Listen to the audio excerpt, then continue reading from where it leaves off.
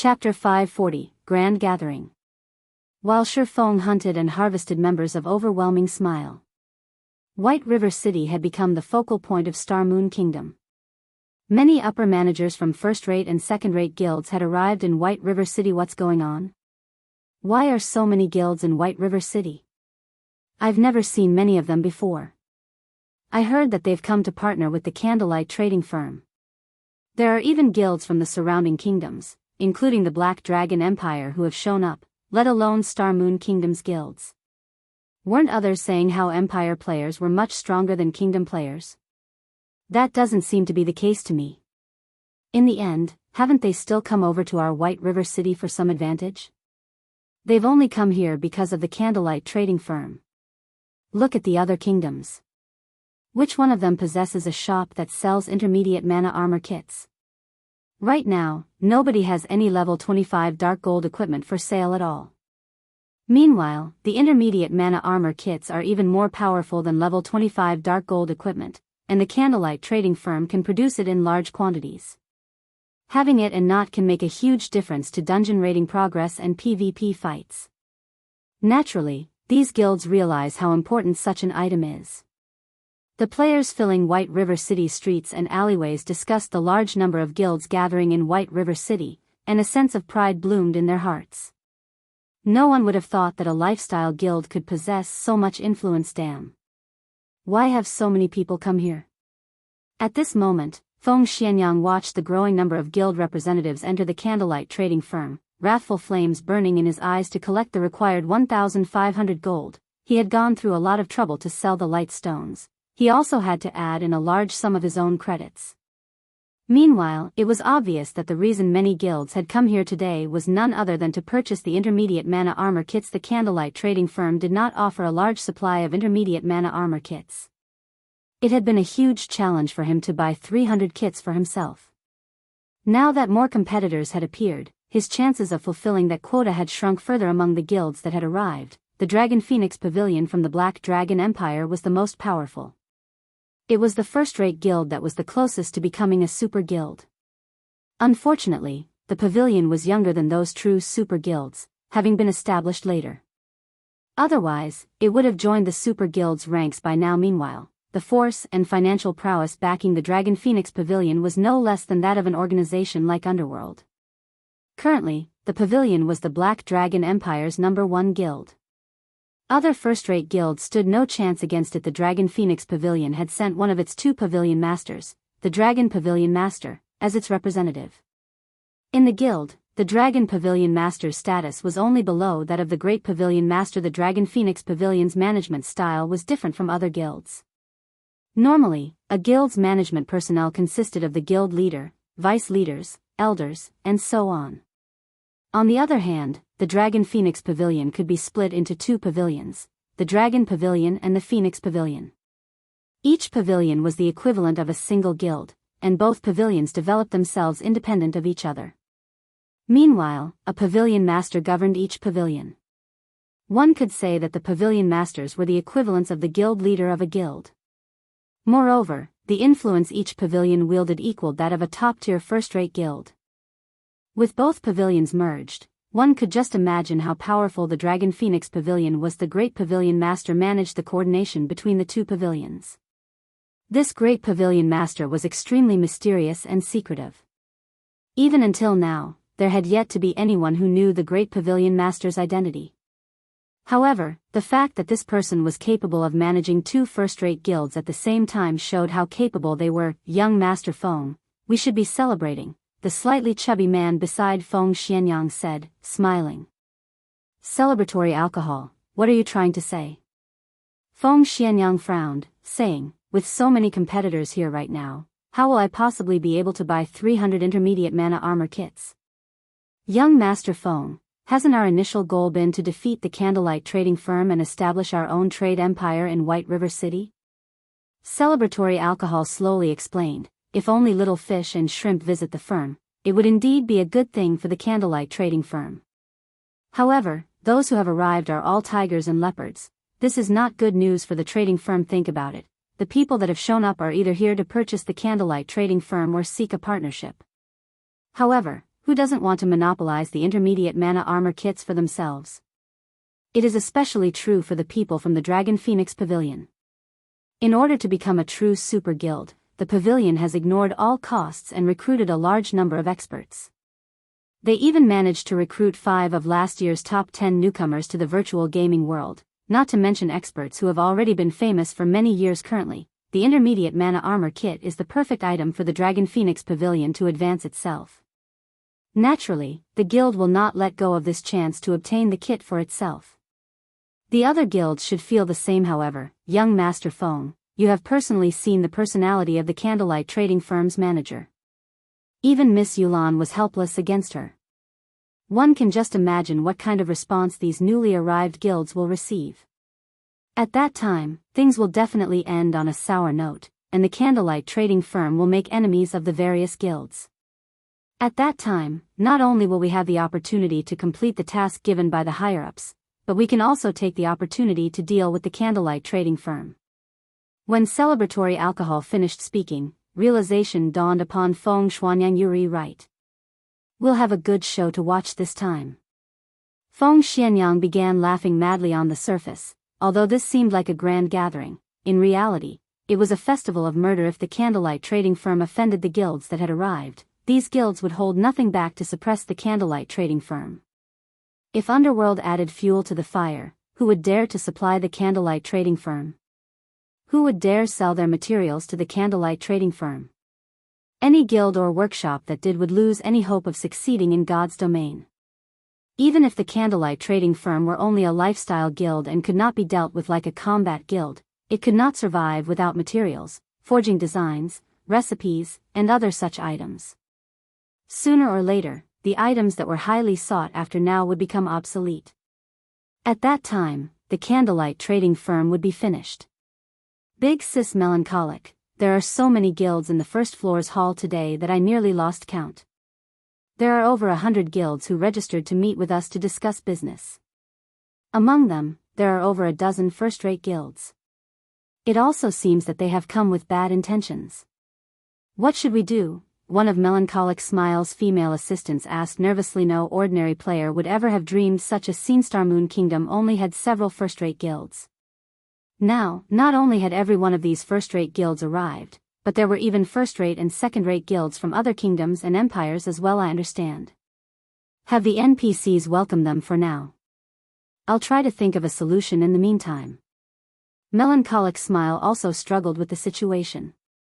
She had never expected that the intermediate mana armor kits would have such a huge influence. They had attracted a pack of hungry wolves and beasts to their doorstep. If she had known something like this would happen, she never would have suggested that Shifeng sell the intermediate mana armor kits. Even if they wanted to sell them, they should have only done so after the candlelight trading firm had secured its position in Star Moon Kingdom. Now, however, they were surrounded by enemies on all sides. Although Melancholic Smile really wished to solve this problem by herself, she could not come up with any ideas. This situation was different than the previous one she had handled with the guilds. If she approached this forcefully, she would offend the major powers of several kingdoms and an empire. To put it simply, she would be seeking her own death. Helpless, Melancholic Smile had no choice but to contact Shifeng. She was truly out of options, and she could only hope that Shifeng had something up his sleeve. Chapter 541, Terrifying Great Demon King. The Barren Ridge was a wasteland located in the Maple City region. The land was parched and cracked, not even a blade of grass could grow here. Yellow sand choked the wind as it was lifted into the air all year long. Yet, at this moment, many players could be seen grinding and leveling in this desolate area. The Barren Ridge was a level 25 to level 32 leveling map. Although it was a wasteland, various kinds of stone beasts lived there. Stone beasts were elemental creatures made of excellent stone materials. There was a 20% chance to obtain advanced stones when killing these monsters, and they even had a small chance of dropping rare ores. Nowadays, the forging industry was very popular, and many lifestyle players who disliked combat would learn forging. Hence, all sorts of forging materials were in high demand right now.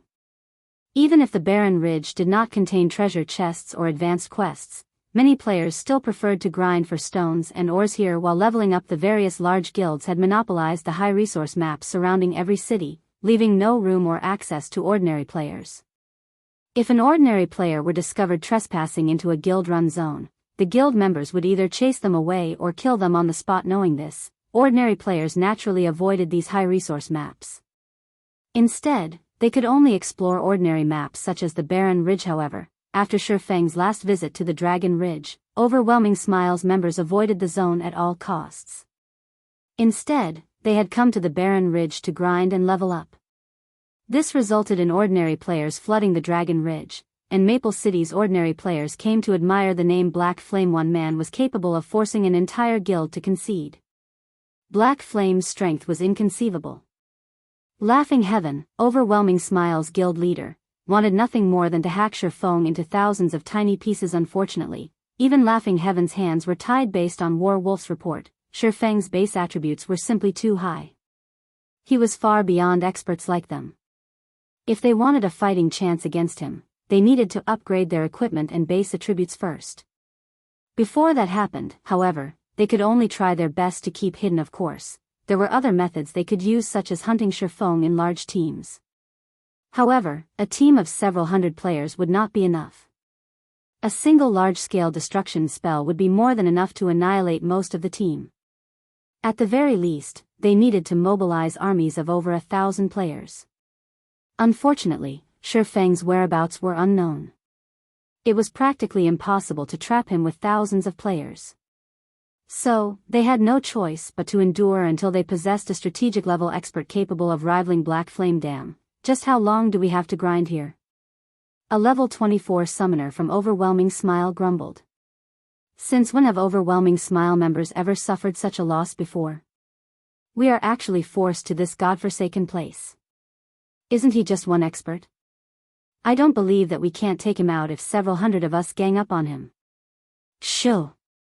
Be quiet.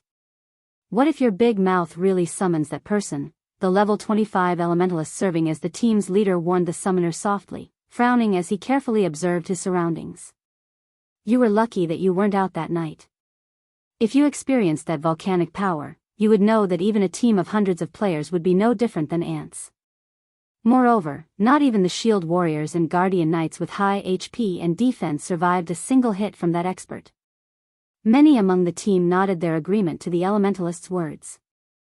Although it was currently daytime, they could still recall the madness of that night as if it had happened yesterday. Team leader, aren't you over-exaggerating? Although our current equipment isn't top tier, even someone fully geared with level 25 dark gold equipment should not be able to kill our team's guardian knights and shield warriors in one hit, right? The summoner replied, refusing to believe his team leader's claim. Moments after this summoner finished speaking, a black figure suddenly descended from the sky. Don't believe it? Why don't you experience it yourself, then? The person who had flown down from the sky was none other than Shifeng himself. The barren ridge was ridiculously large, and Overwhelming Smiles members had scattered across the map. For efficiency's sake, Shifeng had no choice but to activate Wind Rider to hunt these people. When Shifeng noticed this 100-man team from Overwhelming Smile, he had immediately flown towards them. The instant Shifeng descended, he switched the aura of wind to the aura of fire and launched a firestorm from above, covering a radius of 30 yards. Flames filled the sky, burning everything in its vicinity to ash and dust. Even the level 27 stone beasts, which possessed high magic resistance and 5,000 HP, died with the first wave of damage, not to mention players whose HPs were below 5,000 and had zero magic resistance. In the blink of an eye, less than 30 players remained of Overwhelming Smile's 100-man team. They too spread out. After landing, Shifeng frowned slightly when he noticed that many had escaped his firestorm. However, the massive AoE had dumbfounded Overwhelming Smile's members. Crap. It's the Great Demon King. Split up and run. Contact the guild leader and notify everyone else immediately. The Elementalist team leader responded quickly as he shouted in the team chat. Team leader, what should we be afraid of? He's just one person. Watch me take care of him. Although the summoner was also stunned by Shifeng's firestorm, he quickly began chanting an incantation and summoned a flame beast, ordering it to attack the newcomer. The flame beast was a fire-type elemental creature possessing extremely high flame damage. Moreover, it also had a very powerful skill: self-detonate. When activated, the flame beast would self-destruct and cause 300% damage to all enemies within a radius of 10 yards. It was a considerably powerful AoE skill. However, upon activating self-detonate, the flame beast could not be summoned again for another 4 hours. So, self-detonate was not a skill that could be used to grind monsters die. The summoner controlled the flame beast to dash towards Shifeng. However, when the flame beast was only 10 yards away from Shifeng, a streak of black light penetrated the elemental's body. The flame beast began to dissipate instantly. Impossible. Terror gripped the summon upon losing control over his flame beast. The flame beast was the strongest summoned creature he could currently call forth, and it had an HP of 10,000. Yet, before it could even get close to Shifeng, it was already killed. Even the summoner had not seen how his flame beast had died. To end the battle quickly, Shifeng activated Defensive Blade and Purgatory's power, increasing his attack range and damage. To Shifeng, the flame beast's 10,000 HP and attack range of 10 yards was nothing. By the time the summoner had reacted, he had discovered that he could not move his body. Someone stood right in front of him, and although this person hid his appearance behind a black cloak, his imposing aura and horrifically cold killing intent shattered any thoughts of resistance the summoner had. The summoner was truly and thoroughly terrified. Is this even a human? He finally understood why his team leader had sounded so unsettled. Just mentioning the name, Black Flame, was a huge taboo. In the blink of an eye, Shifeng's figure disappeared. Am I hallucinating? Before the summoner could say anything, his vision began to gray. Suddenly, his body fell to the ground. When did he even attack me? In a short moment, Overwhelming Smile's 100-man team had been annihilated. Ivy wasted too much time. They should have already contacted their guildmates by now. It will probably be more difficult to find other members now. Shifeng sighed as he looked at the loot scattered across the ground. He still had a long way to go to collect 5,000 life force points. Just as Shifeng finished gathering the drops and was about to search for the next batch of life force points, he received a call from Melancholic Smile. Chapter 542, Manager. White River City, inside the Candlelight Trading Firm's first-floor reception hall. Currently, the upper managers from various guilds occupied the large reception hall.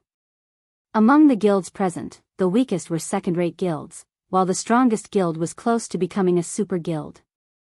Some of these guilds were allies, while others were enemies. Hence, the reception hall's atmosphere was extraordinarily intense. Even the NPC beauty receiving these people felt uncomfortable. I didn't think guild leader Snow would show up as well. It is indeed a rare sight, Galaxy Past said, laughing as he glanced at Gentle Snow sitting a short distance away. I heard that you have a mountain of work to do back at Ouroboros and that Chao Qinghua is trying to split up the guild. Chao Qinghua has many of his supporters stationed in Starmoon City. Guild leader Snow, is it really a good idea for you to be here right now? There is no reason for guild leader Galaxy to worry. Ouroboros is getting by quite well right now. Otherwise, why would I come here? Gentle Snow did not reveal a trace of weakness as she replied. On the contrary, aren't you, Guild Leader Galaxy, having a bad time right now? I've heard that Star Alliance's branch in the Lion Kingdom has suffered a major loss, losing over 10,000 people in a single guild war. In the end, you even allowed others to profit. First-rate guilds would usually develop themselves in several major regions. Naturally, the Star Alliance was no exception. The Lion Kingdom was west of the Starmoon Kingdom. Though the kingdom only occupied half as much area as the Starmoon Kingdom, the kingdom's player population was still significant. 2 first-rate guilds and multiple second-rate guilds constantly fought over the Lion Kingdom. The Star Alliance was one of the 2 first-rate guilds. However, in order to fight over a treasure, many of the guilds in the Lion Kingdom had gone all out. In the end, the Star Alliance had suffered heavy losses. To make matters worse, the other first-rate guild had snatched the treasure. Despite Gentle Snow striking a sore spot, Galaxy Pass did not grow angry. Instead, he laughed and said, as expected of guild leader Snow, you really are well informed. You truly do possess some of your brother's aura from when he controlled Ouroboros. Unfortunately, the Ouroboros of today is not the Ouroboros of the past. Purple Eye, the beautiful female elementalist sitting beside Galaxy Past, on the other hand, radiated an intense killing intent as she glared at Gentle Snow. "You want to make a move?" Gentle Snow laughed. Suddenly, a frightening aura surged forth. Smiling at Purple Eye, she said, "I heard that the Star Alliance possesses 5 great experts, and they are Galaxy Past, Red Feather, Flourishing Willow, Flying Jade, and Purple Eye. Among them, Flying Jade is the most mysterious, and Purple Eye is the strongest. I really want to know if this rumor is true. Let's put it to the test, then." Purple Eye provoked, showing no intention of backing off for a time. It felt as if the temperature in the reception hall had fallen by a few degrees. Ouroboros and the Star Alliance were known enemies. Both guilds had competed against each other for over a dozen years, and at this point, their rivalry would not stop until one of them was wiped out of existence.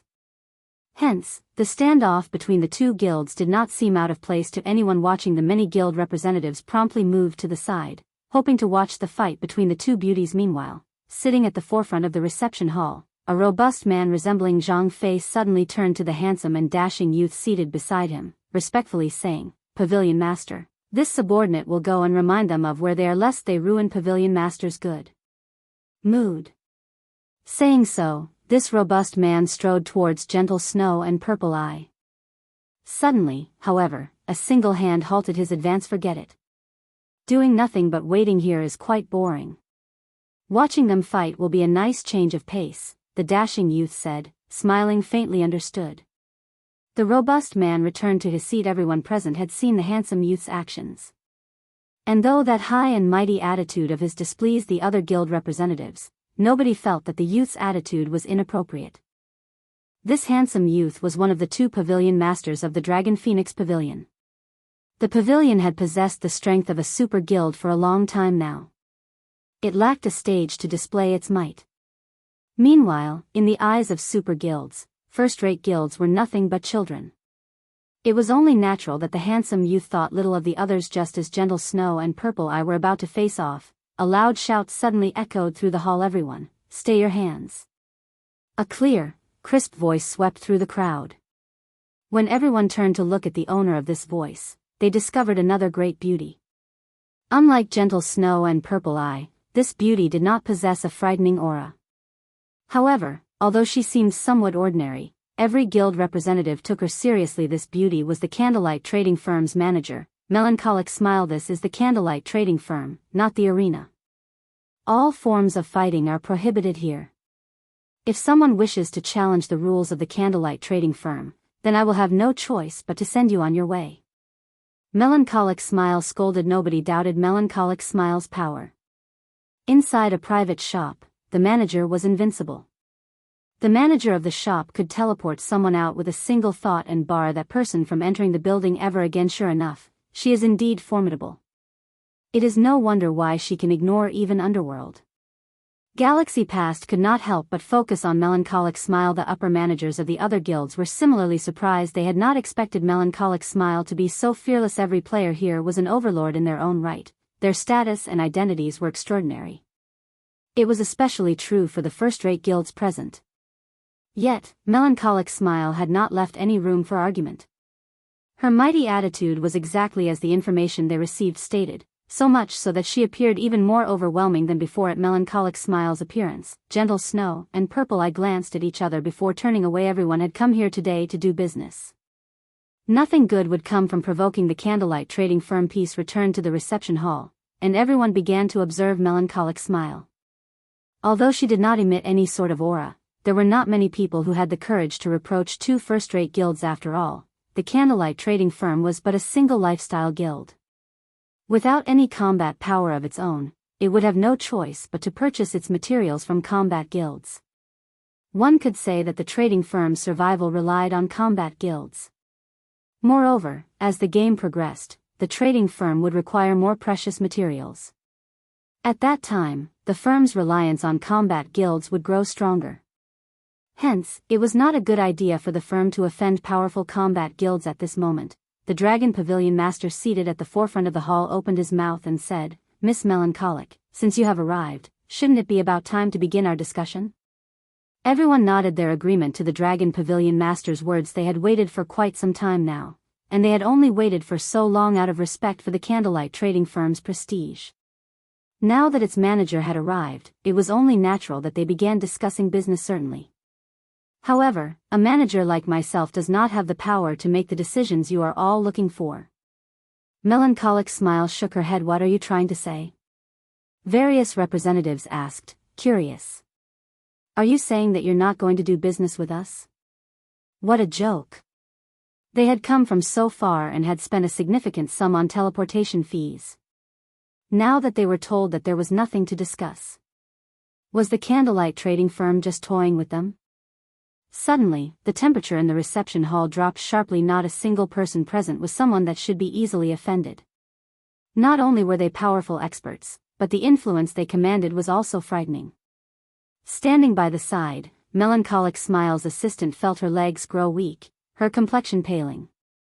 To an ordinary player like herself, this pressure was immense. Fortunately for the female assistant, everyone focused not on her, but on Melancholic Smile instead. However, even Melancholic Smile did not feel too well right now. This was her first time experiencing such an immense pressure, so much so that even her hand trembled slightly. She found it astonishing. This was merely a virtual reality game, yet, she could still feel such intensity. She nearly lost her breath. I am only the manager of the candlelight trading firm. Only my boss can make decisions regarding the business you wish to discuss. If you are really interested in working with us, then you'll be able to meet my boss if you wait for a little while longer.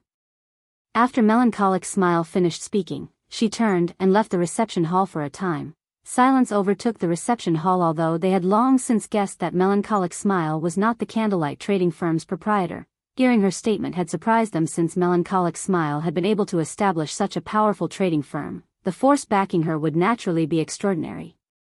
Moreover, nobody present had yet to uncover the tiniest bit of information about this hidden backer. One could just imagine this mysterious backer's power. Chapter 543, The Boss Behind the Scenes. Just as everyone inside the reception hall pondered the identity of the candlelight trading firm's true boss, Shifeng finally arrived in White River City. Overwhelming Smile's reaction this time was really fast.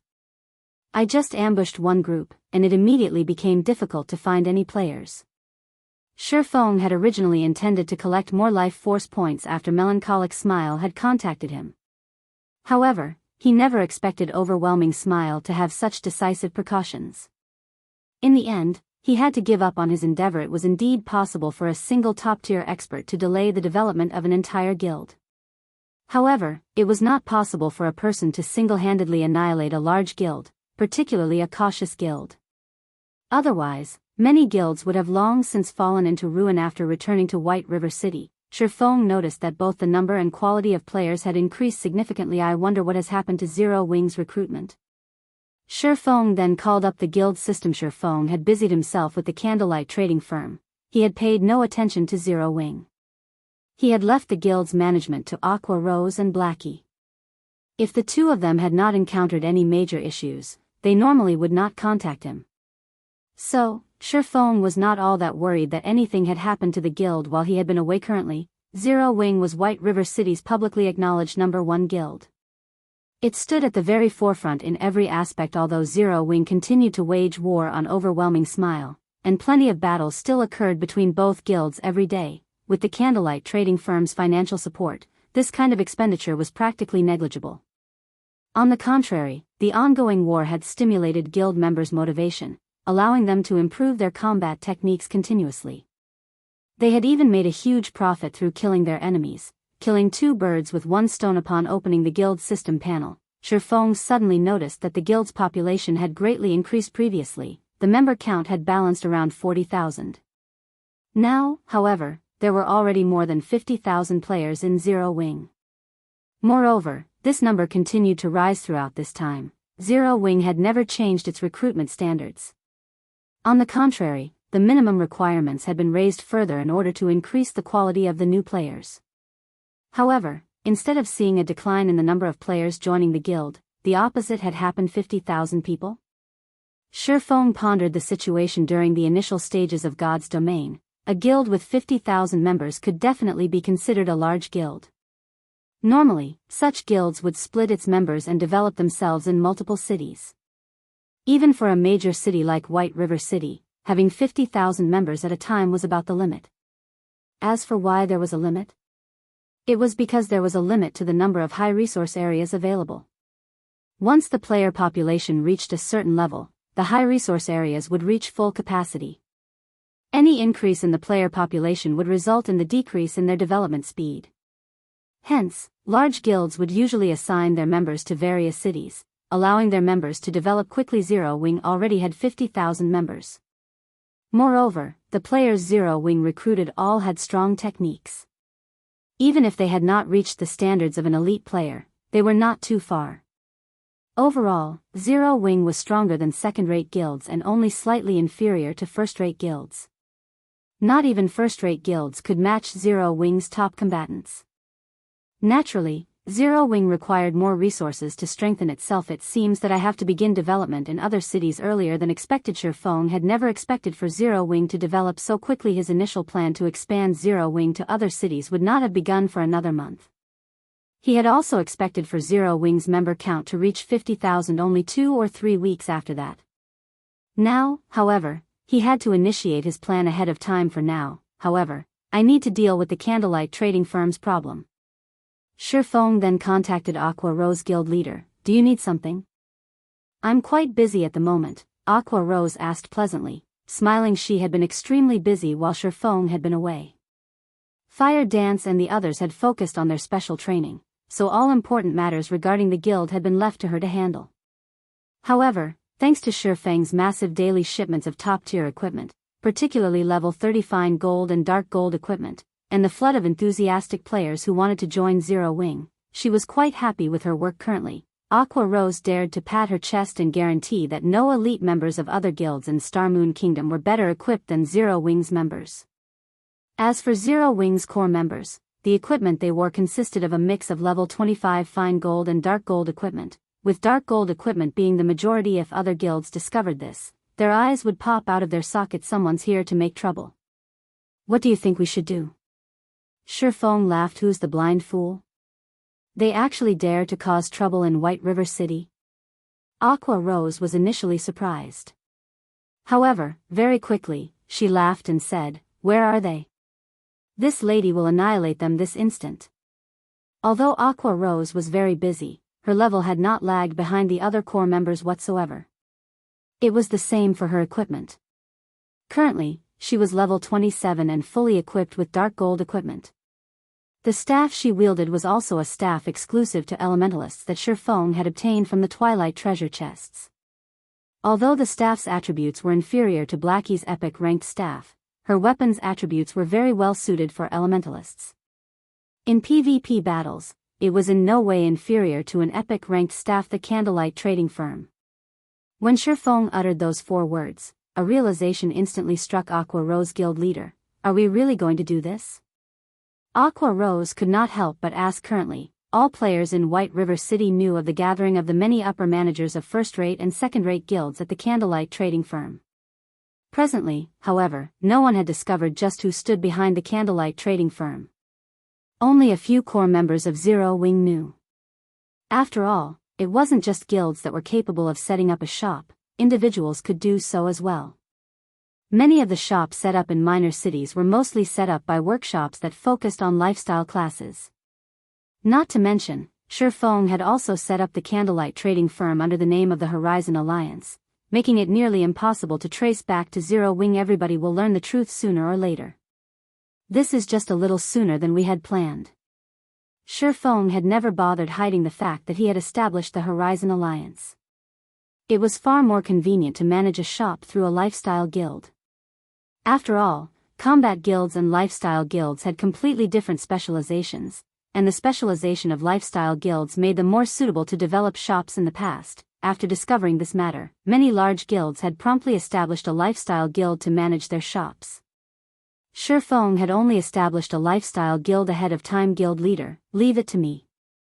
Aqua Rose also grew excited. Inside the candlelight trading firm's reception hall. Due to Melancholic Smile's statement, everyone inside the hall had begun to make their guesses of who might be the candlelight trading firm's owner. However, even if the boss behind the scenes was impressive, what could he possibly do against so many large guilds? As everyone occupied themselves with their discussions, time slowly ticked by. This candlelight trading firm sure knows how to treat its guests. They've already made us wait for such a long time. Do they really think we are easily bullied? A representative of a second-rate guild complained. Everyone was greatly displeased with the situation. Who were they? They were the overlords of God's domain. Moreover, they had brought both money and sincerity with them, yet the candlelight trading firm actually dared make emperors like them wait so long. Whoever was behind the firm must truly be tired of living. Meanwhile, seated in a corner of the hall, Feng Xianyang watched the souring situation with a smile.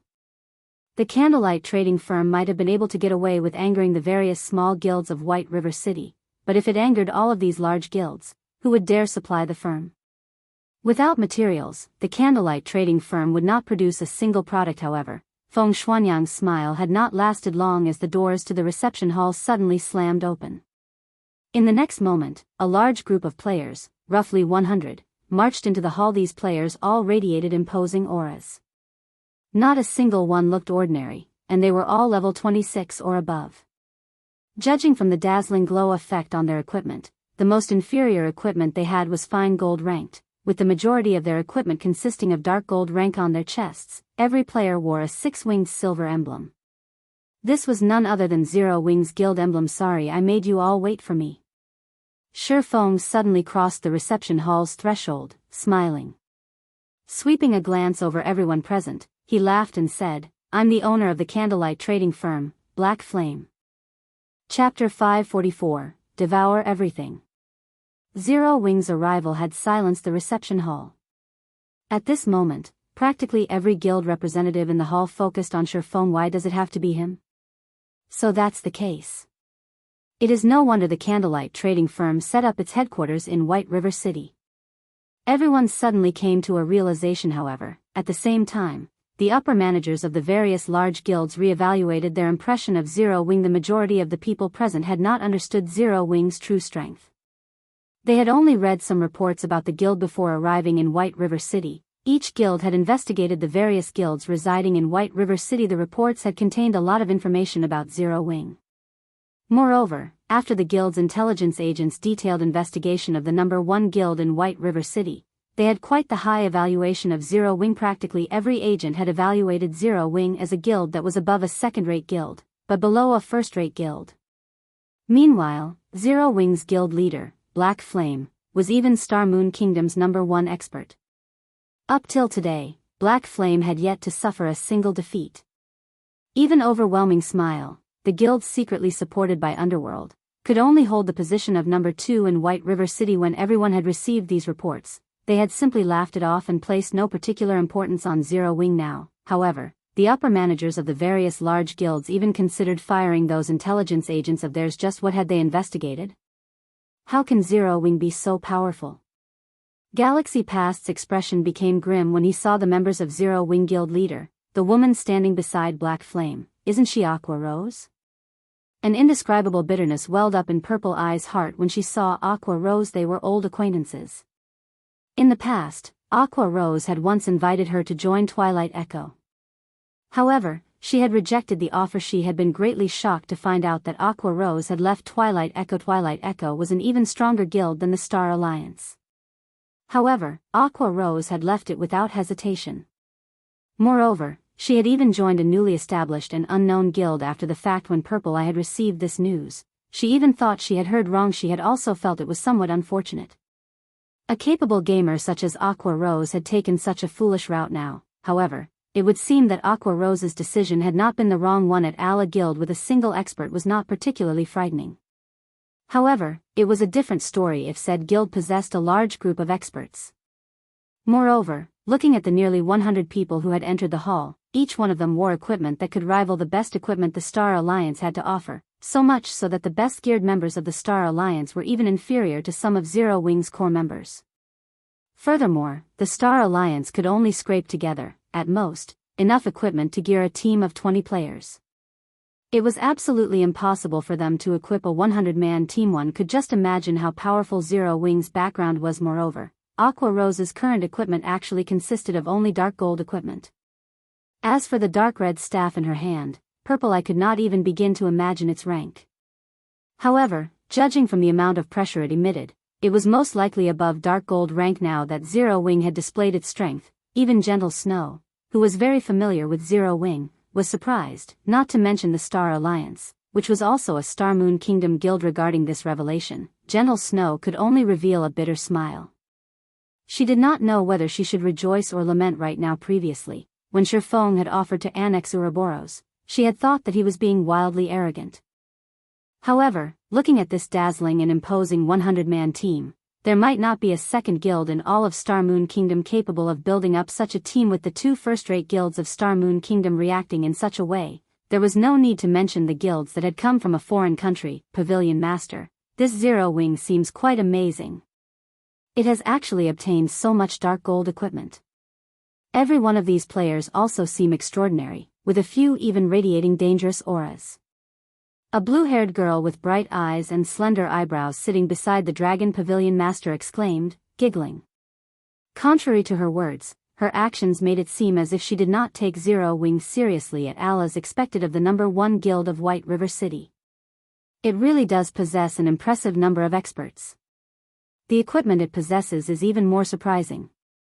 Only, it is a pity that such good equipment is actually being wasted on these people, the handsome youth stated, his gaze revealing a hint of greed. He could not help but admit that the equipment worn by Zero Wing's members was indeed amazing. Even the Dragon Phoenix Pavilion did not have so much top-tier equipment, much less first-rate guilds if he could snatch all of it away. At that time, the Dragon Phoenix Pavilion would definitely become a bona fide super guild. It might even become even more powerful than a few current super guilds. Pavilion Master, should I secretly rob them all? The robust man named Blood Dragon asked softly. Let's discuss it first. The handsome youth waved his hand. Faintly smiling, he said, whether it is the Candlelight Trading Firm's intermediate mana armor kits or Zero Wing's equipment, it seems that my trip to White River City has not been wasted. If I deal with this matter properly, the great Pavilion Master will definitely be pleased. Pavilion Master is truly wise.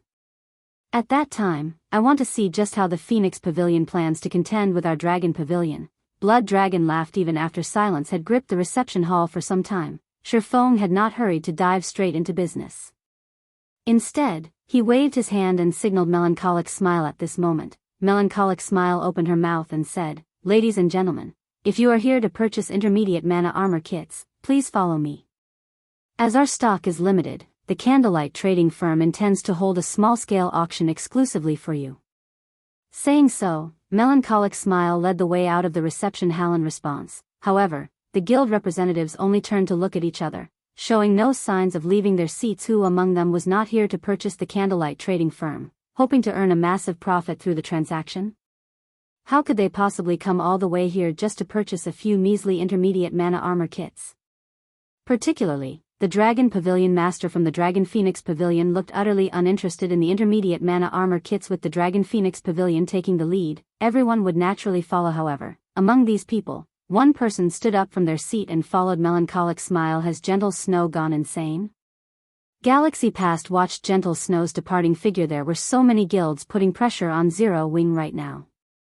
Even if Zero Wing were strong, it would have no choice but to tread carefully when faced with so many large guilds. Offending so many large guilds at once would be tantamount to suicide. Anyone who had a brain would definitely choose to stay. After all, they could take advantage of the situation to rake in even more profit for themselves, and that was not something a few measly intermediate mana armor kits could hope to compare with. Yet, Gentle Snow had actually chosen to leave. Don't tell me that no one else here is interested in the intermediate mana armor kits? Shifeng asked as he glanced at the seated guests. At this moment, Feng Xianyang stood. Righteously, he said, "Guild leader Black Flame, many of us here have journeyed from far away. We have already shown the Candlelight Trading Firm sufficient respect. If you turn us away empty-handed, our reputations will suffer." "That's right, Guild leader Black Flame. Let's prosper together. Wouldn't it be better if we invest into and develop the Candlelight Trading Firm together? That way, everybody can profit."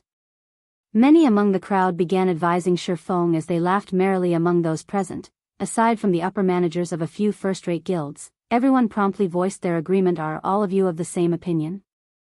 Shifeng calmly asked. You could say that, the Dragon Pavilion Master, Nine Dragons Emperor, suddenly said. However, aside from my interest in the intermediate mana armor kits, I am also very interested in the equipment you all wear. Why don't you state a price? I'll buy all of it. Although Nine Dragons Emperor wore a lukewarm smile, his tone indicated that he would not take no for an answer. Suddenly, the entire venue fell silent. Many of the guild representatives sucked in a breath of cold air. Initially, they had thought that the conditions they had proposed were sufficient. They had never expected that this Dragon Pavilion Master would be even greedier than they were. He actually wanted to devour both the Candlelight Trading Firm and Zero Wing. Chapter 545, Super Guild. Although Nine Dragons Emperor's words were quite arrogant, all of the various guild representatives present knew that this handsome youth before them had certainly earned his arrogance. The fact that the Dragon Phoenix Pavilion was hailed as a super first-rate guild, which was the closest existence to a super guild, was not without reason. Great strength had built that reputation. In today's era, virtual reality had long since integrated into everyone's life. Practically everyone would come into contact with virtual reality games in some form. Meanwhile, there were countless virtual gaming guilds. Any guild that the public officially recognized became a third-rate guild. Even though third-rate guilds were nowhere near the top of the gaming industry, they still stood out among the countless guilds in the virtual gaming world. Not only did a third-rate guild possess a certain degree of financial support, but it also possessed a large number of members.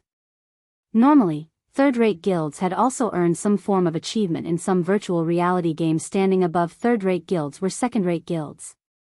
Not only did second-rate guilds possess abundant capital, but they also possessed quite a number of experts. These experts were normally those who held some fame in the virtual gaming world. As for a second-rate guild's member count, there was no need to even mention that. Normally, a second-rate guild would develop itself in multiple cities simultaneously. As for first-rate guilds, they were normally guilds that had been crowned as overlords in at least a dozen large-scale virtual reality games. Such guilds generally had over a decade of history, having overcome countless, painstaking trials. First-rate guilds had perfected expert training programs and a large network of contacts. Most importantly, these guilds had recruited a large number of experts over the years. Practically all up-and-coming experts of the virtual gaming world would be split between these first-rate guilds. With more experts joining the guild every passing year, there would always be a large number of experts present to support, to battle for, and to bring endless glory to the guild. They were existences far above second-rate guilds. As for super guilds, they were the titans of the virtual gaming world. There were even many virtual reality games that these super guilds had produced personally. They also had their own research teams that were set up to study and improve a person's gaming skills. Super guilds had no shortage of ordinary experts. Aside from recruiting some experts who possessed extraordinary talents, they would usually nurture their own army of experts. As for the various major competitions held in the virtual gaming world, these super guilds organized practically all of them.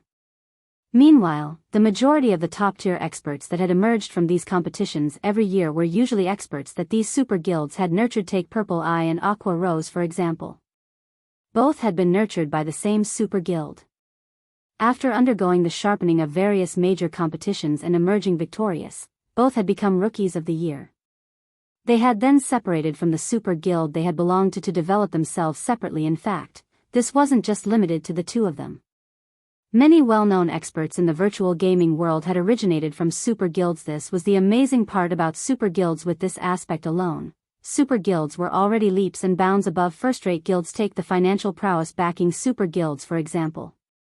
All super guilds already stood at the peak of the virtual gaming industry. In a society where virtual reality was so well developed, the economic value of the virtual industry constantly rose. Whether it regarded financial prowess or influence, super guilds were not one bit inferior to international corporations.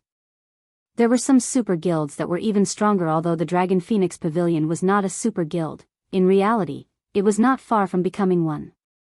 Only, the pavilion was somewhat young. However, that was only true when compared to actual super guilds. When compared to other first-rate guilds, the pavilion's history was a lot longer than many first-rate guilds in the virtual gaming world. This should be fun, Galaxy Past said as he looked at Shifeng standing near the door, a meaningful grin appearing on his face. Guild leader, you still have the heart to make jokes? If the Dragon Phoenix Pavilion really buys out the candlelight trading firm, wouldn't we have come here for nothing? Purple Eye asked as she frowned at Galaxy Past. She had come from a super guild, so she knew full well just how powerful a super guild's background could be. Although Black Flame was very strong, his strength only mattered in Starmoon Kingdom. If he were in a super guild, he would be considered average. As for the other experts of Zero Wing, a super guild had armies of such individuals. Not to mention, super guilds also possessed plenty of old monsters. Those players were no longer considered human. Only, these old monsters would not normally appear in the public eye, so not many people knew of them. A single flick from a super guild could easily annihilate Zero Wing. If it came down to a fight, Zero Wing wouldn't even be powerful enough to resist. In reality, even an amazing first-rate guild would stand no chance against a super guild, much less Zero Wing. At most, it could only provide a momentary struggle. This was also one of the reasons why there was only a small number of super guilds, despite there being a large number of first-rate guilds in the virtual gaming world. The only reason why super guilds did not go out of their way to compete with first-rate guilds, only contending with opponents of the same level, was because they did not like bullying the weak. It was the same concept as for how an adult would not participate in a fight between children. Doing so would only harm to their reputation. It seems that Gentle Snow's decision was correct. If I had known something like this would happen, would have gone along to purchase some intermediate mana armor kits. Galaxy Past sighed ruefully. Once the Dragon Phoenix Pavilion purchased the candlelight trading firm, it definitely would not sell the intermediate mana armor kits.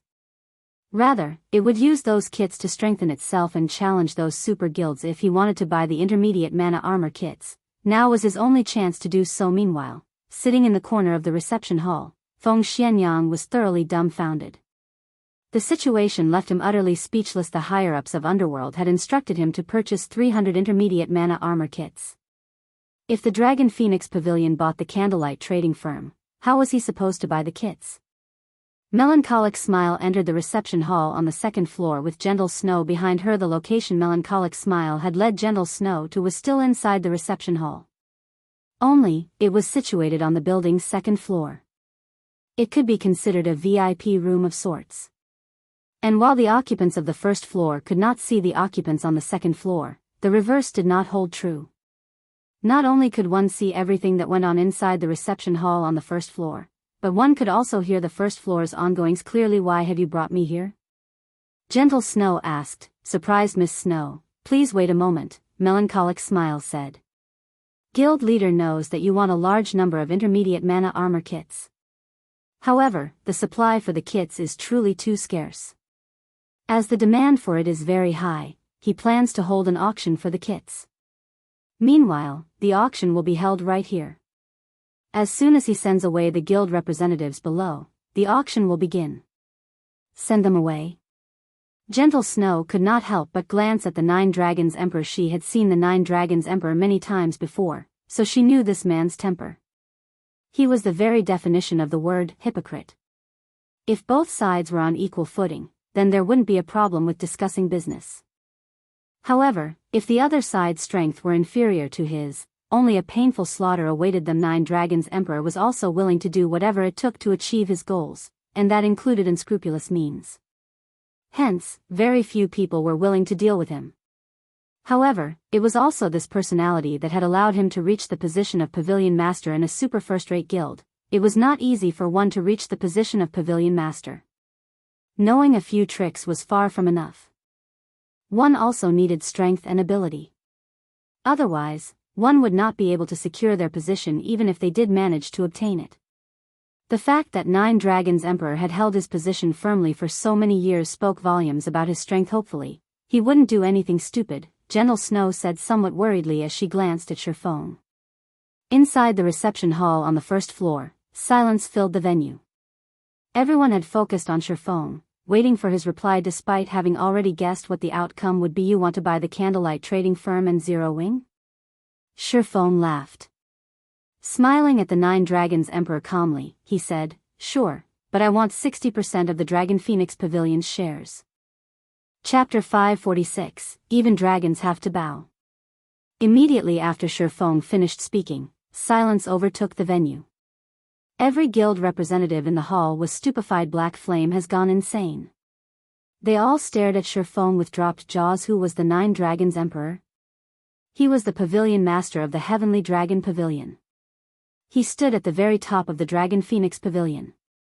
With a single word, he could easily bring an end to the existence of any second-rate guild in the virtual gaming world. Moreover, the Nine Dragons Emperor was famed for being vicious and merciless. There was once a vice-leader of an ordinary first-rate guild who had competed against the Nine Dragons Emperor in an auction for an item. Enraged, Nine Dragons had sent a notice to the first-rate guild and demanded that the vice-leader in question grovel and apologize to him, as well as return the item in question. Otherwise, he would take action against this first-rate guild. How could an ordinary first-rate guild possibly hope to contend with the Dragon Phoenix Pavilion? Furthermore, the first-rate guild in question had many competitors. Nine Dragons had only needed to give the word, and many other first-rate guilds would have joined hands to take out the offending guild. Having no other option, the first-rate guild sent for the vice-leader in question to apologize and offer the item. In the end, however, the Dragon Phoenix Pavilion still annihilated the first-rate guild, forcing the guild to migrate to a different virtual reality game. Currently, although Shifeng had not outright stated that he refused to sell, the price he demanded was the same as slapping the Nine Dragons Emperor in the face. Although Nine Dragons was one of the two pavilion masters of the Dragon Phoenix Pavilion, he only possessed less than 10%. The majority of the pavilion's shares remained in the Great Pavilion Master's hand. Shifeng's demand of 60% of the pavilion's shares was no different than demanding ownership of the Dragon Phoenix Pavilion and a position above even his, the Nine Dragons Emperor's. This black flame is exactly as the rumors made him out to be. He is simply fearless. Galaxy Past could not help but voice his admiration throughout God's domain. Other than those super guilds and a few guilds with extremely powerful corporations backing them, there were no guilds that dared provoke the Dragon Phoenix Pavilion. Even the upper echelons of super guilds would consider their options carefully before humiliating this pavilion master. Although a virtual reality game was only a game, where there were people, there was bound to be conflict. The Nine Dragons Emperor was the face of the Dragon Phoenix Pavilion. Even if Shifeng refused to give in to Nine Dragons' coercion, he should have handled the situation with a more delicate hand. Yet, Shifeng had thrown all pretenses out the window and made a mockery of the Nine Dragons Emperor.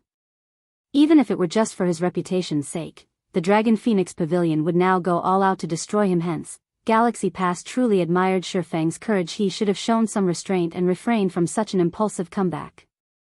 If he could have endured the humiliation he has suffered today in order to retaliate another day, he would have gained more of my respect.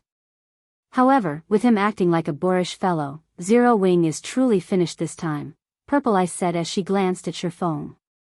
She then turned to look at Aqua Rose, silently lamenting as she said, "It seems that Aqua Rose has still made the wrong decision. In the end, a small guild will only ever be a small guild. Though it might triumph temporarily, it could not make it last." Meanwhile, in the second-floor reception room. "Your guild leader has gone insane. That's the Dragon Phoenix Pavilion. Moreover, that's the Nine Dragons Emperor he is provoking. Just what is going through your guild leader's head? Even if Nine Dragons doesn't take offense, if word spreads, the Dragon Phoenix Pavilion will definitely try to annihilate Zero Wing with everything it has to restore its reputation." Gentle Snow exclaimed as she stared at Melancholic Smile. Based on what she understood of Shifeng, the man was not ignorant. On the contrary, he was quite shrewd with great foresight. Yet, now, he had actually offended the Dragon Phoenix Pavilion. She had no idea why Shifeng had done such a thing. Even I don't know what he is trying to do. Melancholic Smile shook her head. She then said, however, after hearing the guild leader's words, "I can't help but feel proud. Why are they allowed to bully us, while we are not allowed to resist?" Gentle Snow failed to think of a response. Although he was not in the wrong, there was a price to pay for those words. Similarly, the precondition for resisting was to have sufficient strength. Although Zero Wing was relatively powerful, it was still far from a titanic existence like the Dragon Phoenix Pavilion. Challenging the pavilion at his point was simply suicide. Meanwhile, back in the first-floor reception hall, even the Nine Dragons Emperor himself was stunned. He had never expected Shifeng to be so foolish. Even the heavens would laugh at such folly. However, Nine Dragons could not find it in himself to laugh. Instead, his expression shifted slightly as a cold, killing intent flashed in his eyes. However, this killing intent quickly disappeared. In the next moment, a bright, dazzling smile appeared on the Nine Dragons Emperor's face. Since guild leader Black Flame has no intentions of selling, I won't overstay my welcome. Goodbye. The Nine Dragons Emperor smiled. He then left the reception hall with his subordinates. Everyone else in the reception hall turned to look at each other. What had just happened? That's it? Wasn't he supposed to warn Zero Wing and teach them a lesson? Purple, let's leave as well, then. At this moment, Galaxy Past smiled faintly as he prepared to leave the building. Guild leader, are we not going to negotiate with Zero Wing? Are we just leaving? Purple, I asked curiously. It had taken quite some effort to embark on this trip. After all, Galaxy Past was the guild leader of the Star Alliance. If he left White River City without obtaining even the tiniest harvest, he would become a laughingstock. It will be meaningless. If even the Dragon Phoenix Pavilion has been treated in such a way, do you think Black Flame will agree to sell the Candlelight trading firm to us? Galaxy Past shook his head. He then explained, also, a war is going to begin in White River City, so don't you think we should return quickly? War? Purple, I suddenly came to a realization. Although Nine Dragons Emperor had left the building peacefully and had not made any vicious remarks, in reality, killing intent filled his heart. It would have been foolish of him to reveal his thoughts inside the Candlelight trading firm. Inside this shop, Black Flame's words were law. Anyone who dared spout profanities inside the building would only be sentenced to death. Only a brain-dead fool would risk that just to sate his pride. Most likely, the Nine Dragons Emperor would notify his subordinates, instructing them to annihilate Zero Wing the moment he returned to the Black Dragon Empire. He would not give Black Flame the chance to react. Ha ha ha. Black Flame, so even you will have such a day. Feng Xianyang grinned like a drunk fool. At this point, there was no doubt that the Dragon Phoenix Pavilion would obliterate Zero Wing. However, based on the Dragon Phoenix Pavilion's prestige, it would abhor remaining in a small location like White River City.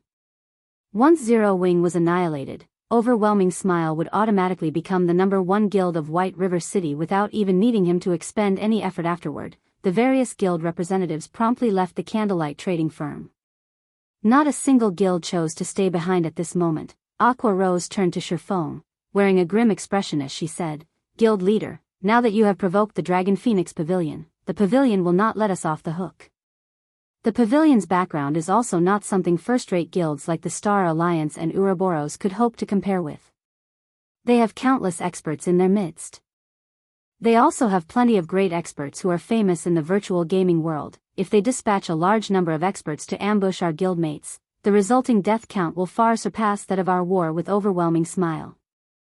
Even Underworld was already capable of dispatching over 200 battle-experienced experts, not to mention the Dragon Phoenix Pavilion.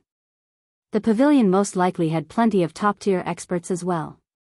It was simply not in existence that Zero Wing could contend with within the region of White River City. Even a dragon has to bow before Zero Wing. You should prepare. There will be fun to be had soon, Shifeng laughed. He then left the first-floor reception hall and headed to the VIP room on the second floor. Naturally, Shifeng had his own reasons for slapping the Dragon Phoenix Pavilion's face. The first reason, it had felt awesome. He was an expert who had set foot into the flowing water realm. He was even geared with a complete Tier 1 set equipment and fragmented legendary and epic ranked rings. He even wielded a magic weapon. So, how could he possibly concede to a pavilion master of a super first-rate guild? In the past, even a real super guild had to cower in fear when facing the Midnight Tea Party, a 20-man independent team. Currently, he was in possession of weapons and equipment that were far superior to anyone else's. He also had several large-scale destruction spells. Not to mention, White River City was his home ground. Why wouldn't he challenge a super first-rate guild? As for the second reason, it was to forge the guild. If one wanted to improve on their skills, they only needed to do one thing: fight. Experts were not nurtured through dungeon raids, but through live battles against other players. Overwhelming Smile was no longer a challenge, so they had to choose a stronger opponent to pit themselves against. In any case, Zero Wing did not lack money. They could afford to fight the Dragon Phoenix Pavilion. Chapter 547, Shocking God's Domain. Aqua Rose revealed a bitter smile as she watched Shifeng's departing figure. However, when she considered the situation from a different perspective, Shifeng's decision was not necessarily a bad thing. In the past, other than super guilds, there really weren't any guilds that had dared provoke the Dragon Phoenix Pavilion. Now that Zero Wing had made a fuss, even if they were defeated, it would be a glorious defeat. Moreover, suffering defeat in God's domain did not equal annihilation. God's domain was not as simple as other virtual reality games. Thoroughly annihilating a guild was easier said than done. It was similar to Zero Wing's efforts to chase Overwhelming Smile out of White River City. Despite having massacred Overwhelming Smile's members, not only did the guild still reside in White River City, but it was also getting by quite well. Only, the guild was forced to maintain a low profile, and its development had slowed significantly. Although the Dragon Phoenix Pavilion had a lot of experts, and its financial prowess was enormous, it would not be able to extinguish Zero Wing in White River City easily. Not to mention, Zero Wing also had the Candlelight trading firm supplying it with coins. Alright, let's head back and prepare. White River City won't be so peaceful from now on. Saying so, Aqua Rose left the Candlelight trading firm with Zero Wing's core members.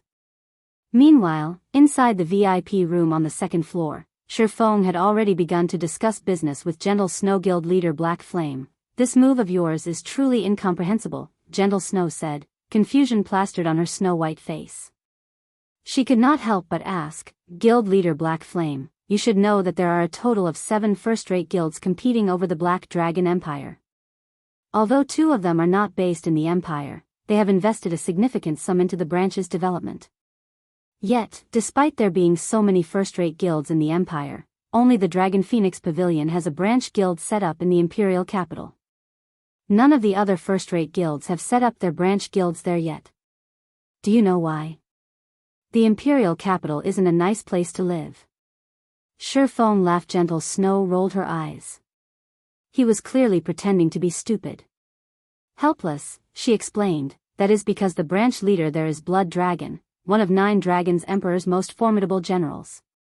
Blood Dragon is a violent man, and he loves battles more than anything. He also has a group of experts under him called the Blood Legion. If any guilds refuse to submit to the Dragon Phoenix Pavilion and dare to reside in the Imperial capital, then this Blood Legion will come forward. The Blood Legion will secretly target these guilds, going as far as to ambush the upper echelons even while still within the city limits. None of these first-rate guilds wish to drop all pretense of cordiality with the Dragon Phoenix Pavilion and allow others to take advantage of the situation. Hence, they had no better option but to withdraw from the Imperial capital and develop in other cities. If the Pavilion sends the Blood Legion to White River City, it won't be a good thing for Zero Wing." Shifeng simply revealed a faint smile in response to Gentle Snow's words. Naturally, he knew all of this information. Moreover, his understanding of the Dragon Phoenix Pavilion was even more thorough than Gentle Snow's. The Blood Legion's fame was not one bit exaggerated. The Blood Legion was also known as the Assassination Legion, comprised of a group of assassins that the Heavenly Dragon Pavilion had carefully nurtured. Anyone who opposed the Heavenly Dragon Legion would oftentimes find themselves killed back to level 0 the following day. The result would not change even if one hid inside a city. It was not an easy feat to kill players inside a city. It was especially so for a major city. Even if one managed to kill a player, the city guards would still kill them and deliver a severe punishment. In mild cases, this punishment would be a jail sentence of several days. In severe cases, it was highly possible that the guards would first execute the player multiple times, then jail them for a dozen days or so, and finally, chase them out of and bar entry to the city. If this player dared show their face in the city, the guards would execute them on the spot unless that player did not mind losing a few levels and being locked up for a few weeks, or they no longer wished to reside in the city any longer. They normally would not take action inside an NPC city during the initial stages of God's domain. The various large guilds already wished they could split in 2 to hasten their development. One could just imagine how much of a loss it would be for a guild to have its experts locked up for days or weeks. Every guild treated its experts like treasures. Losing an expert for a single day could cause immense damage to a guild, not to mention a jail sentence of a few days. However, the Dragon Phoenix Pavilion paid these consequences no mind. They had plenty of experts to go around. This was the pavilion's strength. Forget it. I've already told you about the Dragon Phoenix Pavilion. Since you made me wait so long, may I know how many intermediate mana armor kits guild leader Black Flame intends to sell to me? Shifeng's unperturbed attitude left Gentle Snow utterly speechless. At this moment, however, her own situation did not look too well either, so she could not be of any help even if she wanted to miss Snow. How many do you want? Shi Feng simply laughed off Gentle Snow's worries, not bothering to offer her any explanation. However, he knew that Gentle Snow sincerely wanted to help him. He also understood that she was currently powerless to help him. Hearing Shi Feng's question, Gentle Snow pondered for a moment before asking softly, "Do you have enough to gear a 50-man team?" Everybody knew how precious the intermediate mana armor kits were. Even partnered guilds were only allowed to purchase 21 kits at a time. That amount was only sufficient to gear 9 players at most. Beyond that, it was extremely difficult to obtain any more kits, as all those who had managed to purchase them refused to part with them. It was impossible for any guild, other than Zero Wing, to obtain a sufficient number of intermediate mana armor kits to gear a 50-man team fully. Okay, but the Candlelight Trading Firm requires a large amount of rare materials. In the future, I will require Ouroboros to sell the majority of the materials it obtains to the Candlelight Trading Firm, Shi Feng said. Currently, Zero Wing was still capable of meeting the Candlelight Trading Firm's demand. However, as the firm developed, the materials it required would increase. At that time, Zero Wing alone would not be enough to satisfy the demand of the Candlelight Trading Firm. However, if a first-rate guild like Ouroboros supplied the firm, there would no longer be any problems. Once I return, I'll instruct my subordinates to send you the materials. Gentle Snow nodded in agreement. In any case, she was tight on money right now. If she could convert some of the guild's materials into coins, it would help her greatly. After Shi Feng and Gentle Snow concluded their trade, the matter of Zero Wing's guild leader, Black Flame, provoking the Dragon Phoenix Pavilion had already spread throughout God's domain as a super first-rate guild. Any minor matter relating to the Dragon Phoenix Pavilion would receive the attention of the various large guilds in the virtual gaming world. Not to mention a major incident such as a guild openly insulting them. For a time, everyone began to pay attention to the Star Moon Kingdom, to Zero Wing, and to Black Flame. Crap, Black Flame must have gone insane. He actually dared to slap the Dragon Phoenix Pavilion in the face. Does he not want to play God's domain anymore? What do you know?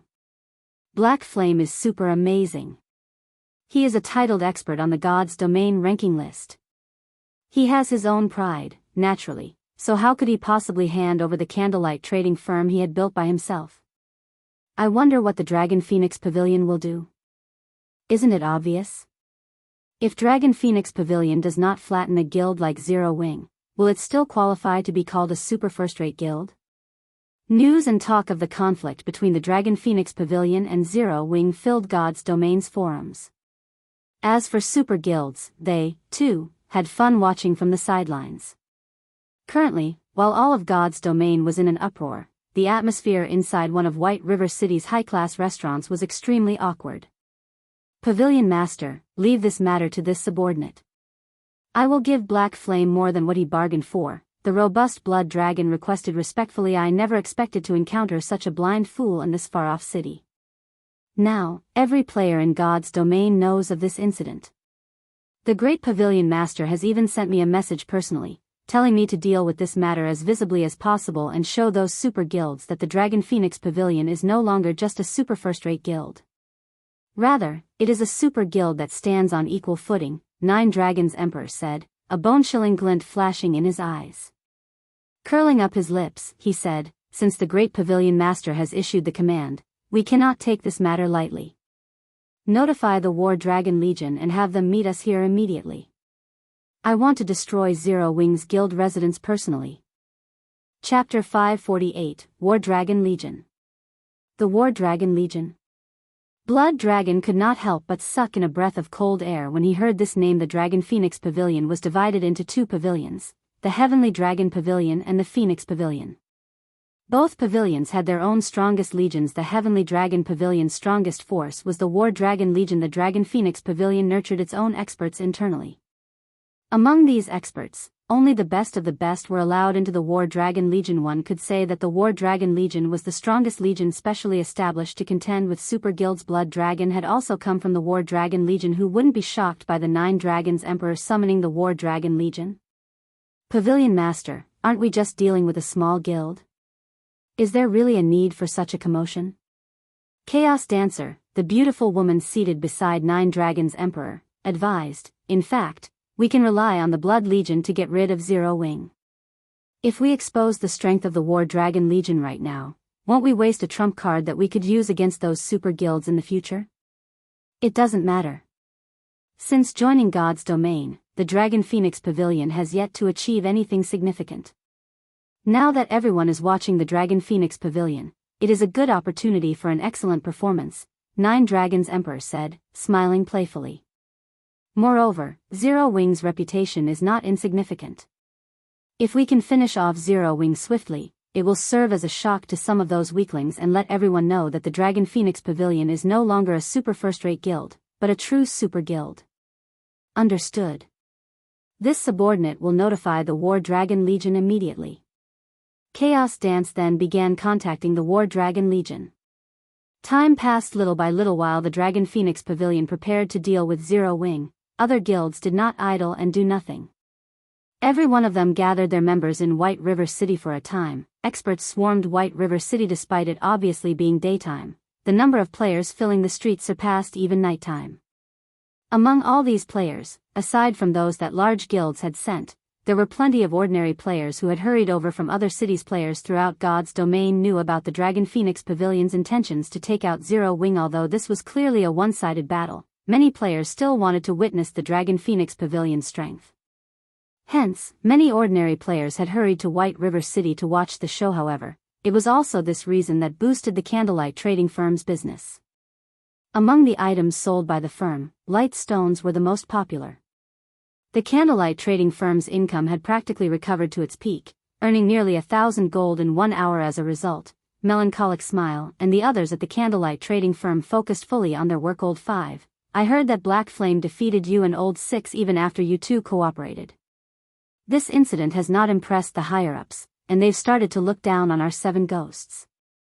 When the Dragon Phoenix Pavilion deals with Zero Wing, we need to deal with this matter properly, a thin, middle-aged man with bronze skin said seriously. Brother 3, rest assured, I will not damage our reputation, Fifth Ghost said, killing intent flashing in his eyes. Previously, even though he had worked with Sixth Ghost, Black Flame still defeated them. Moreover, they had even lost all of their equipment upon dying and had been barred from entering the game for 2 whole days. By now, they had both become laughingstocks in Underworld. This time, in order to restore the 7 Ghosts' reputation, they needed to avenge themselves properly and complete the tasks the higher-ups had given them all. As well, as long as you know it. Our task is very simple this time. Assist young Master Feng in obtaining 300 intermediate mana armor kits. It will be even better if we can obtain even more equipment and kits. However, since the Dragon Phoenix Pavilion is spearheading this matter, it is best if we keep a low profile. So, first, let's focus on getting the 300 intermediate mana armor kits, the Thin Man, Third Ghost, said. This time, to ensure we complete our task, I have even called Old 4 and Old 7 to help us. With the 5 of us, we should be able to take down Black Flame easily. The only thing we have to worry about is the pavilion itself. It is best if we form a proper plan. On this point, Brother Third Ghost, please rest assured.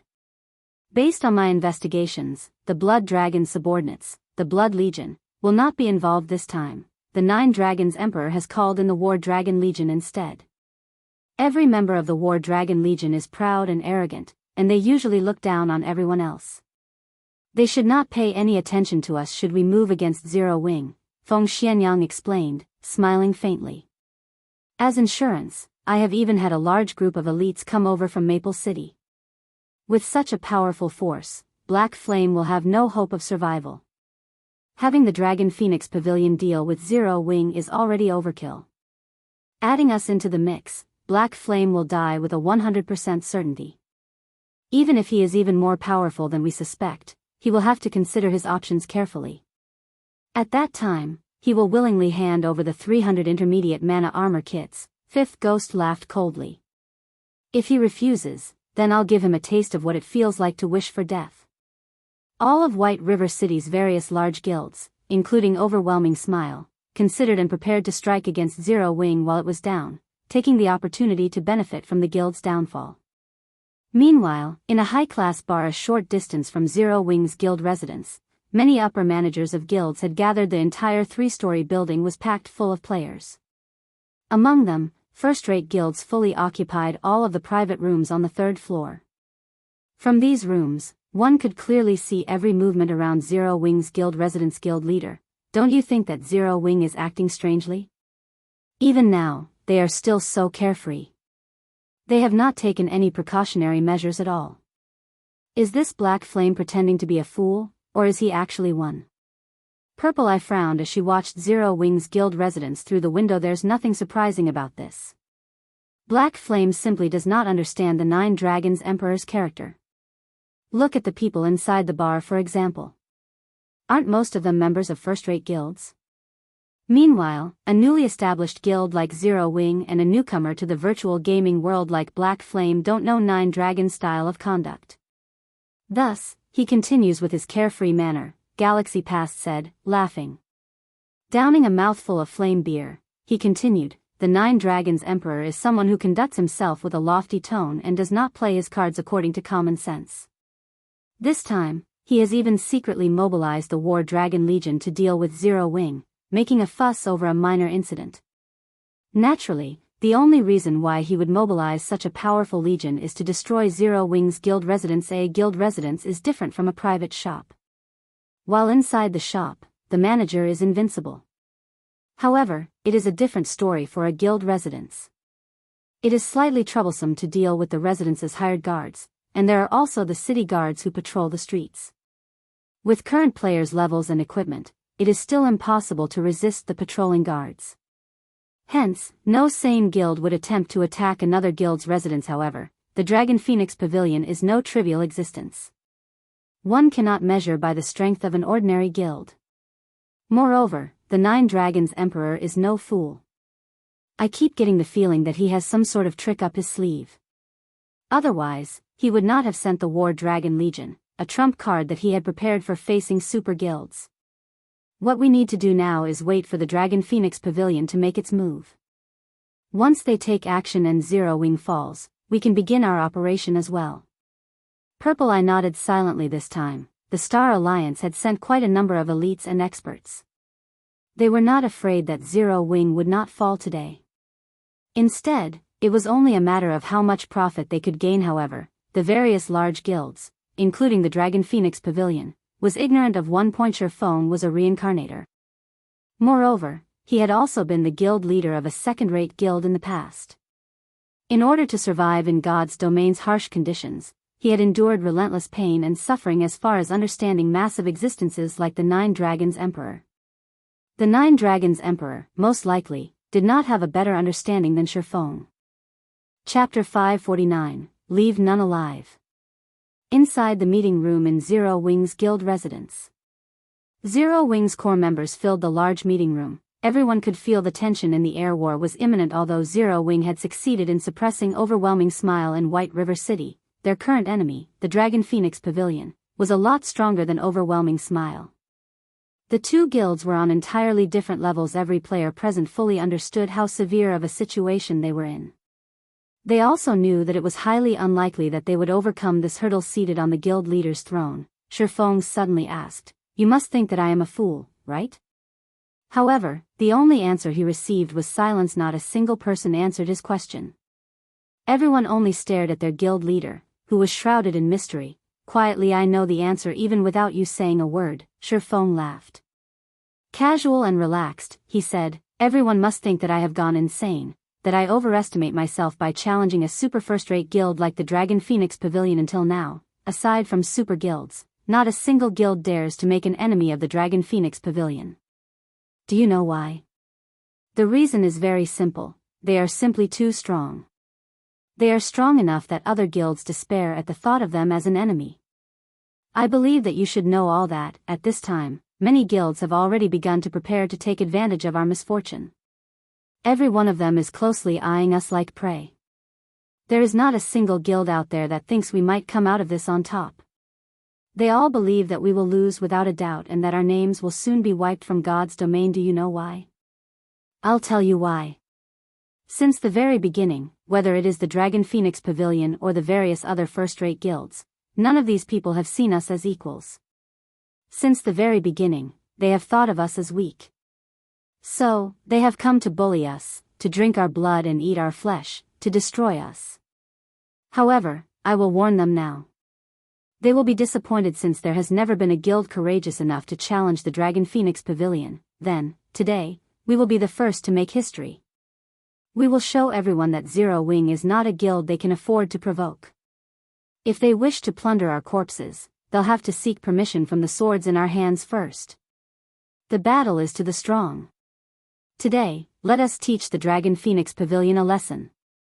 The moment Shifeng finished his speech, everyone suddenly felt their blood boil. None of them had ever thought that such a day would come throughout the virtual gaming world. Other than super guilds, there had never been a guild daring enough to provoke and challenge the Dragon Phoenix Pavilion. However, Zero Wing dared. Moreover, Zero Wing's guild leader himself led this challenge. Isn't it just a super first-rate guild? I've long since grown tired of looking at their faces. Today, I'll use them to release some stress. Cola laughed excitedly. Ha ha ha. Guild leader, I've been waiting for you to say that. I'm bored of battling. Overwhelming smile constantly. The Dragon Phoenix Pavilion has arrived at just the right time. It just so happens that I can use them to test my recent improvement. Blackie licked his lips, revealing an eager grin. Guild leader, tell us how we should deal with the Dragon Phoenix Pavilion. I want to be the first one to have a go at them. Flying Shadow said excitedly. This is seriously insane. Aqua Rose shook her head helplessly. In the next moment, however, she smiled and said, but I like it.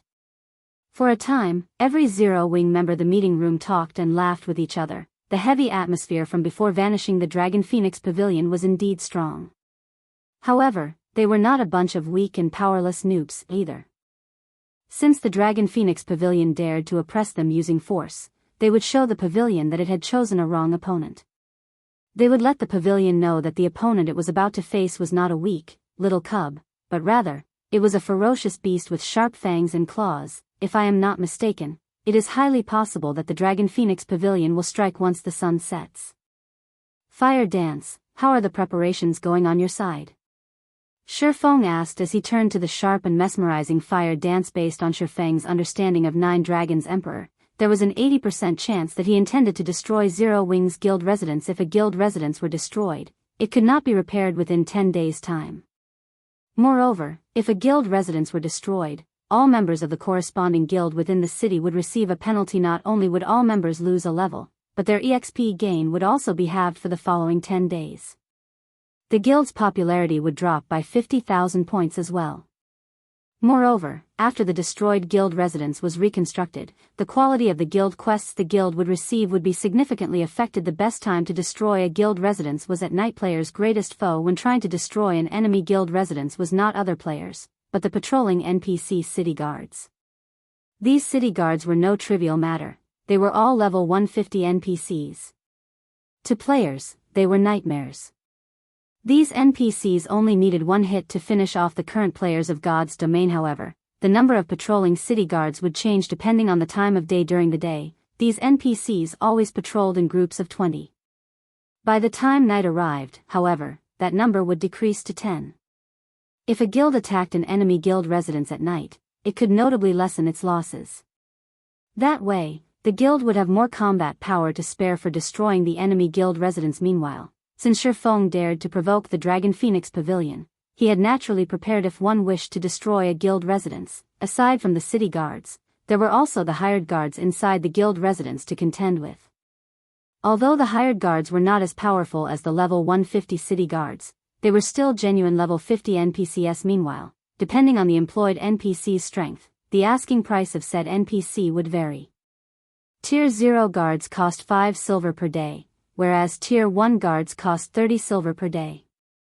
When hiring these guards, one had to prepay 10 days of their services. Shifeng was a viscount, and all this time, he had been hiring a mix of 50 Tier 1 and Tier 0 guards to defend Zero Wing's guild residence. However, seeing as the Dragon Phoenix Pavilion led this assault, he had not hesitated to replace all of his guards with Tier 1 NPCs. In any case, what he had was money in addition, since early on, Shifeng had told everyone in the guild to focus on raising their reputation. Hence, at this moment in time, there were also many people within the guild who had high reputation. For example, Fire Dance, Aqua Rose, Blackie, and several other core members of Zero Wing did not lack reputation points, although they had yet to become viscounts like Shifeng. They were barons, and every one of them was capable of hiring 10 level 50 tier 1 NPCs in total. They had over 200 tier 1 NPCs employed right now. This was a very powerful force. It's done.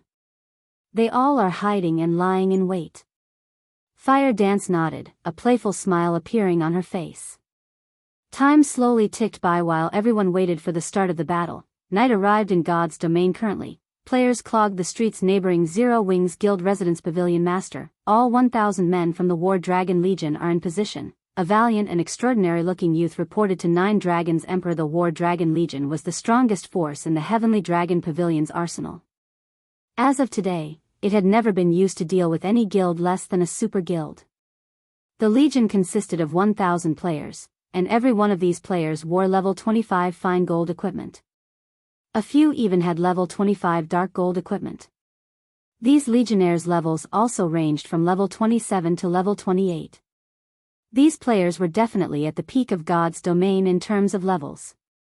Every member also radiated a sharp and penetrating aura. Although the War Dragon Legion consisted of 1,000 members, they felt like an army of tens of thousands that was capable of mass destruction. Meanwhile, among these players, the man reporting to Nine Dragons Emperor was even more extraordinary. He was the War Dragon Legion's commander, Martial Dragon. He was a level 28 berserker, and the majority of his equipment consisted of level 25 dark gold equipment. The great sword he wielded was also of indiscernible quality. However, judging by the blade's capability of even tearing apart air, one could tell that it was an exceptional item. With a single glance aside from the War Dragon Legion's 1,000 players, the Dragon Phoenix Pavilion had also dispatched close to 10,000 elite players. These elite players were all level 25 and above. It was a truly shocking sight. Only a first-rate guild would be capable of dispatching so many elite players. Were it not for the transportation fees, this number would have most likely been several times higher. Many players involuntarily trembled when they saw the Dragon Phoenix Pavilion's war formation from afar. This was the power of the Dragon Phoenix Pavilion. Regarding both financial prowess and manpower, ordinary first-rate guilds simply could not compare to the Dragon Phoenix Pavilion. Ha ha ha. Zero Wing is truly finished this time. Sitting in a third-floor private room of a high-class bar, Feng Xianyang felt indescribable joy well up in his heart when he saw the pavilion's army. It's as expected of Martial Dragon, the commander of the War Dragon Legion. I can feel that terrifying aura of his even from such a distance. Fear filled Fifth Ghost's heart when he looked at the valiant Martial Dragon. Martial Dragon is a true mutant. He is not human at all. Even our boss has said so. Otherwise, he would not be capable of becoming the War Dragon Legion's commander. If we encounter him, it is best that we avoid provoking him, Third Ghost reminded his brothers in arms. Meanwhile, standing on the street, Nine Dragons Emperor swept a glance over the army before him. In the next moment, he waved his hand and pointed at Zero Wing's guild residence. Very calmly, he said, "Go. Leave none alive." Chapter 550, Exceeding Expectations. Under Nine Dragons Emperor's command, the members of the Dragon Phoenix Pavilion charged towards Zero Wing's guild residence. The pavilion's army's attack was organized. A majority of the pavilion's elite players were positioned in the front of the army, whereas the War Dragon Legion occupied the middle, and the remaining elite players took up the rear. These players were further separated into groups. However, unlike guild wars that usually involve thousands of players, the Dragon Phoenix Pavilion had grouped its members into parties of 6. Each party consisted of MTs, healers, and ranged and melee damage dealers, the standard compositions of a dungeon party. Although this militaristic configuration was not suited for a large battlefield, it was perfect for battles in narrow terrain such as a city. The army could react to all sorts of problems in a timely manner. It has finally begun. Purple, did you order those assassins under you to record this battle? Galaxy Past, who sat comfortably in a third-floor private room of the high-class bar, asked. Smiling, he stated, "This is a good opportunity to collect data on the Dragon Phoenix Pavilion, particularly the experts from the War Dragon Legion. Every member of the Legion is worth noting. It might come in handy in the future." This high-class bar offered an excellent vantage point. He could see practically everything that occurred around Zero Wing's residence. However, Galaxy Past was still not satisfied with this. He had positioned assassins under his command in several other buildings in order to record the battle from the closest distance possible. Just how strong was the Dragon Phoenix Pavilion? Particularly, how was the pavilion's strength after joining God's domain? Other than a few upper managers of the Dragon Phoenix Pavilion, nobody knew the answer to these questions. Now that the pavilion launched an assault on Zero Wing's residence, it was clear to see that their strength was nothing to scoff at. Otherwise, every large guild would have already attacked guild residences that they found to be an eyesore instead of letting those guilds with little strength live this long. Just the patrolling guards were enough trouble. The hired guards were no trivial matter either, they all were level 50 NPCs. To current players, these level 50 NPCs were still too powerful to handle. However, the truly troublesome issue was the players of the guild itself. Zero Wing had definitely taken some precautionary measures. It was normal for around 20 to 30,000 players to defend the guild residence at all times. Even if the Dragon Phoenix Pavilion had deployed the War Dragon Legion, Zero Wing's guild residence would not be so easily destroyed. The pavilion would have to reveal some of its true capabilities, and this was precisely what Galaxy Past, and all of the other large guilds watching, wanted to witness. As God's domain was still in its early stages, there had yet to be any major conflicts between the various first-rate guilds, super guilds, and the Dragon Phoenix Pavilion. However, that would not necessarily remain the case in the future. It was better to prepare ahead of time. Hence, the Star Alliance wasn't the only guild to send a large group of assassins to record the battle. Many other guilds had also dispatched their assassins, all of them hoping to uncover even the smallest detail about the Dragon Phoenix Pavilion's background. Meanwhile, inside Zero Wing's residence, the guild's members had long since prepared for the upcoming war. Every one of them stood, waiting, inside the guild residence. Guild leader, they've arrived. Initial estimates put their number somewhere over 10,000, with the weakest among them being elite players. Their equipment is also a match for our elite members, Aqua Rose reported. Everyone's hearts skipped a beat upon hearing Aqua Rose's report. Although Zero Wing had 50,000 members, they only had around 14,500 elites. Yet, the Dragon Phoenix Pavilion had casually mustered a force of 10,000 elite players. This was simply too frightening. Sure enough, the pavilion is both rich and powerful, Shifeng laughed. This situation did not surprise him. After all, the Dragon Phoenix Pavilion was a super first-rate guild.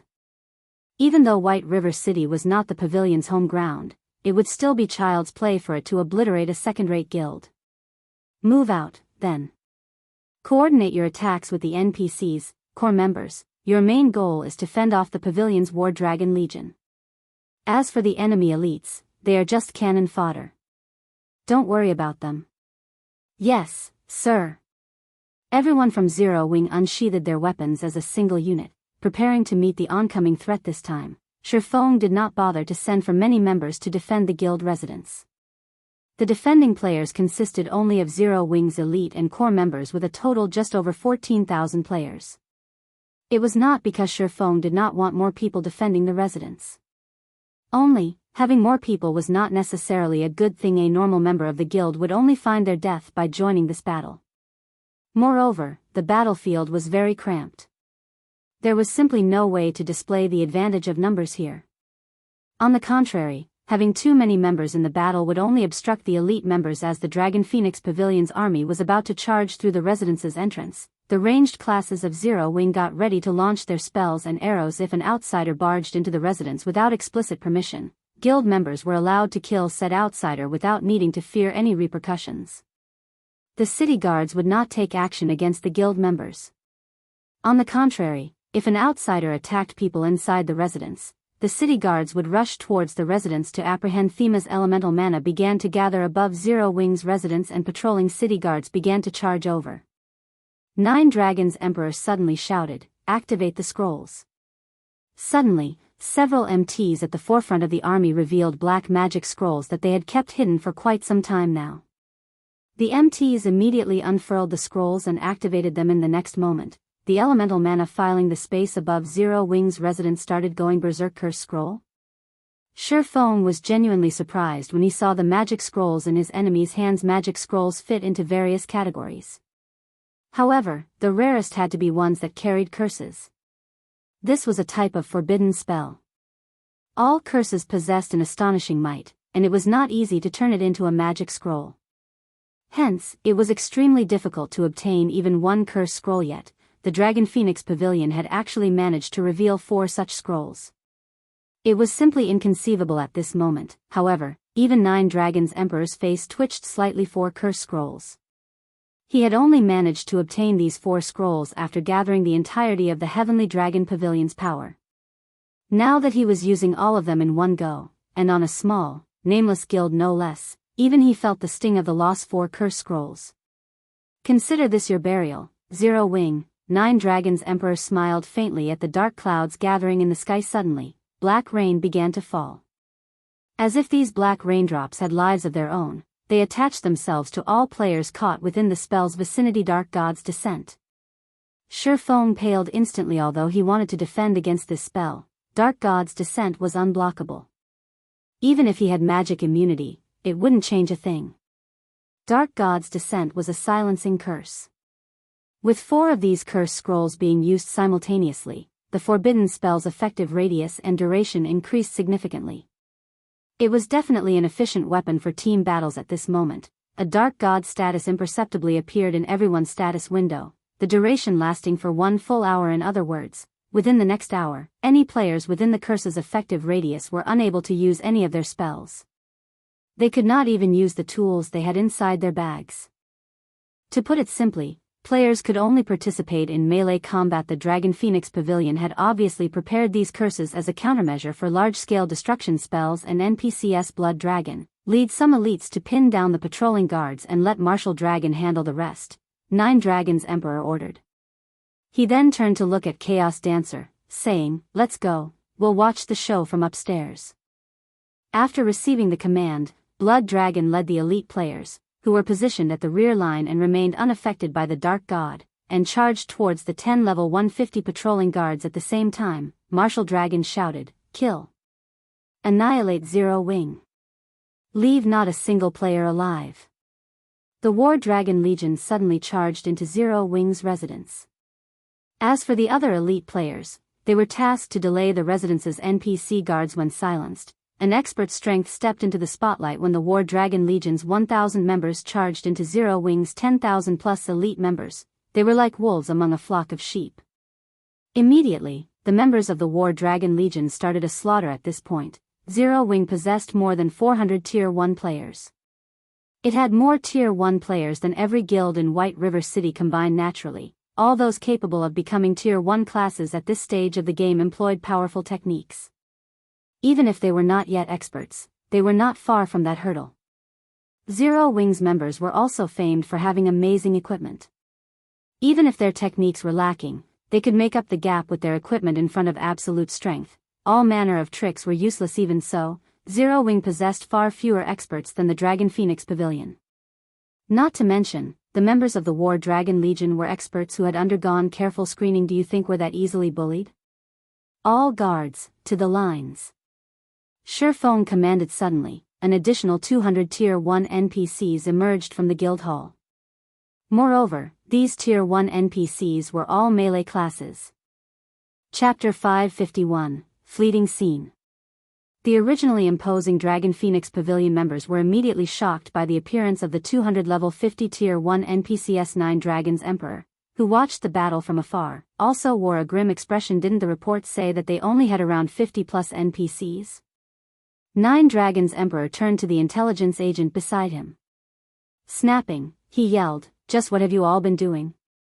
You failed to report on 200 Tier 1 NPCs. Tell me, what is going on here?" A single level 50 Tier 1 NPC was very difficult to deal with. Each one required a team of elite members to pin down. Now that there was an additional 200, this would greatly affect his plans. Suddenly, cold sweat appeared on the forehead of the reconnaissance unit's leader. He was so frightened he could not utter a single word. Originally, he had tried to think of an excuse to save himself. However, he knew full well what kind of personality the 9 Dragons Emperor had. The more he tried to justify himself, the graver the consequences would be. Forget it. You won't have to do your job anymore. Someone will replace you in the future. 9 Dragons Emperor waved his hand, having his subordinates escort the recon leader out of the building and dismissing him from the Dragon Phoenix Pavilion. Chaos, instruct the Blood Legion to send help. With the Blood Legion's strength, they should be able to hold back 200 NPCs. At this moment, 9 dragons couldn't care less about how Zero Wing had managed to obtain all of these NPCs. He had no choice but to involve the originally inactive Blood Legion in the battle. Understood. This subordinate will lead them over now. Chaos Dancer nodded and smiled. A short moment later, the 1,000-strong Blood Legion, which had been on standby, charged into Zero Wing's guild residence. Meanwhile, the various large guilds watching the battle from afar were also shocked by the sudden change. Sure enough, Zero Wing is quite capable.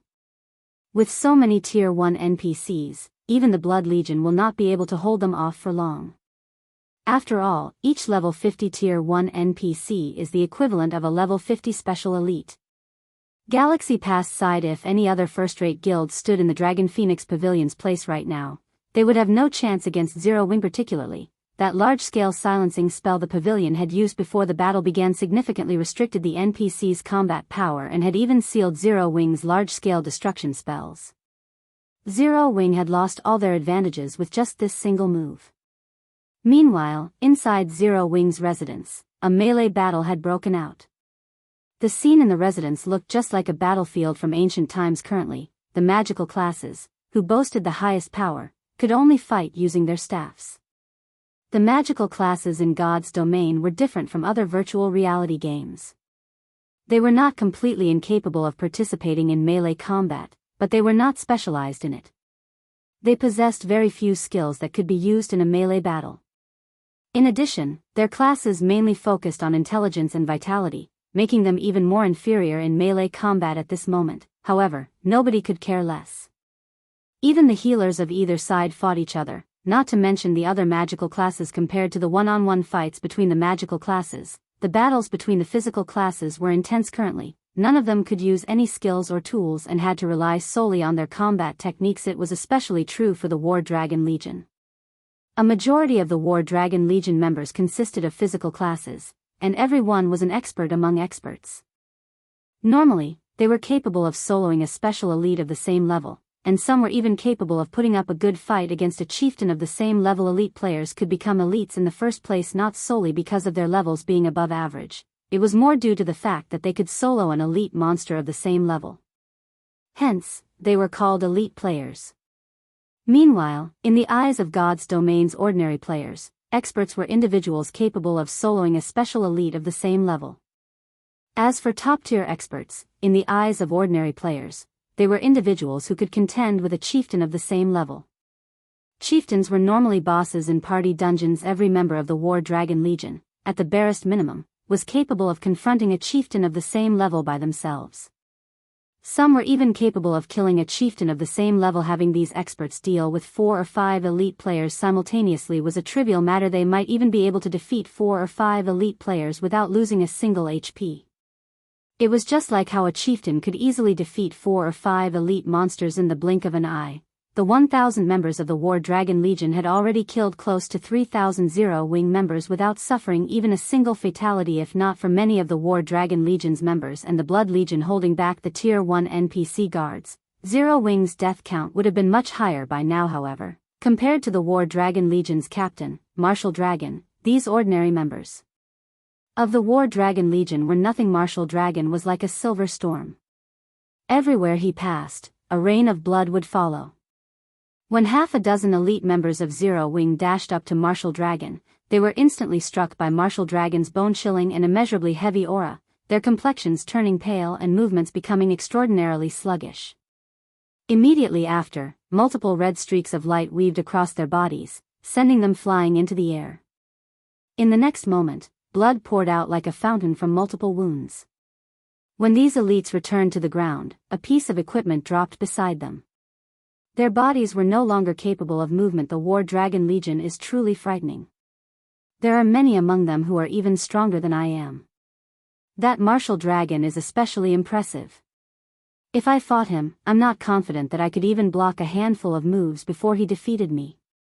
It is no wonder why people are saying that the Dragon Phoenix Pavilion's strength is the closest to a super guild.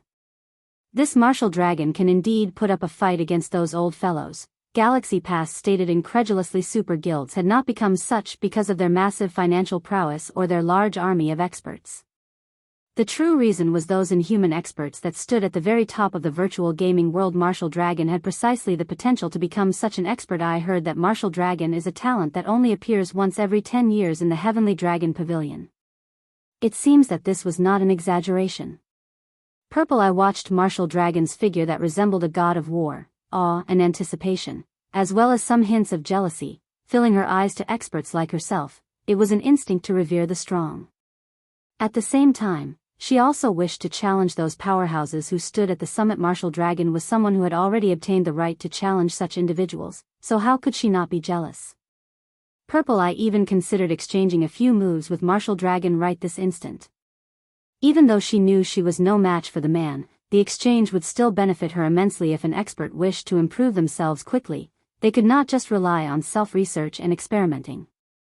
They needed to fight various other experts, using the experience to learn and improve their own shortcomings.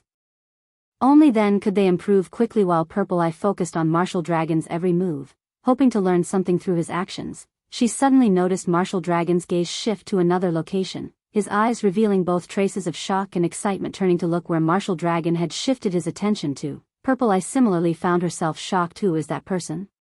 Purple Eye's small mouth widened as if she had just seen a ghost. She had just watched 3 War Dragon Legion members die instantly. That's right. All 3 of them were killed in the blink of an eye. Moreover, they were the experts of the War Dragon Legion, not some noobs that could be found on the streets. Against multiple of such experts, not even Purple Eye was confident that she could emerge victorious. Yet, that person had succeeded. Moreover, she had done so with ease. After a moment of shock, Purple Eye was finally able to get a clear view of that player possessing an alluring appearance. She wore form-fitting black leather armor that fully displayed the graceful and mesmerizing curves of her body. She also wielded 2 blood-red short swords that emitted dazzling flames. At this moment, it was as if she stood at the center of Zero Wing's residence, that is Fire Dance. Purple Eye dared not even believe her own eyes right now. Chapter 552, Enviable Zero Wing.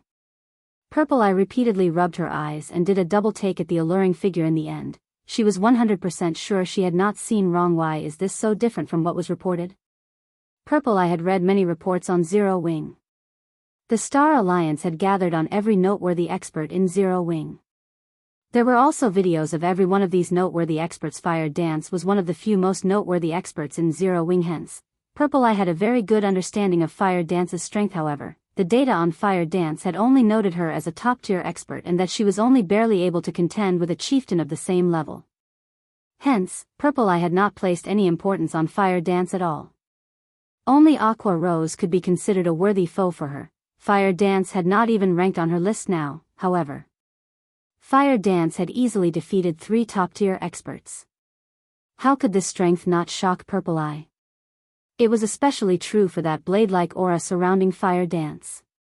Even while watching from such a distance, she could feel a sense of great danger with that aura. It felt as if Fire Dance could appear right before her at any time and launch an attack with such a dazzling and dangerous aura. It was difficult for Fire Dance not to attract attention. Not to mention, there were many experts present on the battlefield, and every one of them possessed the sensitivity of a mouse.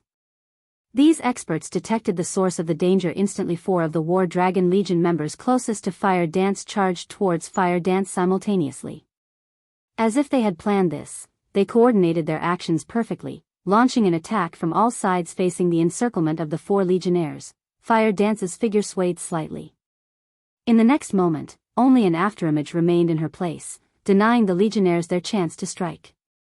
Immediately, she dashed towards the closest level 27 assassin, the 2 flame-red short swords in her hands transforming into multiple blades of light that struck like vipers. As a member of the War Dragon Legion, the assassin was no ordinary player. When faced with this sudden attack, instead of retreating, he advanced. The assassin quickly saw through the trajectory of Fire Dance's short swords. Brandishing his own daggers, he deflected her attacks, one after another. After deflecting the swords of light, the assassin kicked at Fire Dance. Yuri still too green. The assassin's sneered attacks were not limited to the player's weapons.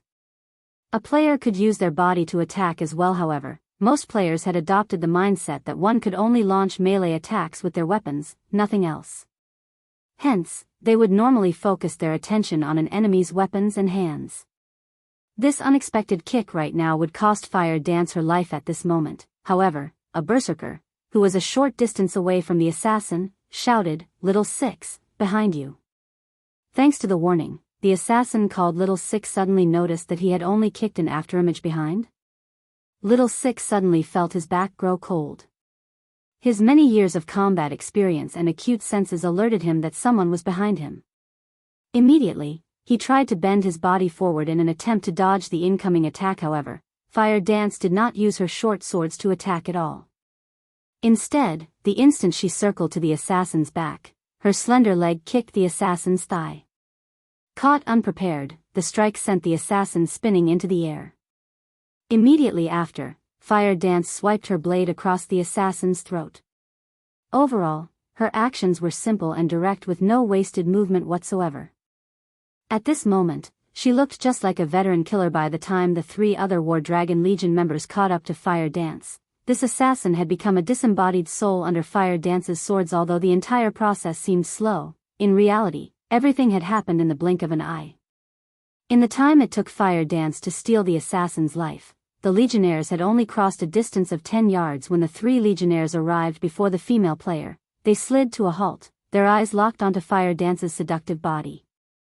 At this moment, they no longer dared to approach this charming, yet deadly assassin casually.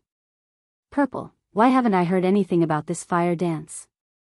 She can actually slaughter 3 War Dragon Legion members so easily." Even now, facing 4 Legionnaires simultaneously, she dealt with one of them swiftly. Could she be a new talent that some super guild has recently nurtured? Galaxy Past asked, unable to help his shock as the guild leader of a first-rate guild. He was very well informed regarding the virtual gaming world. Even so, from the information he had received, there was no news about a character named Fire Dance. However, his knowledge of super guild's activities was limited. As Purple Eye was someone who had come from a super guild, she should have a better understanding of super guilds. Moreover, judging from how Fire Dance had defeated the members of the War Dragon Legion so efficiently, she definitely wasn't someone new to gaming. Normally, only experts nurtured by super guilds possessed such outstanding skills. Guild leader, although I, too, think that she might be a new talent from some super guild, from what I have seen of her techniques, I can say with certainty that no super guild has nurtured her. Her every move looks more like she is fighting a real battle. Her attacks do not resemble combat techniques used in a virtual reality game, Purple Eye said, a bitter smile on her face. That makes sense. Galaxy Past nodded, a hint of jealousy surfacing in his heart. Why was he jealous? It was because Fire Dance wasn't the only person performing exceptionally on this battlefield. There was also the Guardian Knight Cola, the assassin Flying Shadow, and many other members of Zero Wing. The combat power each of them displayed was extraordinary. Only, Fire Dance shone brightest of them all. Zero Wing could not even be considered a second-rate guild, yet it possessed so many experts. Hence, how could he not grow jealous? So what if Zero Wing has a lot of experts? So what if you can pick a fight with first-rate guilds? Now that you've offended the Dragon Phoenix Pavilion, today will be your last. Watching the battle from afar, while Feng Xianyang was envious, he also celebrated Zero Wing's misfortune. Inside Zero Wing's residence, although Fire Dance and the other core members of Zero Wing were wantonly slaughtering the members of the Dragon Phoenix Pavilion, at the end of the day, its enemy was still the Dragon Phoenix Pavilion. As the strongest legion in the Heavenly Dragon Pavilion, the War Dragon Legion would not be taken down by just a few experts. Immediately, a large number of experts began to circle Zero Wing's few top-tier experts. However, Fire Dance's situation was slightly unique from the others. Only one person came forth to deal with her. This person's appearance immediately attracted many people's attention. He was none other than the War Dragon Legion's commander, Martial Dragon, the man that stood at the apex of the War Dragon Legion. Yuri, very skilled. Join the War Dragon Legion. I guarantee that you will immediately become one of its party leaders. After some training, you can even become the vice commander. Martial Dragon proposed as his gaze took in Fire Dance's figure. The members of the War Dragon Legion were stunned. They had never thought that Martial Dragon's evaluation of Fire Dance would be so high as to offer her the position of Vice Commander. The highest position in the Heavenly Dragon Pavilion belonged to the Pavilion Master, and following that was the Commander of the War Dragon Legion. As for the Vice Commander, that person would definitely be the third most influential person within the Heavenly Dragon Pavilion. There were countless experts within the Heavenly Dragon Pavilion hoping to climb the ladder to become the Vice Commander. And now, that position was already at Fire Dance's fingertips. You sure are insincere.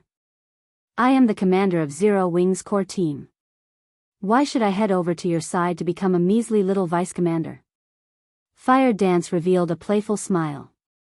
She was not interested in the position of Vice Commander in the slightest. It seems you still do not know what significance the position of Vice Commander holds, nor do you know the significance of the position of Commander. Then, I'll show you just what the Commander of the War Dragon Legion is. Martial Dragon was not at all angered by Fire Dance's refusal. Unsheathing his blood-red greatsword, step after step, he slowly walked towards Fire Dance. With every step that Martial Dragon took, the aura surrounding his body grew stronger. The instant Martial Dragon reached 10 yards away from Fire Dance, the latter almost retreated several steps instinctually, increasing the distance between them.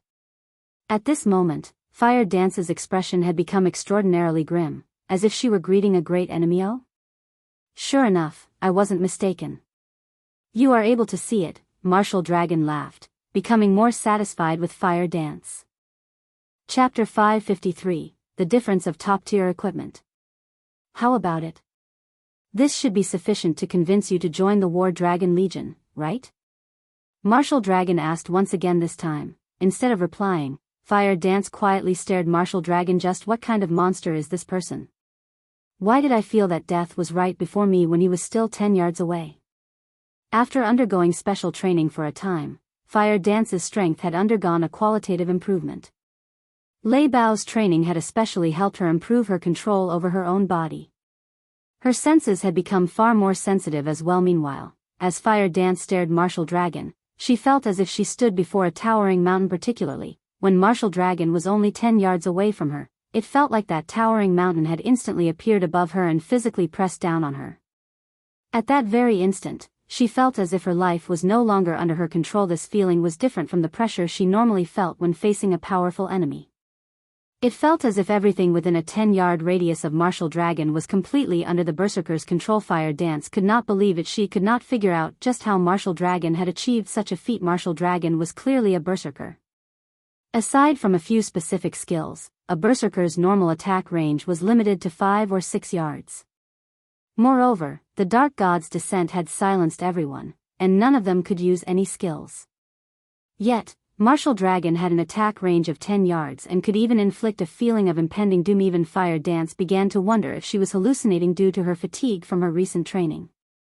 However, ever since she had started playing God's Domain, her senses had not led her astray, so how could she possibly be mistaken now?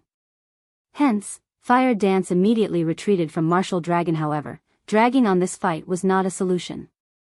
After giving it some thought, Fire Dance gritted her teeth as she prepared to test herself against Martial Dragon. In the next moment, Fire Dance transformed into a black shadow as she dashed towards Martial Dragon. In terms of attributes, Fire Dance was confident that she was superior to Martial Dragon for no reason other than the Tier 1 set equipment for assassins, the Dark Melody set equipment, that Shifeng had given her. After equipping this set, not only had her attributes received a massive boost, but she was also able to display her combat power more efficiently in front of absolute strength. All manner of trickery was useless. Regarding techniques, Fire Dance and the others had already improved significantly due to Lei Bao and Shifeng's training. They could be considered super first-rate experts. In actual combat, they were definitely superior to the ordinary members of the War Dragon Legion. They might not be able to solo a chieftain of the same level, but they could hold their ground against one for a relatively long time. After factoring in the Tier 1 set equipment and their top-tier dark gold weapons, they could easily solo a chieftain of the same level. They could even challenge a lord. After all, a Tier 1 set equipment was only inferior to an epic set equipment. The attribute increase it provided was no small matter. Furthermore, every one of them had equipped 3 intermediate mana armor kits. In terms of attributes, they completely overwhelmed the War Dragon Legion's ordinary members even against the commander of the War Dragon Legion, Martial Dragon. This was the case the instant Fire Dance reached the 10-yard range. She turned her feet slightly, and suddenly, she split into two identical figures. It was practically impossible to tell which woman was real. The two figures then proceeded to attack Martial Dragon separately. Any ordinary player would be caught off guard and fail to react if their enemy suddenly doubled. Even an expert would hesitate. In addition, Fire Dance was very skilled. There were almost no excess movements in her attack. With lightning speed, the two true fire blades in Fire Dance's hands flew towards Martial Dragon's vital point and blindspot. The various large guilds watching the fight from afar were momentarily stupefied. Fire Dance's speed and ferocity were unstoppable. Their eyes could not even keep up with her. Even an expert would be finished. However, the instant before the true fire blade struck Martial Dragon, a red streak flashed, deflecting both of Fire Dance's attacks. At the same time, the resulting impact forced Fire Dance into a retreat. Is he even a berserker? How can he draw his sword so fast? Fire Dance was forced to retreat 3 steps before she stabilized her body. At this moment, however, both of her hands berserkers were famed for their strength, so Fire Dance did not find it surprising that Martial Dragon's counterattack had repulsed her. However, she was an assassin, a class that was famed for its speed. She had clearly struck first, yet Martial Dragon still managed to block her attacks. This Fire Dance is not bad at all. Unfortunately, the gap between her and Martial Dragon is immense. It is so wide that even she hasn't realized its extent. Watching the fight from afar, Nine Dragons Emperor revealed a faint smile. Pavilion Master, how could you possibly compare that little girl to Martial Dragon? It is impressive that this little girl possesses such skill at such a young age. If she joins the Dragon Phoenix Pavilion, her future will be limitless. In a few years, she might even become a second Martial Dragon. The old man serving Nine Dragons Emperor similarly smiled. Martial Dragon was one of the strongest combatants that the Heavenly Dragon Pavilion had to offer. He was also a rare talent that only appeared once a decade. The virtual gaming world changed by the day, and every year, the Dragon Phoenix Pavilion would recruit a large number of players with potential. Meanwhile, the fact that Martial Dragon was known as a genius that only appeared once every 10 years in the Dragon Phoenix Pavilion showed just how much talent he possessed. How could a little girl, who had never been nurtured by a super guild, possibly compete with such an individual? Before, although it seemed as though Martial Dragon's block had been extremely fast, in reality, that was not the case. It was only because Fire Dance had failed to notice Martial Dragon taking half a step backward. And it was precisely this distance that had given Martial Dragon's greatsword sufficient time to catch up to Fire Dance's short swords. The subtlety this half-step contained was the difference between Fire Dance and Martial Dragon. Before Fire Dance could recall how Martial Dragon had managed to counterattack, Martial Dragon suddenly moved. The instant he moved, Fire Dance focused all of her attention on the berserker's body. Martial Dragon's movements were very fast and polished. However, this speed was slower than Fire Dance's reactions.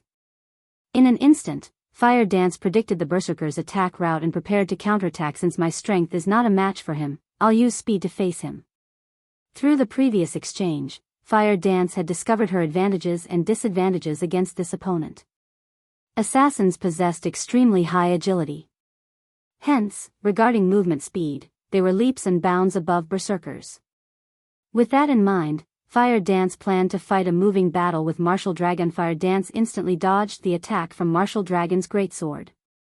She then sidestepped and sent an strike at the berserker's neck. Evade. Counterattack. It was a simple attack pattern. However, Fire Dance had completed both steps almost simultaneously. Just as Fire Dance considered following up her counterattack with another attack, her complexion suddenly paled as she felt that something was off. When her counterattack landed, she had not felt her blade slice flesh. Unfortunately, it was too late to react. Martial Dragon, who stood proudly before Fire Dance, had raised his blood-red greatsword and swung it down. A red blade of light flashed towards Fire Dance. The immense wind pressure generated by Martial Dragon's greatsword rolled up a cloud of dust along with a splatter of fresh blood. In the next moment, Fire Dance flew back, her HP rapidly falling. Fortunately, Fire Dance had a Tier 1 set equipment and 3 intermediate mana armor kits. In total, she had over 6,000 HP, even with her high defense. Although Martial Dragon possessed frightening strength, he could not kill Fire Dance with one hit. He could only reduce her HP by half such powerful equipment. Martial Dragon was somewhat surprised when he saw Fire Dance still standing. However, he quickly discerned the reason why he was unable to kill the assassin with a single hit. Equipment capable of allowing an assassin to survive one of his strikes definitely possessed powerful attributes. At this moment, even Martial Dragon envied Fire Dance. Even Nine Dragons Emperor, who watched the battle from afar, glared at Fire Dance enviously. It really is a wonder how you people from Zero Wing managed to obtain such exaggerated equipment. However, although your equipment is excellent, it will only prolong your suffering. Saying so, Martial Dragon advanced once more, swinging his greatsword towards Fire Dance, who had only barely recovered from her fall just as the red blade of light was about to strike the assassin. Who? Martial Dragon's hands suddenly froze as his gaze quickly swept through his surroundings. An expert who has awakened a domain is actually bullying a young woman who has yet to even enter the refinement realm. Aren't you ashamed? Chapter 554, Overwhelming Attributes. Although this new voice was not loud, Martial Dragon's sharp gaze immediately locked onto its origin in the direction Martial Dragon was looking at. A plain-looking man in armor slowly emerged the warring crowd. Despite so many players focusing on killing each other, nobody had bothered to attack this man. It was as if none of these people had noticed him. Everyone was still focused on dealing with their own opponents. Only when this man's black sword pierced through the backs of the Dragon Phoenix Pavilion's elites, did these elites notice the man's existence. By then, however, it was too late. Since the war had begun, nobody had noticed that this ordinary-looking man had killed many War Dragon Legionnaires and Dragon Phoenix Pavilion elites. He was practically a god of silent death. One hit Azura. Surprise and excitement filled Martial Dragon's eyes as they landed on Shifeng. Sure enough, your reputation is well deserved. You really do possess some ability. A technique that could allow one to move unnoticed was no trivial matter. The concept might sound very simple, but when it came to its realization, not many could achieve it. This required a combination of special breathing techniques and footwork. Not to mention, Shifeng even wielded this technique with such ease. Despite having met many experts in the past, Martial Dragon had never encountered one capable of such a technique. One could say that such a technique was extremely convenient in a group battle. Since this technique could allow a player to avoid attention, then it could naturally be used in reverse as well, forcing others to focus on oneself. Martial Dragon had originally intended to finish off Fire Dance with his last attack. However, due to that sudden surge of killing intent from Shifeng, Martial Dragon felt as if someone had suddenly appeared behind him. Martial Dragon had no choice but to halt his attack in order to respond to the new enemy, allowing Fire Dance to escape with her life. As a result, Fire Dance, go deal with someone else. Leave him to me. Shifeng sent Fire Dance a private message. Guild leader, be careful. Fire Dance nodded. Although Fire Dance was reluctant, she turned and moved to deal with other enemies. Martial Dragon glanced at Fire Dance's departing figure, not bothering to chase after the assassin. Instead, he focused his attention on the slowly approaching Shifeng. What's going on with Martial Dragon? Fire Dance was within his grasp. Why didn't he finish her off before moving on to deal with Black Flame? Feng Xianxia, who watched the fight from afar, shouted with frustration and confusion. His hatred for Zero Wing ran deep, and he wanted nothing more than to kill Zero Wing's upper managers hundreds of times. If not for Zero Wing, he would not have encountered so many problems. He would have long since become the hidden overlord of Star Moon Kingdom's eastern region rather than ending up in his current dire state. He even had to obey the Seven Ghosts' young master Feng. Martial Dragon is not at fault here. It isn't because Martial Dragon didn't wish to finish her off, but because he couldn't, Third Ghost said, laughing bitterly. He then explained, Fire Dance is much faster than Martial Dragon. If she focuses on running away, even Martial Dragon cannot catch her. Not to mention, Black Flame has currently locked onto Martial Dragon. If he attempts to chase after Fire Dance, he will reveal a gap in his defense, giving Black Flame an opportunity to attack. Black Flame's combat power is astounding. He is far above Fire Dance. Moreover, that technique that makes others ignore his presence is also the perfect technique for assassinations. If Martial Dragon focused on Fire Dance, it is very likely that he would feel the bite of Black Flame's sword. How could Martial Dragon possibly dare to focus on Fire Dance? Then, are you saying that there is a possibility that Black Flame will defeat Martial Dragon? Resentment boiled up in Feng Xianyang as he listened to Third Ghost's words in the beginning. Black Flame had been a nobody, insignificant. While he was a member of Underworld, Black Flame had spoiled his good fortune many times. Yet, the more he fought Black Flame, the more he discovered how helpless he was against the man. At this point, he could do practically nothing against Black Flame. Chuckling, Third Ghost confidently said, "Martial Dragon is very powerful. I only said that Black Flame had a chance against Martial Dragon while he was distracted. However, if Martial Dragon focuses on his opponent, Black Flame has almost no chance of emerging victorious." What do you mean? Feng Xianyang asked curiously. This is something I heard from Boss First Ghost, but it seems that Martial Dragon has already awakened his domain. In a direct confrontation, it is simply impossible to defeat Martial Dragon. Even if we, the 7 ghosts, work together, it is unlikely that we could defeat Martial Dragon in a head-on clash. When Third Ghost uttered the word domain, reverence appeared on his face. Domain. Within a certain range, the wielder of the domain could achieve absolute control. One could even count the number of raindrops that fell in their domain. Only by training one's 5 senses to their extreme limits could one reach such a realm of control. Domains were practically a myth normally. Only the geniuses among geniuses had the possibility of grasping such a technique. One could say that domains were the dreams that countless experts sought. While Third Ghost explained the situation, Martial Dragon and Shifeng gradually approached each other. 30 yards. 20 yards. 15 yards. One after another, the upper managers of the various large guilds witnessing this war shifted their gaze towards these 2 players. One was Star Moon Kingdom's #1 expert, Black Flame, while the other was the Heavenly Dragon Pavilion's top fighter, Martial Dragon. Both were peerless experts that could deter an army by themselves, so how could they possibly miss out on a battle between the 2? Guild leader, who do you think will win? Purple I asked. Although she was a top-tier expert herself, she had no idea what the outcome of this battle would be, as she had never witnessed either of the 2 fight with their full power. I suspect Martial Dragon will win. The Dragon Phoenix Pavilion is a super first-rate guild. Moreover, you should have seen the strength Martial Dragon displayed a moment ago. That's a domain. Envy and admiration filled Galaxy Past's gaze as he looked at Martial Dragon. Rumor has it that Martial Dragon qualifies to compete with those old monsters, and it would seem that those rumors are true. I wonder when I will be able to set foot on that stage as well. Purple Eye nodded in agreement. In reality, she really hoped that Black Flame would emerge victorious. After all, there had yet to be a single first-rate guild daring enough to provoke the Dragon Phoenix Pavilion, yet, Black Flame had done just that.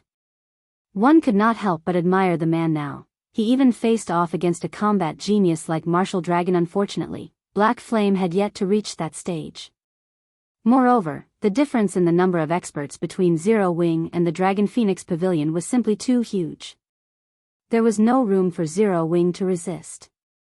When there was only a distance of 10 yards, Shifeng suddenly stopped. Why aren't you advancing? Martial Dragon stood proudly, his gaze fixed on Shifeng. With a disdainful look, he asked, "Or do you intend to run away?" Shifeng remained silent, paying no heed to Martial Dragon's provocation. "Since you aren't going to come to me, I'll go to you." Martial Dragon brandished his great sword and dashed towards Shifeng like a fierce tiger, his body carrying an overwhelming momentum that pressed down on Shifeng. Yet, Shifeng remained motionless as he welcomed Martial Dragon's attack. Martial Dragon took no time at all to cross the distance of 10 yards. Arriving before Shifeng, Martial Dragon swung his blood-red greatsword, the weapon transforming into a streak of red light as it slashed towards its target. Martial Dragon's attack was both simple and crude at this time. Shifeng, who had made no effort whatsoever to dodge the oncoming attack, finally moved, the abyssal blade in his hand transforming into a streak of light as it met Martial Dragon's greatsword. Boom. When the 2 swords clashed, a crisp low-pitched sound echoed throughout the Zero Wing residence. The pure exchange of blows between the 2 powerhouses caused even the pavement to crack and shatter beneath their feet. Martial Dragon was abruptly forced to retreat by 5 steps, the numbness in his arm spreading to his scalp. Martial Dragon then shifted his gaze to Shifeng, and what he saw left him stupefied. Shifeng stood steady in his original position like an immovable mountain. The difference in their strengths was obvious. Chapter 555, Winner and Loser. Black Flame pushed Martial Dragon back. Silence. Every Dragon Phoenix Pavilion member within Zero Wing's residence was dumbfounded. Meanwhile, the players watching from afar were similarly rendered speechless, their minds repeatedly playing that scene from before. Although neither side had used any profound techniques and had only exchanged a straightforward blow, it was precisely this simplicity that allowed everyone to see the difference between the two very clearly. Shifeng's attributes were absolutely mind-blowing shit. Just what kind of equipment is Black Flame wearing? Feng Xuanyang's eyes nearly popped out of their sockets at this scene. Martial Dragon was a level 28 berserker. Moreover, the majority of his equipment was level 25 dark gold equipment. The weapon he wielded was even one of indiscernible quality, but judging from its appearance, it should certainly be above dark gold rank. This equipment composition could definitely be among the very best in God's domain. Even if Black Flame were fully geared in dark gold equipment, he would not be that much stronger than Martial Dragon. Moreover, Black Flame was only a swordsman, a very well-balanced class in terms of attributes. Normally, a swordsman's strength would be inferior to a berserker's, and his agility would be inferior to an assassin's. Yet, now, Black Flame had actually managed to force back an apex berserker like Martial Dragon with a single hit. Just how outstanding was Black Flame's equipment to pull off such a feat? At this moment, Nine Dragons Emperor, who was leisurely watching the battle from afar, had an expression of immense joy on his face, his eyes fully focused on Shifeng, as if he had just seen a peerless beauty. Although Nine Dragons Emperor was indeed surprised at seeing Martial Dragon forced into a retreat, he was much more delighted at discovering the peerless equipment that made such a feat possible. Uncle Chen, order the ones below to obtain Black Flame's equipment. Nine Dragons Emperor instructed the old man beside him, his eyes shining brightly. Understood. The old man addressed as Uncle Chen immediately made a bow and left his position. A short moment later, the old man arrived with quick steps at the balcony of the private room, then abruptly shouted, "War Dragon Legion, listen up. Plunder every piece of equipment on Black Flame's body and leave nothing behind." Although the old man was quite aged, his voice was extraordinarily loud when he shouted. Practically everyone in the neighborhood had heard him. Is the Dragon Phoenix Pavilion stupid? Didn't they see how Black Flame repulsed Martial Dragon in a single hit? Who could possibly kill him and plunder his equipment? Also, even if they plan on plundering someone's equipment, there shouldn't be a need to announce it publicly like that, right? Some ordinary players spectating from the sidelines ridiculed when the members of Zero Wing heard the old man's words. They nearly spat out blood in anger. The Dragon Phoenix Pavilion was completely looking down on them. For a time, Zero Wing's members fought with even greater ferocity. Although the spectating ordinary players made fun of Nine Dragons Emperor's foolishness, none of the upper managers of other first-rate guilds were laughing. They knew full well just how powerful the Dragon Phoenix Pavilion was. Despite the currently brief duration of the battle, the death toll was already extremely frightening. The battlefield, which initially had nearly 30,000 players, now had less than 20,000 players remaining. The majority of the survivors also belonged to the Dragon Phoenix Pavilion. Even the War Dragon Legion had over 800 members still alive. Overall, the pavilion's losses were light. In contrast, Zero Wing's side. Things were just terrible on this side. Many elite members had died, and only 200 or so Tier 1 players remained. Zero Wing had lost nearly half of its main combat power. If not for the Tier 1 NPCs, Zero Wing's situation would be much uglier. The gap between the two guilds was evident at a single glance. They simply could not be compared to each other. Black Flame repulsing Martial Dragon? What was there to celebrate? These people really think Black Flame has a chance of winning. Third Ghost sneered as he looked at the distant spectating ordinary players. That was the Dragon Phoenix Pavilion Zero Wing was going up against, a super first-rate guild in the virtual gaming world. Moreover, the pavilion had even sent out its War Dragon Legion this time around. Zero Wing had no chance of victory at all. Moreover, Martial Dragon was a peerless expert who had grasped a domain. Although Black Flame had the advantage in attributes, the gap was not so great that it was impassable. Any expert would be able to discern this point very clearly. Hence, Nine Dragons Emperor did not take Black Flame seriously at all and was fully intent on obtaining the swordsman's equipment. Inside Zero Wing's residence, Martial Dragon and Shifeng had already exchanged moves dozens of times. Every time Shifeng attacked, he forced Martial Dragon into a retreat, chipping at Martial Dragon's HP with each exchange. At this moment, Martial Dragon's HP was down to around 90%. However, Shifeng was not particularly happy about this situation. neither was he angry about Nine Dragons Emperor's plan to plunder all his equipment. He only felt helpless. Although Shifeng succeeded in suppressing Martial Dragon with his attributes, the Berserker was, after all, an expert who had grasped a domain. Since Martial Dragon knew that he could not win using brute force, he had gone with a softer approach to neutralize Shifeng's attacks. Negating Shifeng's power was practically impossible for ordinary experts. After all, Shifeng was an expert who had already set foot in the flowing water realm. If one wanted to negate Shifeng's power, they required inhuman levels of precision and confidence. The fact that Martial Dragon could achieve such a feat was all due to his domain, of course. While Shifeng was helpless against Martial Dragon right now, the same could be said for the Berserker. After all, Shifeng could see through his attack trajectories. Whenever Martial Dragon tried attacking Shifeng, the latter would always take the appropriate defensive measures and force the exchange into a frontal clash. Between weapons in a frontal clash, the side with lower strength would naturally receive damage and lose HP. Hence, Martial Dragon could only buy time. However, Martial Dragon was in no rush. Zero Wing was vulnerable. Fire Dance alone could not turn the situation around. This was not an arena. There was no need for players to fight one-on-one. If 3 to 5 legionnaires were insufficient, they could simply increase that number. Even if Fire Dance had powerful attributes, the War Dragon Legion could just treat her as a powerful boss and slowly grind her to death. You are the first person who has lasted this long against me. Unfortunately, this match won't go on for much longer, Martial Dragon said ruefully as he glanced at his surroundings. The number of Zero Wing members still alive was rapidly decreasing. After another 10 minutes or so, this war would come to an end. This outcome was all due to the difference in the number and quality of experts. Even with so many NPCs filling the gap, they were still far from enough. Indeed, this battle will not last much longer.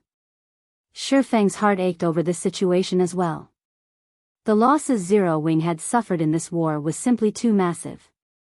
Yet, instead of revealing a dispirited expression, Shifeng smiled, saying, "However, the victor in this war will still be us, Zero Wing. Do you not see the situation your guild is in right now?" Martial Dragon could not help but laugh when he heard Shifeng's words. However, shortly after Martial Dragon had spoken, the Berserker's expression suddenly turned grave. An ambush? Martial Dragon suddenly felt a killing intent that was even more intense than when Shifeng had revealed himself. Martial Dragon promptly tried to put some distance between Shifeng and himself.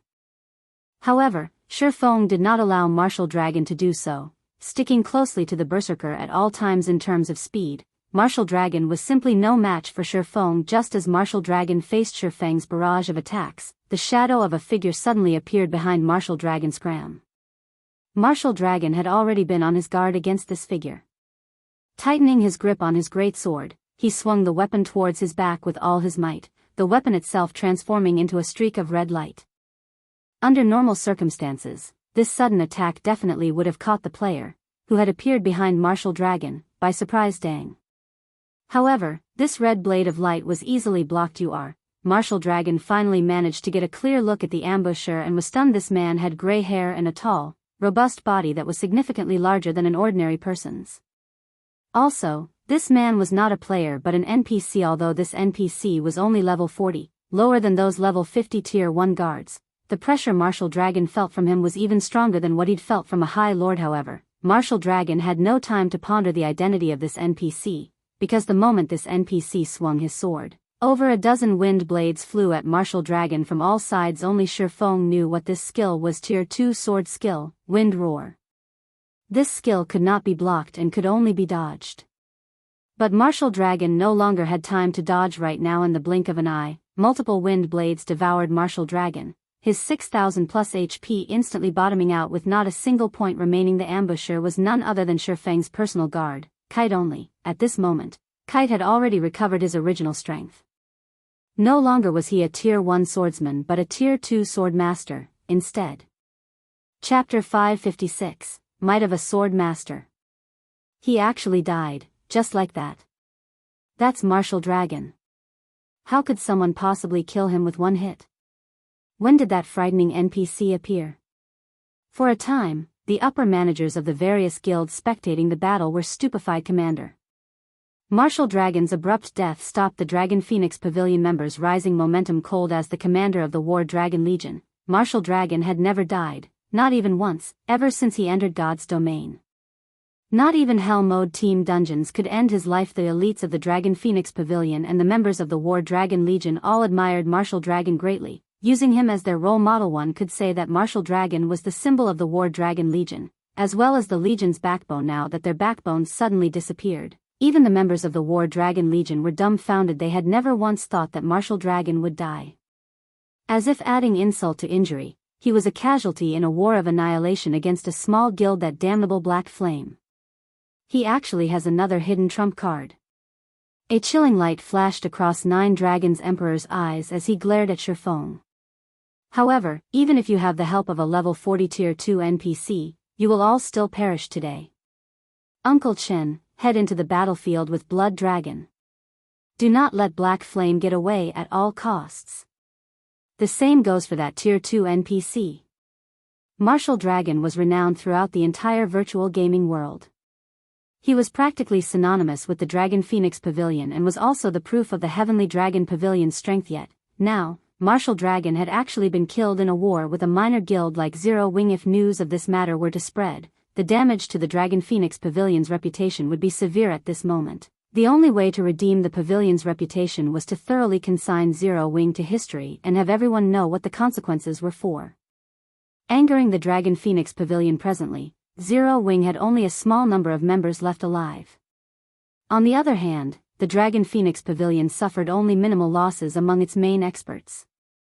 Although a tier 2 NPC was mighty, fortunately, it was just a level 40 NPC, roughly equivalent to a level 40 lord.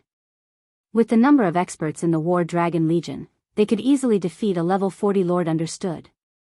The old man addressed as Uncle Chen bowed and departed. From an outsider's point of view, this Uncle Chen was only a butler of Nine Dragons Emperor.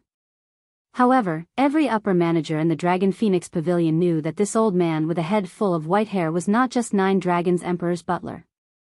He was the third person to command the War Dragon Legion, Dust Dragon. However, this detail was something in the annals of history currently. Most people had long since forgotten that this elderly man named Uncle Chen was the almighty Dust Dragon of the past. When the War Dragon Legion received the command, they immediately went into a frenzy. They no longer bothered targeting the elites of Zero Wing.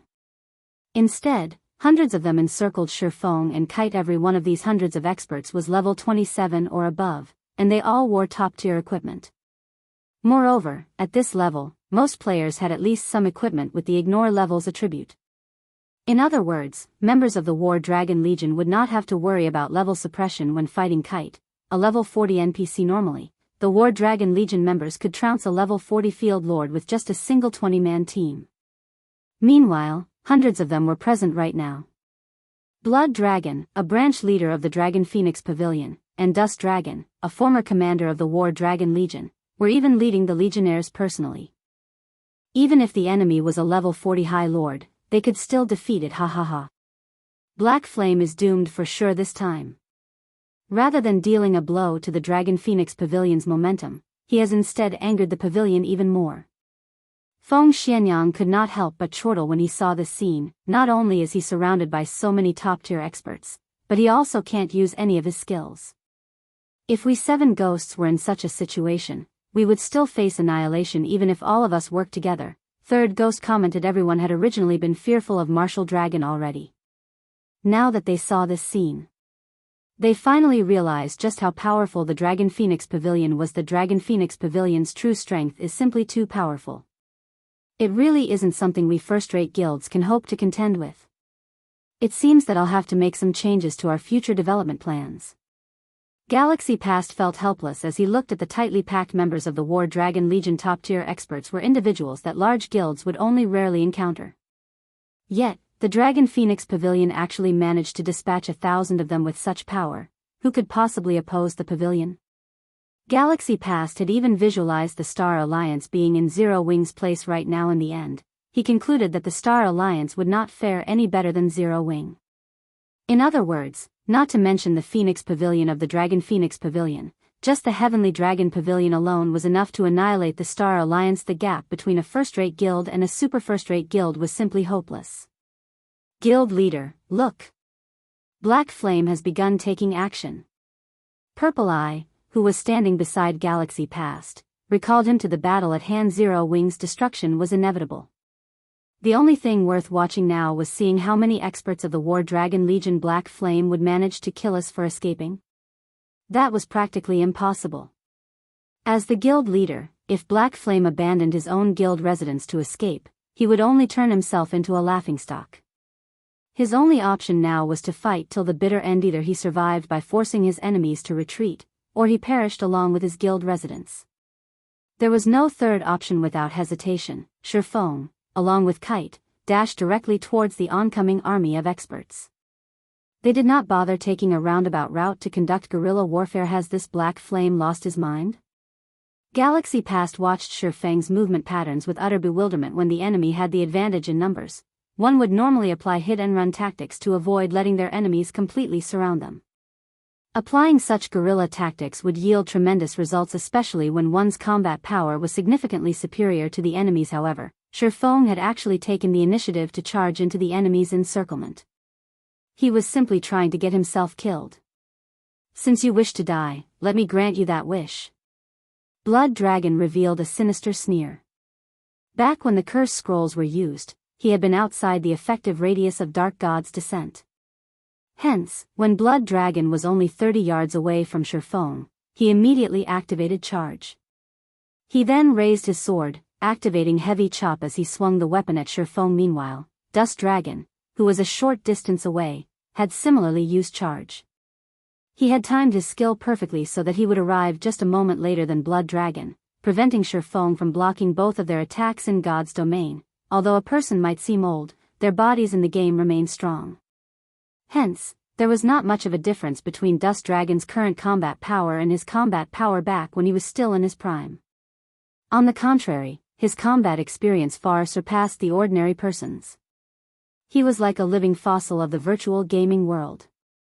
He had long since reached the realm of perfection in the control and usage of techniques. Looking to die? Shifeng could not help but smile when he looked at the two people swiftly approaching him. Kite was no ordinary NPC. He was a dark gold ranked personal guard, and he could easily beat up a player of the same level and tier. When Kite was still a tier 1 swordsman, he was already capable of contending against a high lord of the same level. Contending against higher levels might be a different story, but with his strength back to that of a tier 2 sword master, he could even go toe-to-toe with a level 40 Great Lord. Now what did a level 40 Great Lord hint at? The final boss of a level 20, 100-man Hell Mode team dungeon was only a level 20 Great Lord. But there had yet to be a single person daring enough to go challenge such a monster. Even until now out in the fields, a level 40 Great Lord would annihilate a 1,000-man team of level 40 players, not to mention a 100-man team. Meanwhile, the War Dragon Legion consisted of only several hundred players. Moreover, none of them was even close to reaching level 40 yet. They also did not possess any level 40 top-tier equipment. Yet, they still dared to come charging over. Their recklessness left Shifeng speechless. If he truly had to describe them, he would say that they were remarkably courageous. The moment Blood Dragon and Dust Dragon came rushing over, Kite moved in front of Shifeng. The sword master then swung his sword down at the two aggressors. Instantly, dozens of wind blades struck both Blood Dragon and Dust Dragon from all sides. In the blink of an eye, both berserkers were lying on the ground, already dead. Chapter 557, Qualifications to become an Overlord. What kind of NPC is this? Nine Dragons Emperor shot up from his seat the instant he saw Blood Dragon and Dust Dragon instant killed. An expression of shock plastered over his face. Nobody had a better understanding than he did of Blood Dragon's and Dust Dragon's strengths. Although the two of them were not a match for Martial Dragon, no one was likely to be a match for them when the two of them were working together. Even a level 40 High Lord would not be able to kill both of them in a single strike. The only possibility was that this NPC was too powerful, so powerful that players simply had no way of resisting him. Kite, kill them all. Leave none alive. Shifeng no longer held back. He immediately commanded Kite to begin his slaughter. In the past, Kite was titled the Windbreaker in the entire God's domain. Very few personal guards possessed a title. The title itself, though, was only a title. It did not provide any bonus attributes or contribute to the improvement of the personal guard's combat power. However, having a title signified that an NPC was not an ordinary class but a hidden class. Some hidden classes were weak, while some were strong. Windbreaker definitely ranked within the peak classes. In addition, as a personal guard, Kite himself also possessed frightening growth potential. Hence, Kite had become practically invincible when going up against an enemy of the same level and tier in the past. Back in the days, the lifestyle player that owned Kite had relied on this personal guard to become an existence that nobody in God's domain could ignore. Even super guilds did not wish to offend this lifestyle player casually. What about now? Back then, even a lifestyle player had managed to nurture Kite into a Tier 5 sword saint capable of overwhelming any Tier 5 player or NPC. Meanwhile, in this life, Shifeng was the one nurturing Kite. Not only could Shifeng provide greater financial support, but Kite's current growth potential was also higher than what he had in the past. Now, dealing with players of a lower level and tier was practically child's play to Kite. After Kite received Shifeng's command, he transformed into a fierce gale that swept across the members of the War Dragon Legion. The Shield Warriors and Guardian Knights of the War Dragon Legion hurriedly dashed to the forefront, attempting to block Kite's assault. Unfortunately for them, Kite was just too fast. With a simple leap, he arrived behind the Shield Warriors and Guardian Knights. He then used a Tier 2 skill, Wind Ferret, sending all players within 30 yards flying up into the air. In the next moment, Kite began brandishing his swords, shooting hundreds of wind blades outwards like a lotus flower that pierced the bodies of the players suspended in midair. Even though these players were Shield Warriors and Guardian Knights, their HPs still fell by the thousands. In the blink of an eye, their 6,000 or 7,000 HPs bottomed out, though a fortunate few managed to survive Kite's barrage of attacks. However, as they were too high up in the air, when they landed on the ground, the fall took away their last strand of HP. In just a moment, the War Dragon Legion had lost dozens of members. Seeing this scene where players fell to the ground like dumplings, one after another, everyone was utterly stupefied. Nobody had imagined that a Tier 2 NPC could actually be this mighty. Moreover, aside from him being strong, even Kite's combat techniques were more powerful than those of many experts. The Windbreaker is indeed amazing. It is no wonder he was able to deal with so many Tier 5 players as if they were little children in the past. Only Tier 6 God-ranked players were able to suppress him. Shifeng was delighted with Kite's performance. When it came to techniques, there were indeed players that could surpass Kite.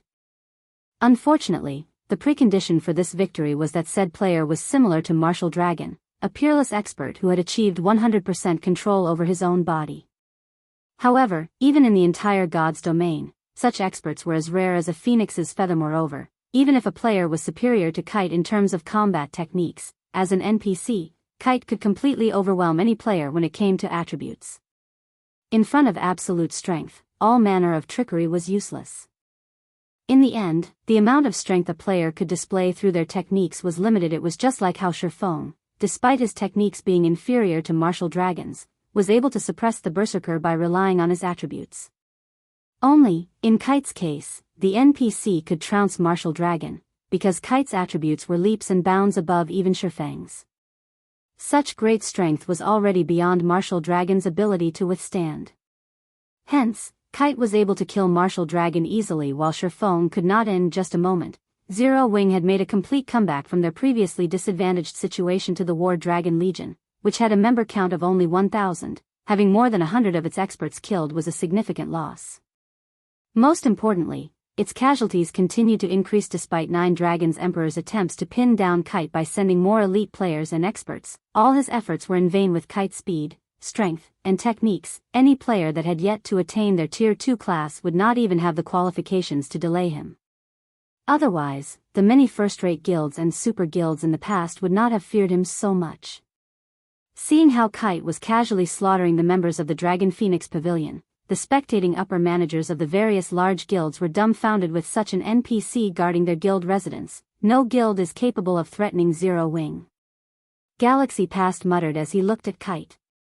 He then shifted his gaze toward Shifeng, who was leisurely observing the battle from the sidelines, his eyes filled with both admiration and envy. Although the status of a first-rate guild might seem preeminent, in reality, there was a massive gap between a first-rate guild and a super guild.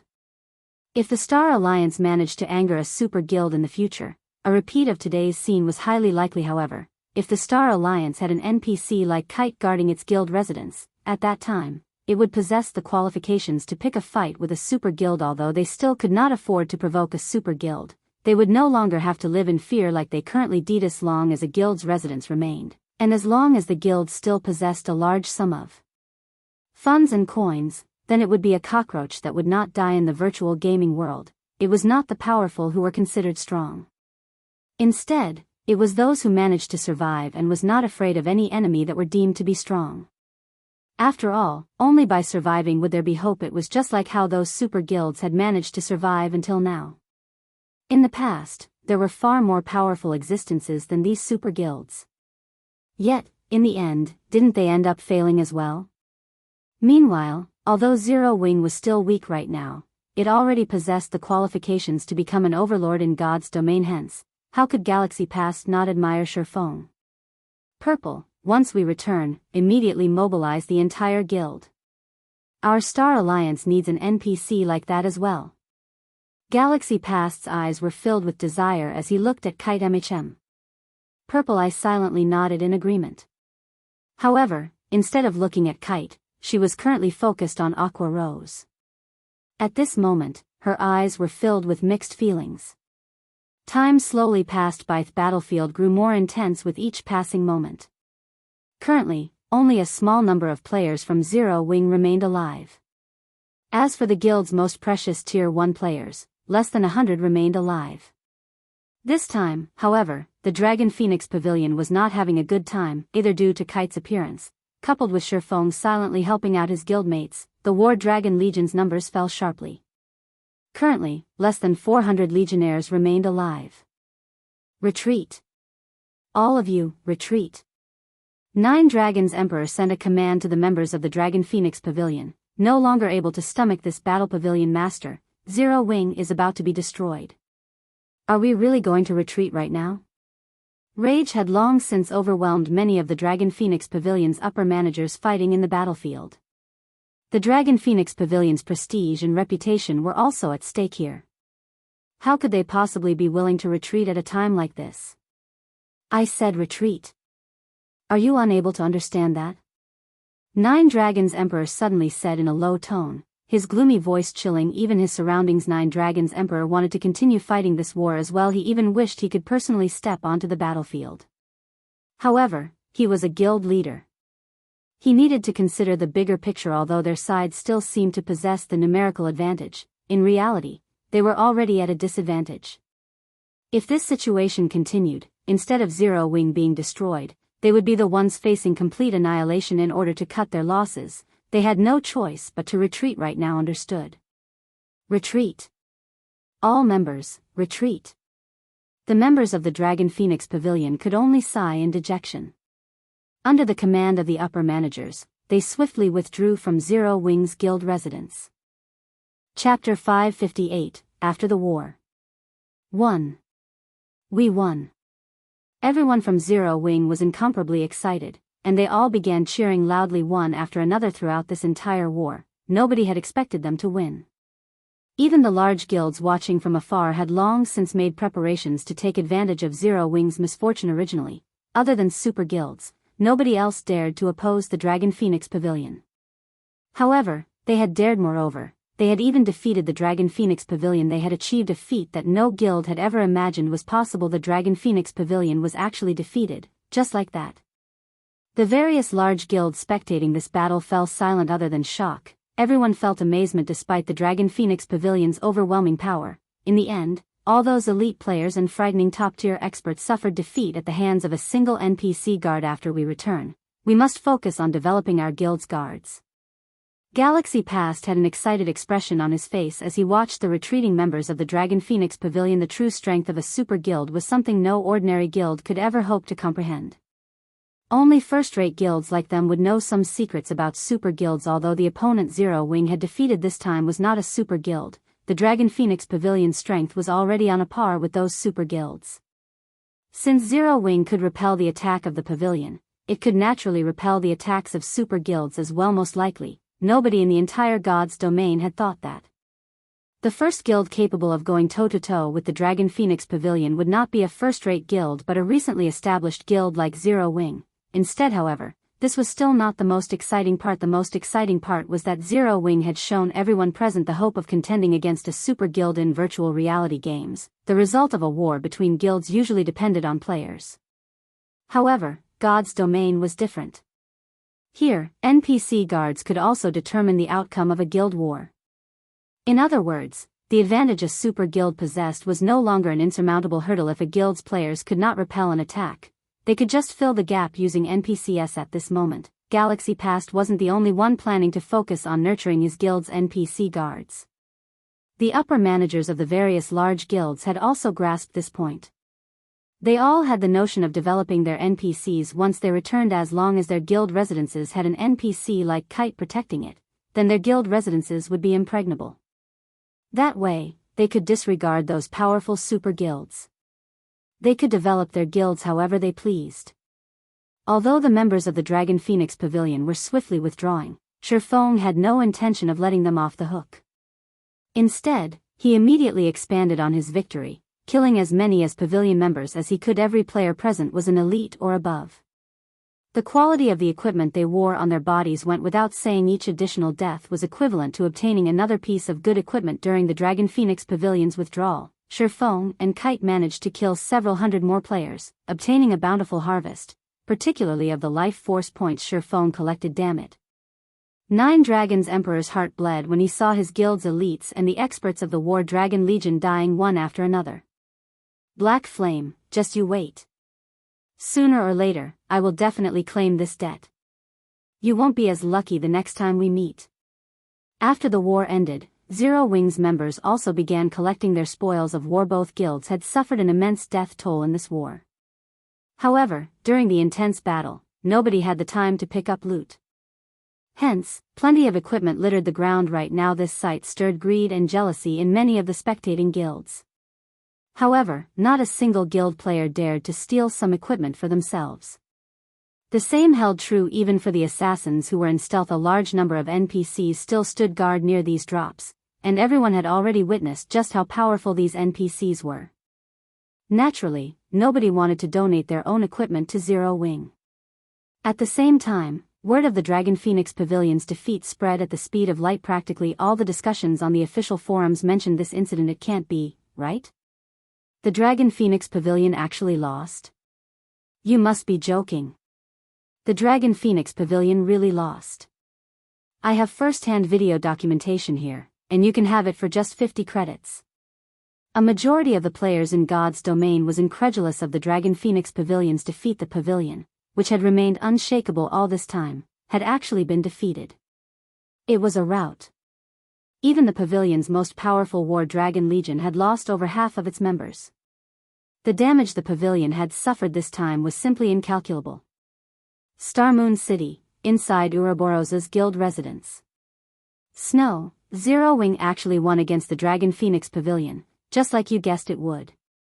Zhao Yueru's unblemished face was full of surprise when she received the latest news regarding the war between Zero Wing and the Dragon Phoenix Pavilion. There's nothing surprising about this, Gentle Snow said, a bright smile appearing on her face.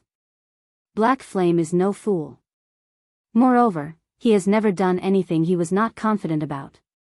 Since he dared to pick a fight with the pavilion, he naturally had basis for his confidence. Only, I never imagined that the source of his confidence would be so powerful. We're in luck this time. Since we're allies with Zero Wing, those elders whom Chao Qinghua is planning to pull to his side will have to carefully reconsider their actions. Zhao Yueru laughed. Moments after Zhao Yueru said these words, the doors to the meeting room opened, and a few gorgeously dressed middle-aged men and women entered. Seeing the arrival of these few people, Gentle Snow could not help but smile bitterly as she shook her head. Fate truly knows how to toy with people. These men and women were none other than Ouroboros's few highly skilled and influential elders. Normally, these elders paid little heed to the matters of the guild, focusing only on grinding, leveling up, and raiding dungeons. Even Chao Qinghua dared not offend these elders casually. Previously, Gentle Snow had tried inviting these elders for a discussion on some matters. However, they had simply ignored her overtures now. Without even requiring her invitation, these people had taken the initiative to come looking for her. This situation left Gentle Snow speechless. Back then, she had only decided to become Zero Wing's ally to repay her debt to Black Flame. Now, however, it would seem that she was growing even more beholden to him. Instead, Guild Leader Snow, we truly apologize for before. The few of us have been busy raiding dungeons all this time, so we failed to meet up with you. Now, however, we are already clear on the guild situation. The few of us here have unanimously decided to support you fully. If Chao Qinghua dares to try to split up Ouroboros, he will have to go through us first before he can do so, the leading shield warrior declared, chuckling now that Zero Wing had defeated the Dragon Phoenix Pavilion, a super first-rate guild. Its fame and status in God's domain were naturally far different from before prior to Zero Wing's appearance. The upper managers of various large guilds were secretly doing their best to forge connections with super guilds to increase their authority inside their own guilds. Many large guilds had even taken the initiative to curry favor with super guilds to obtain the protection of these super guilds. That way, if other guilds wanted to make a move on them, these guilds would have to think twice before taking action against them. After all, nobody wished to incur the anger of a super guild. Meanwhile, now that Zero Wing had defeated the Dragon Phoenix Pavilion, the consequences were obvious. In the future, Zero Wing might very well become another super first-rate guild. When a man became powerful, those near him could ride on his coattails to success as well. Since Gentle Snow was an ally of Zero Wing, that meant that Gentle Snow had the support of what amounted to a super first-rate guild. As long as one was not a fool, they would know which side they should choose. White River City, Zero Wing's residence. Guild leader, I've already tallied up the results of the war. Here are the statistics, Aqua Rose said, a smile on her face as she handed over a list of data to Shifeng. How could there be so many? We've really made a fortune this time. The corners of Shifeng's lips twitched slightly when he looked at the list. Chapter 559, Growing Stronger. The number of equipment on the statistical list exceeded 20,000. Most of the equipment originally belonged to the Zero Wing members who had participated in the war, so those had to be returned. In addition, they had to take into account the reward for killing enemy players as well as death subsidies. However, even after deducting all the necessary expenses, they still had over 5,000 pieces of equipment remaining. Initially, Shifeng thought Zero Wing would only gain a slight profit from this war. After all, Zero Wing's army of over 10,000 elites had practically suffered complete annihilation. Only a few hundred elites remained alive at the end of the war. As for the Tier 1 core members, only several dozen survived. The compensation for the losses of over 10,000 elite members and hundreds of core members was astronomical. Having a surplus of more than 5,000 pieces of equipment surpassed Shifeng's expectations entirely. We are fortunate that the pavilion members' equipment is of excellent quality. Unlike the previous battles we fought before when there were barely enough spoils of war to go around, even though our losses were not significant back then. At this moment, Aqua Rose was overjoyed. The guilds they had fought in the past were much poorer compared to the Dragon Phoenix Pavilion. The enemy guilds back then consisted mostly of ordinary players, with only a small number of elite players. The equipment they could drop was naturally of low quality. Bronze and mysterious iron equipment was considered top-tier goods for those guilds. Now, however, the enemies they had killed were the elites and experts of the Dragon Phoenix Pavilion. Naturally, the items they dropped were on an entirely different level in terms of quality. The majority of the equipment worn by the pavilion's elite members was level 20 secret silver equipment, with the weakest being level 20 mysterious iron equipment, and the strongest being level 20 fine gold equipment. As for the members of the War Dragon Legion, all the equipment they wore was level 25, with the majority being level 25 fine gold equipment, and the weakest being level 25 secret silver equipment. A few legionnaires even had level 25 dark gold equipment. Naturally, the items they dropped were astounding. Currently, level 20 bronze equipment was being sold for around 20 silver. Even mysterious iron equipment sold for around 40 silver only. However, the prices for secret silver equipment was a different story altogether. With the difference of just one rank, the price increased from around 40 silver straight up to around 90 silver. If it were secret silver equipment meant for MTs, the price would go further, up to 1 gold 20 silver. This disparity was mainly due to the sheer difficulty in obtaining secret silver equipment in level 20, 6-man party dungeons. Even at hell mode, there was only a fixed chance for secret silver equipment to drop. Only 10-man hell mode team dungeons would drop secret silver equipment with 100% certainty, with a small chance of dropping fine gold equipment. Most players in God's domain were just beginning to raid level 20, 10-man team dungeons. and the number of teams that could raid Hell mode was very low. With the tight supply of level 20 secret silver equipment, it was only natural for prices to be a lot higher. As for level 20 fine gold equipment, its prices were even more inflated. Each piece of such equipment sold for at least 4 gold. Normally, only 20-man Hell mode team dungeons would drop fine gold equipment with 100% certainty. Meanwhile, there was only a fixed chance for one to drop in hard mode. Hence, fine gold equipment was much rarer, and its price much higher. If level 20 equipment was already like this, there was no need to mention level 25 equipment for equipment. Although an increase in 1 rank was equivalent to an increase in 5 levels, level 25 secret silver equipment was much more expensive than level 20 fine gold equipment.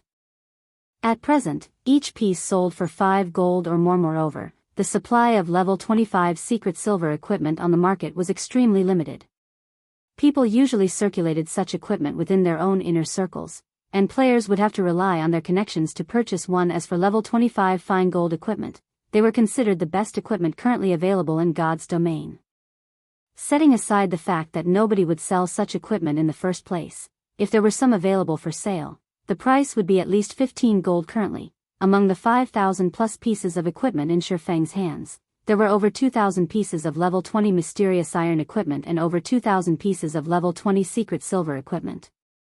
As for the remainder, over 600 pieces were level 20 fine gold equipment, over 400 were level 25 secret silver equipment, over 150 were level 25 fine gold equipment, and a total of 12 pieces were level 25 dark gold equipment. If converted to coins, all this equipment would be worth more than 10,000 gold. After fighting a single war, Zero Wing had made a pure profit of over 10,000 gold. Any guild would be celebrating after such a harvest. Not to mention, even if a guild had 10,000 gold, it would not be able to obtain so many pieces of equipment. If a guild wished to develop quickly, other than having experts leading its members, it was also essential to have equipment in the guild's warehouse. The amount of equipment a guild possessed determined the number of members it could sustain. Now that Shifeng had received such a huge influx of equipment, he could definitely advance Zero Wing further, absorbing even more members into the guild leader. Should I place the equipment into the guild's warehouse? Aqua Rose asked. Organize them and place the ones with good attributes into the guild's warehouse. Hand over the remainder to Melancholic for sale, Shifeng instructed. After giving her question some thought, a majority of the current players had already reached level 20 or above. Those who hadn't reached level 20 were either new to God's domain, or just ordinary lifestyle players. Meanwhile, all the elite members in Zero Wing were level 25 or above, whereas ordinary members were either level 23 or level 24. Hence, their demand for level 20 equipment was not particularly high. Level 20 equipment was currently considered mainstream equipment in God's domain. Its popularity just happened to be at its peak. After more time passed, level 20 equipment would grow obsolete and lose its value. Hence, now was the best time to sell their excess equipment and maximize their profit. Currently, the Candlelight trading firm continued to expand every day. However, the variety of goods the firm sold was still insufficient. There was a limit to the number of players the firm could attract just by relying on the intermediate mana armor kits and light stones.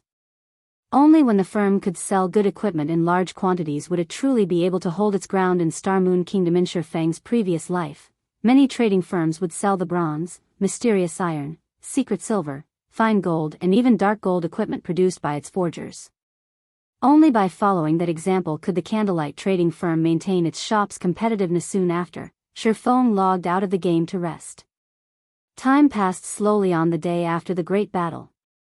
The atmosphere surrounding White River City was no longer oppressive like before, and many players on the streets had begun talking about yesterday's war. Damn.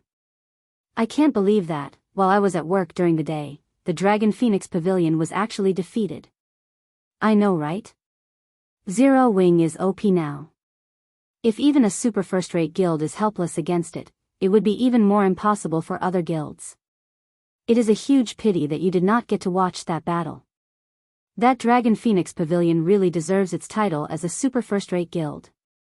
The number of experts they sent over yesterday could easily overwhelm any first-rate guild. However, Zero Wing still came out on top. Nobody could have imagined that they actually had such a powerful NPC guard, that one NPC killed hundreds of top-tier experts all by himself. My eyes nearly fell out when I saw that scene back then. Now that Zero Wing has defeated the Dragon Phoenix Pavilion, it will definitely become even more powerful in the future. I heard that Zero Wing has begun mass recruitment again. I failed their test the last time. I wonder if I can pass it this time. Previously, I thought about trying to join a super guild. Now, however, it seems that there won't be a need to do so. I'll go with you to apply for the test. The independent players filling the streets and alleyways of White River City talked fervently about Zero Wing, a fire of anticipation burning in their eyes. These players felt proud just thinking about residing in the same city as Zero Wing, a guild capable of contending against the Dragon Phoenix Pavilion. Compared to those flamboyant first-rate guilds, Zero Wing was far more powerful in reality. Such a reaction wasn't limited to just the players of White River City. The independent players of many other cities, other kingdoms even, began migrating to White River City one after another, every one of them hoping to join Zero Wing. In just half a day's time, Zero Wing completely recovered to its original strength. The number of elite players Zero Wing had right now was even higher than before the war with the Dragon Phoenix Pavilion. Chapter 560, Times have changed. Normally, the guilds involved in a guild war would have to undergo a protracted recovery before they could regain their peak. However, after Zero Wing's miraculous victory over the Dragon Phoenix Pavilion, its prestige throughout the entire Star Moon Kingdom soared. At this moment, not even the few first-rate guilds based in Star Moon Kingdom were a match for it. As a result, a large number of independent players swarmed to White River City in order to join Zero Wing. In no time at all, Zero Wing went from being an ordinary guild with 50,000 members to a large guild with over 80,000 members. Moreover, this was after Zero Wing increased the difficulty of its recruitment test. Most importantly, this number was still rising rapidly, with no signs of slowing down at all. Zero Wing's development speed rendered the various large guilds in Star Moon Kingdom speechless. Currently, Zero Wing could already be described using the term overcrowded. All of this was a result of Zero Wing's future becoming limitless. Previously, although Zero Wing had attracted quite a lot of attention due to its various feats, at the end of the day, it was merely another small guild that was a dime a dozen in God's domain. It was an existence that would disappear in an instant should it accidentally anger a large guild. Hence, when independent players were choosing a guild to join, the first ones they would consider were definitely those large guilds instead of Zero Wing. Now, however, the situation had changed. Firstly, Zero Wing was already in existence that did not need to fear any other guild. Secondly, the treatment and benefits Zero Wing provided surpassed even those of first-rate guilds. Thirdly, there were all sorts of top-tier equipment available in the guild's warehouse.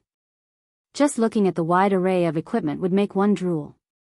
Not to mention, the guild residents also had a large number of private rooms available for rent. Whether it was in terms of leveling speed or equipment upgrading speed, Zero Wing was much faster than every other guild. With so many advantages, everyone would naturally hope to join Zero Wing. Aren't you guys being too arrogant? You defeated the Dragon Phoenix Pavilion's raid only once. Among the large number of independent teams out there, the combat power of our Flying Eagles team is definitely ranked above average. We will be highly valued even if we join a first-rate guild. Yet, now that we are trying to join Zero Wing, only 2 of the 10 of us managed to pass your test. Aren't you looking down on us a little too much? A level 24 Guardian Knight demanded angrily. That's right. We hurried over to this place from far away and have spent a lot of money on teleportation fees, all because we want to join Zero Wing. Can't you lower the difficulty of the test by just a little bit? A level 23 Ranger complained at the recruitment hall inside Zero Wing's residence. Many players were voicing their discontent over Zero Wing's recruitment test. This situation was giving Aqua Rose a huge headache as well. She could not understand why Shifeng suddenly decided to raise the requirements despite these already being very high before, even higher than those of first-rate guilds. Yet, now, Shifeng raised that bar even further. He was practically trying to drive players away from the guild. Guild leader, there are countless guilds in God's domain, and all of them are frantically trying to recruit members. Now that we have defeated the Dragon Phoenix Pavilion, we have the perfect opportunity to develop quickly. If we don't take this chance to recruit a large number of players while we are still popular, it won't be as easy to do so in the future. Can't you lower the conditions a little? Aqua Rose asked. Most of the players who had come from other cities were relatively skilled players back in their own cities. However, in order to better develop themselves, they had come all the way to White River City specifically to join Zero Wing. One could say that these players were the cream of the crop of other cities, and rejecting them right now would be such a pity. I won't change this condition no matter what. Besides, I didn't invite them over, they came of their own free will. In any case, the condition is there. Once they pass it, they can naturally join the guild. If they fail, there is nothing we can do about it. Zero Wing's resources are limited. Our guild isn't a garbage collection station. Moreover, Zero Wing is taking the path of the elite. There is no meaning in recruiting in bulk. Shifeng showed no signs of regret at all. Slowly, he explained, you have seen it for yourself. During the war with the Dragon Phoenix Pavilion, the War Dragon Legion nearly annihilated all our elites. If we did not have a large number of NPC guards to assist us, the War Dragon Legion might have wiped us out. Hence, what we need to do now is not to increase the number of members we have but to improve the quality of our members. Aqua Rose fell silent upon hearing Shifeng's words. The gap between the two sides in that war was simply too vast. Not to mention the War Dragon Legion, even the standard of the Dragon Phoenix Pavilion's elite members was significantly higher than Zero Wing's. Had the gap been smaller, Zero Wing would not have suffered such massive losses. Indeed, my mind must have been clouded before. I'll carry out your orders immediately, then. After Shifeng's lecture, Aqua Rose finally realized that she'd had her head in the clouds out of joy from their victory. Zero Wing had always been taking the path of the elite. It was precisely because of this that the guild's members managed to improve their strength so quickly. Despite having only 50,000 members, there were over 13,000 elite members in the guild. This was a very frightening ratio. Moreover, Zero Wing's success in developing from a small guild with only several thousand members to a guild with more elite members than even a second-rate guild was all because every guild member received a significant share of the guild's resources, following which, Shifeng handed over all Zero Wing-related matters to Aqua Rose while he went to his forging room in the candlelight trading firm. The demand for intermediate mana armor kits was just too high. The kits he had made several days ago were nearly sold out now, so he had to replenish the inventory immediately. During this period of time, Shifeng had been constantly busy developing the candlelight trading firm, so he did not have time to do anything else. Notably, the time limit for his epic quest, Darkness Descends, was nearly up. Fortunately, the candlelight trading firm was already well developed, and its fame had already spread throughout the entire kingdom. It would not take long to accumulate 30,000 gold. While a sea of players was applying to join Zero Wing, the situation on the candlelight trading firm's side was also getting out of hand. Currently, White River City was flourishing. It was no longer inferior to Starmoon City. Moreover, during this period of time, the candlelight trading firm had begun selling equipment in large quantities, enjoying great popularity from the public. As for the overwhelming trading firm, it had already been left in the dust by now. Inside the lively candlelight trading firm, the various large guilds that had originally been planning to take advantage of Zero Wing's misfortune had all gathered here once again.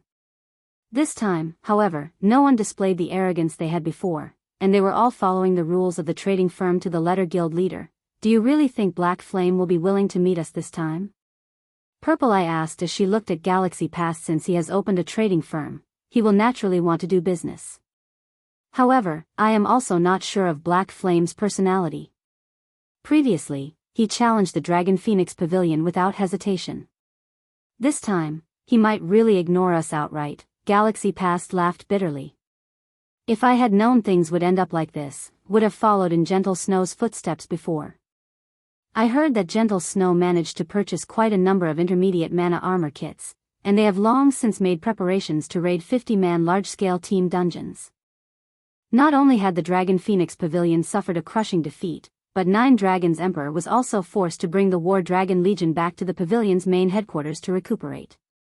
If even the Dragon Phoenix Pavilion ended up in such a state, ordinary first-rate guilds like them stood no chance against Zero Wing at all. Now, the only thing they could do was wait. Shortly after Shifeng began forging intermediate mana armor kits, Melancholic Smile entered his forging room. Guild leader, many upper managers from first-rate guilds have come to the candlelight trading firm.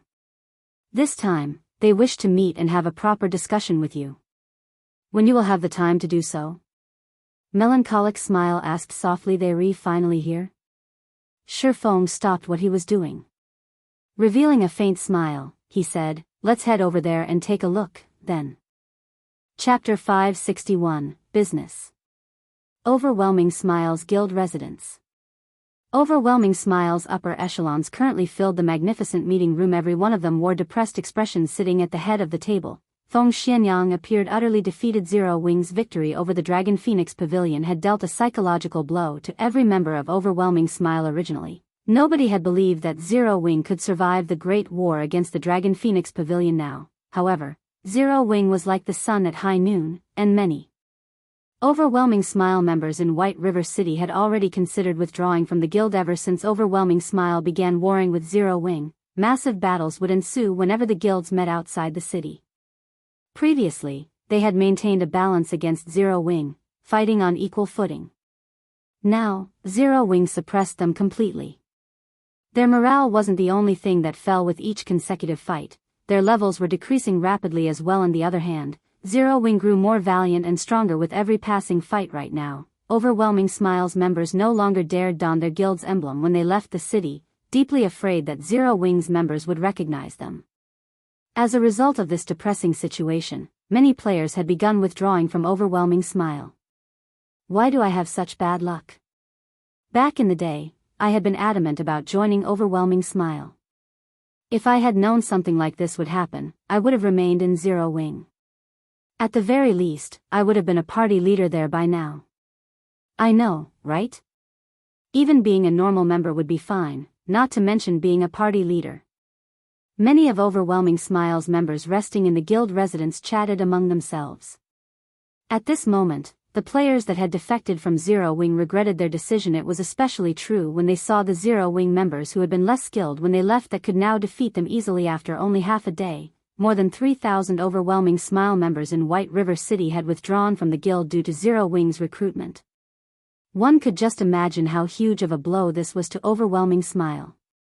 However, the most damaging aspect was that more players considered defecting as time passed. Even some of Overwhelming Smile's middle managers began to express such inclinations. Do any of you have any ideas of what we can do about this?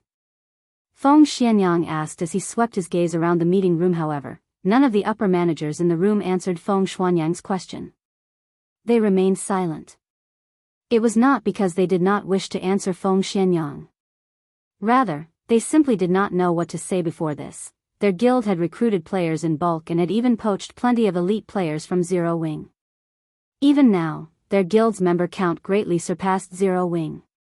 However, when it came to an actual fight, they realized that having the advantage of numbers was of little to no use currently. Whether it was in terms of levels or equipment, Overwhelming Smile was no match for Zero Wing at all. Even its momentum was significantly slower than Zero Wing's. What could they do in such a situation? Moreover, the war between their guild and Zero Wing was like a bottomless pit. No matter how much money they tossed into that hole each day, they could not fill it. If they continued this fight, they would eventually have to disband the guild altogether. A bunch of rubbish. Why do I even need you here? Feng Xianyang bellowed as he abruptly slammed his hand onto the table. Everyone in the room involuntarily lowered their heads, not daring to utter a single word. This won't do. I can't let things end just like this. Since the Dragon Phoenix Pavilion has suffered defeat, it will definitely try to restore its reputation. Think of a way to make contact with the pavilion. Feng Xianyang said, a bloody glow flashing in his eyes. Angrily, he declared, if Underworld and the Dragon Phoenix Pavilion join hands, I refuse to believe that we can't annihilate Zero Wing. Meanwhile, in the Candlelight Trading Firm's first-floor reception hall, the upper managers of various large guilds had waited, unattended, for a long time now. This time, however, none of them dared to complain. Suddenly, the doors to the reception hall opened.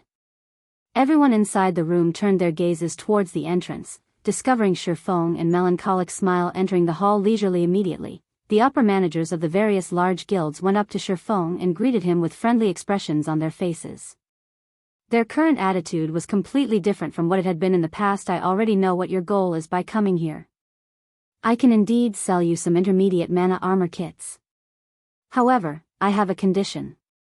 If you aren't interested in my proposal, then you may just leave, Shifeng said straightforwardly, showing no signs of appreciation. Everyone's compliments. Ha ha ha.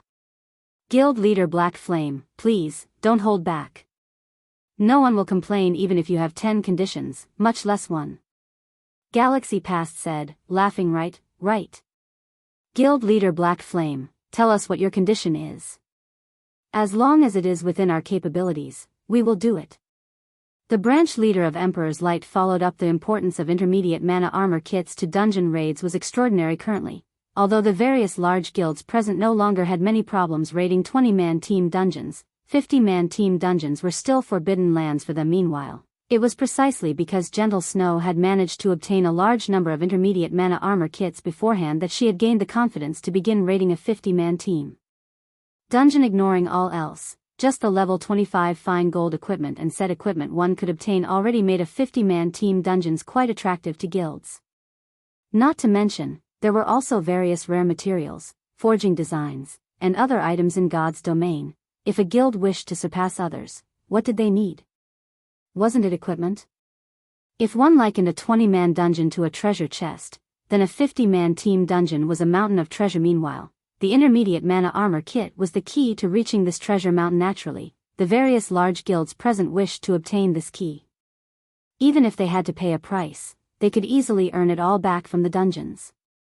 Hence, the various large guilds were very eager to obtain the kits. My condition is very simple. You will purchase each intermediate mana armor kit for 7 gold and 100 magic crystals. This is a reasonable price, right? Sure. Foam laughed. Players could easily obtain magic crystals from any dungeon.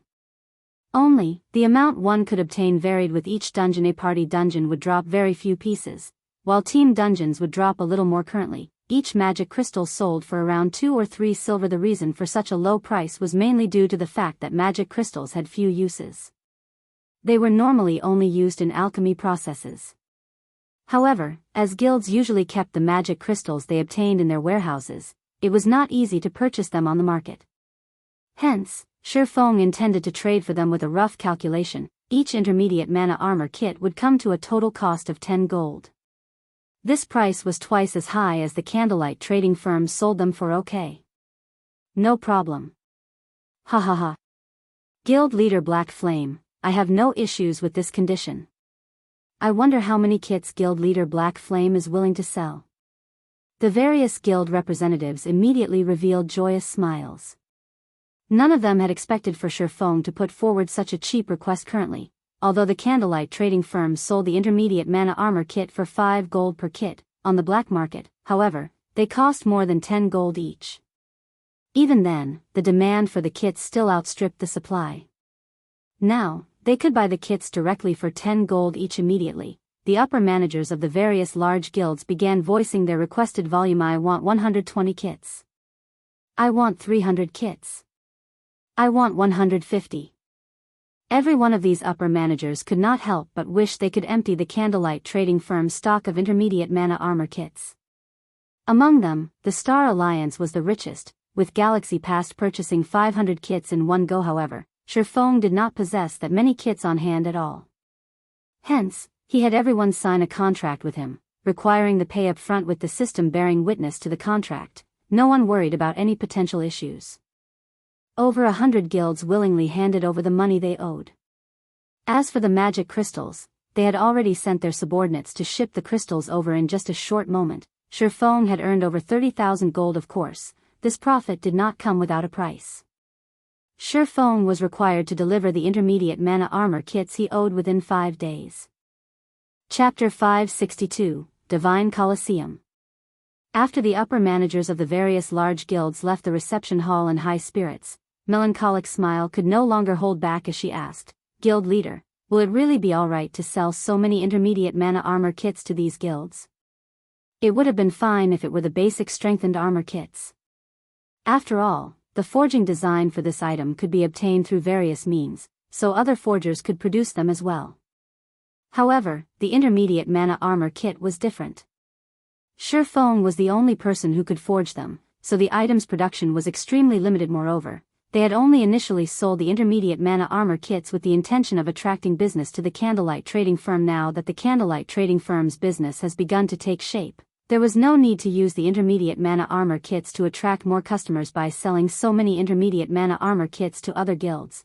it would only serve to strengthen these guilds. This would just cause Zero Wing more trouble. Since we are a trading firm, why shouldn't we do business when the opportunity presents itself? Shifeng laughed. Not to mention, I've already made a huge profit. I should at least allow others to pick up some scraps, right? Huge profit? Melancholic Smile was confused. If we sell the same amount of kits through the black market secretly, we will make more than what we just did. However, my goal isn't just to earn coins, but also magic crystals. Shifeng explained, currently, there are few uses for magic crystals. Moreover, they can only be obtained from dungeons. However, the various large guilds normally keep the magic crystals they obtained for themselves. So, if we had to point out who possesses the most magic crystals, it would have to be these large guilds. But the Candlelight trading firm also has plenty of magic crystals. We even have an entire warehouse full of them right now. We have more than what we can use. Melancholic Smile grew even more confused. Have you forgotten the simulation device in the special forging rooms? Shifeng laughed immediately. Melancholic Smile's eyes glowed as she came to a realization. If one wished to use the simulation device, they needed to expend magic crystals. Meanwhile, the amount of magic crystals required varied depending on the materials simulated. The more precious a material was, the more mana crystals were required. A simulation device could allow a lifestyle player to familiarize themselves with the production flow of an item swiftly, significantly increasing their success rate and production speed when it came to the real deal. Compared to experimenting and wasting actual materials, it was much cheaper to spend magic crystals. Currently, the Candlelight trading firm was developing in multiple cities. However, it severely lacked manpower, particularly advanced forging apprentices and basic forgers who were capable of producing advanced products. Despite the firm's efforts in recruiting lifestyle players from cities outside its sphere of influence, the number of players they had recruited was utterly insufficient. Currently, player demand for advanced products was growing exponentially. However, only basic forgers had a slightly higher success rate of producing items such as level 20 bronze and mysterious iron equipment. Advanced forging apprentices could not produce such items at all. As a result, the other trading firms throughout the entire God's domain were also desperately recruiting and poaching basic forgers. Unfortunately, becoming a true forger was easier said than done. If one wanted to nurture a group of basic forgers, the money required to do so could bankrupt an ordinary small guild. If the Candlelight trading firm wished to quickly nurture a batch of advanced forging apprentices and basic forgers, utilizing the simulation device in the special forging rooms would be the cheapest way to do so. Only, the amount of magic crystals required to sustain the simulation device for so many people would be astounding. Considering the situation again, Melancholic Smile found that the amount of magic crystals the firm had stored away was indeed insufficient. All right, in a moment, go and receive the magic crystals that those guilds have sent. I've also removed the restriction on the previously reserved special forging room. You can allow players with strong potential to train there. Saying so, Shifeng removed the restriction on the special forging room. Right, you should also purchase some magic crystals from time to time. However, make sure not to attract too much attention when doing so lest people start hiking up the prices. Guild leader, rest assured, I will send people to purchase them from other cities discreetly. I won't let others find out about this. Melancholic Smile nodded, smiling brightly.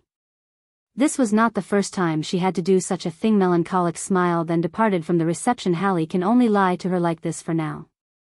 Shifeng released a sigh of relief as he watched Melancholic Smile's departing figure. In reality, he had an even greater purpose for collecting magic crystals in bulk: the Divine Colosseum. That was where magic crystals were truly valuable in the past. Everyone had treated magic crystals as garbage as, at the time, only certain items required magic crystals to produce. Moreover, these items required very few to produce. Hence, players would normally celebrate if they managed to sell the magic crystals they had obtained. However, nobody could have imagined that, the moment the Divine Colosseum opened, the prices of magic crystals would instantly soar by over 6 times. The Divine Colosseum allowed players to examine their strength, and it allowed players to undergo training provided by the system to improve their weaknesses. Moreover, one could also obtain rewards from battles in the Divine Colosseum.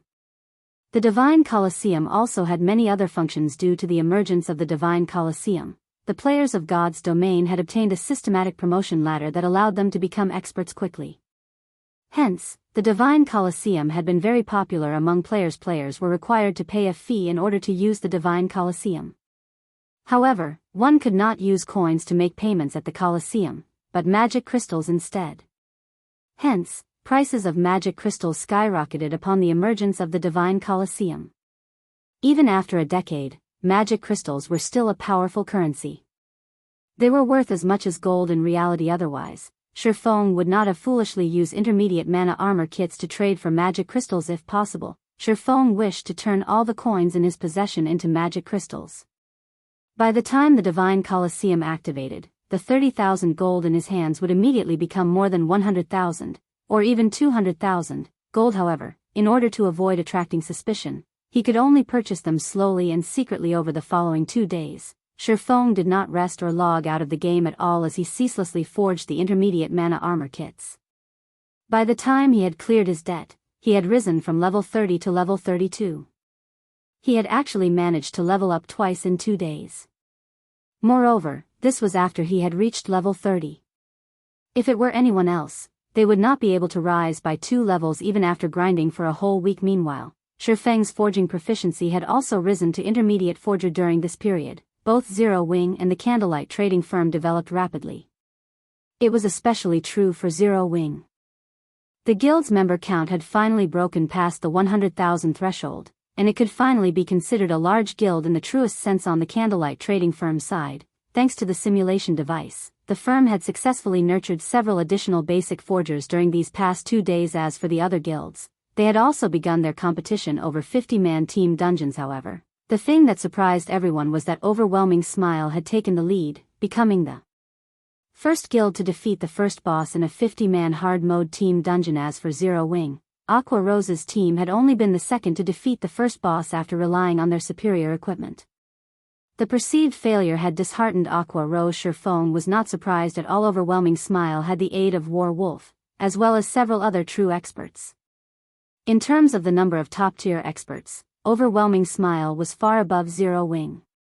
Moreover, 50-man team dungeons relied more on a player's combat techniques than equipment. It was only natural for Aqua Rose's team to lose. It should be about time to turn in the quest.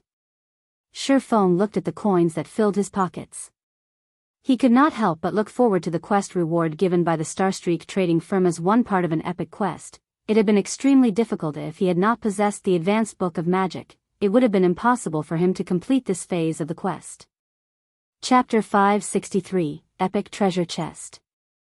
Just as Shifeng finished tidying up the intermediate mana armor kits he had forged and was about to head towards the Starstreak trading firm to complete his quest, Melancholic Smile suddenly rushed into the room, obviously agitated. Why the hurry? Did something big happen? Shifeng could not help but ask. People from the Dragon Phoenix Pavilion are here. Melancholic Smile hurriedly said, they say they must meet with you. Moreover, they wish to hand you an item personally. They say that this item will be a huge help to you, and if you do not take a look at it, you will regret it in the future. Regret it, huh? Shifeng laughed. This Dragon Phoenix Pavilion truly is interesting. I've just defeated them, and already, they're sending gifts? Let's go see what they're up to, then. The Dragon Phoenix Pavilion was a super first-rate guild. Although it had suffered massive losses in its war against Zero Wing, with the pavilion's background, it should have already recovered most of its losses. As for the possibility of the pavilion starting another war with Zero Wing, that was highly unlikely. Hence, the fact that someone from the pavilion had come looking for him confused Shifeng. He had no idea of what the pavilion was up to. After entering the reception room, Shifeng noticed that the pavilion had only sent one person to meet with him this time. However, the moment Shifeng saw this person, he was immediately shocked. Why is she here? Shifeng looked at the girl, who approached him slowly, the scene of many legendary wars that occurred in his previous life surfacing in his mind. This woman was none other than the protagonist of those legendary wars, Phoenix Reign. The Dragon Phoenix Pavilion was split into 2 pavilions. One was the Heavenly Dragon Pavilion, while the other was the Phoenix Pavilion. Of the 2, 9 Dragons Emperor controlled the Heavenly Dragon Pavilion, while Phoenix Reign managed the Phoenix Pavilion. Although 9 Dragons Emperor looked quite young, he had merely managed to retain his youth due to the technology of this era and exercise. In reality, Nine Dragons Emperor's real age had long since passed 35. Even so, the fact that Nine Dragons Emperor had been able to become the pavilion master of a super first-rate guild at the age of 35 showed that he was a promising talent. However, Phoenix Rain was even more amazing. Despite still being in her early 20s, she had already become the pavilion master of the Phoenix Pavilion. In the past, her deeds in the virtual gaming world had been legendary. As a result, the time when Phoenix Rain had reigned over the Phoenix Pavilion had been hailed as the pavilion's golden age. During that time, the Dragon Phoenix Pavilion had rapidly grown stronger. At present, Phoenix Rain was the reason that everyone considered the Dragon Phoenix Pavilion as a guild that was closest to becoming a super guild. Even the extraordinarily mysterious Great Pavilion Master of the Dragon Phoenix Pavilion was willing to allow Phoenix Rain to succeed him, becoming the Great Pavilion Master. Currently, Phoenix Rain wore a bright red mage's robe, the robe showcasing her exquisite figure. Every one of her actions carried an air of bewitchment, causing others to submit voluntarily. Hello, Guild Leader Black Flame.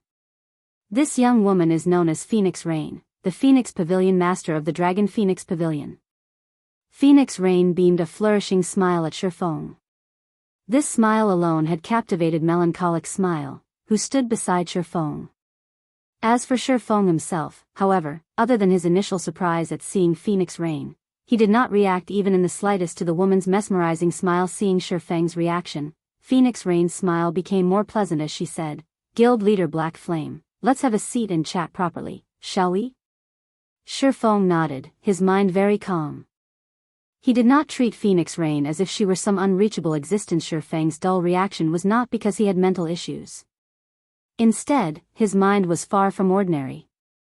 It was merely a smile. It was still not enough to make him blush or cause his heartbeat to quicken. "Phoenix Pavilion Master, you previously mentioned a gift for me and that I will regret it if I don't take a look. May I know just what kind of item Phoenix Pavilion Master offers me?" Shifeng smiled calmly. Guild Leader Black Flame really is impatient. "We've only just met, yet you're already so straightforward.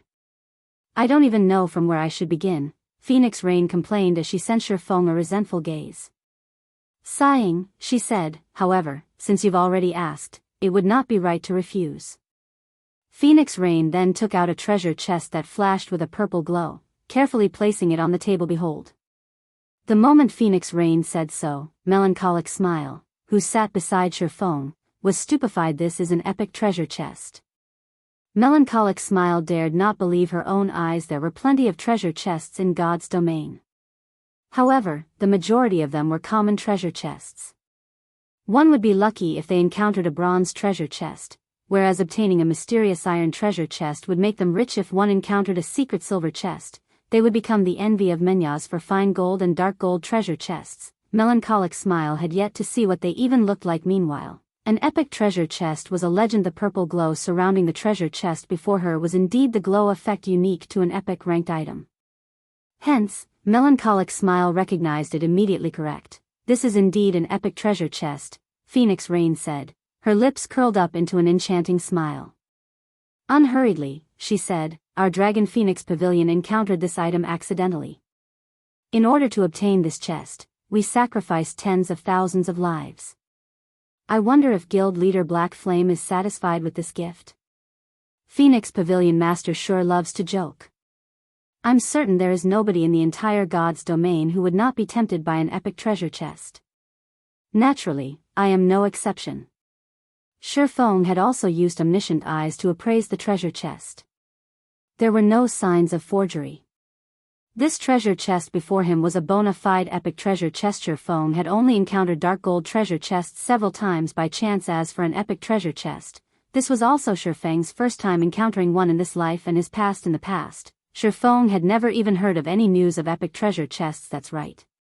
He had not received even the slightest bit of information regarding epic treasure chests. Shifeng had even doubted that epic treasure chests existed in God's domain. Now that Phoenix Rain had brought an epic treasure chest as a gift for him, he wondered if he were dreaming. Dark gold treasure chests had a fixed chance of containing an epic item. What about an epic treasure chest, then? Shifeng did not even dare to think about it. At the very least, an epic item would drop. There might even be an extremely tiny chance that it might contain a complete legendary item. Legendary item. They were very limited in God's domain. In the past, Every player who owned a legendary item was in existence ranked at the game's apex. Just owning the fragmented legendary ranked Heavenly Dragon's Breath had allowed Shifeng to have an unmatched advantage in terms of attributes. Even a monstrous existence like Martial Dragon was forced into a stalemate against him. Moreover, he had been unable to use any of his skills during that fight. If his skills weren't sealed, he could definitely beat the living daylights out of Martial Dragon if he activated Dragon's power. On the other hand, had Martial Dragon possessed a legendary item, Zero Wing would have definitely perished in the war before. I'm glad that it has attracted your attention. Initially, I was worried that guild leader Black Flame will not be satisfied with this. Phoenix Rain revealed an expression of relief. She looked nothing like a Legend Phoenix Pavilion Master. Just tell me what you want. I don't believe that anyone would gift me an epic treasure chest for no good reason, Shifeng asked after calming down. Ha. Guild leader Black Flame is indeed smart. There are no free lunches in this world. What I need guild leader Black Flame's help with is simple. I would not ask you to do something that will displease you. Moreover, this matter offers no harm, only benefits, Phoenix Rain laughed. However, I will require you to sign a contract before I can tell you. Otherwise, we will have to forget about this altogether. Only, it would be a pity for this epic treasure chest. Shifeng fell silent. He could not understand just what Phoenix Rain was trying to do. Chapter 564, Demon Queen. Phoenix Rain did not grow anxious at the lack of response from Shifeng.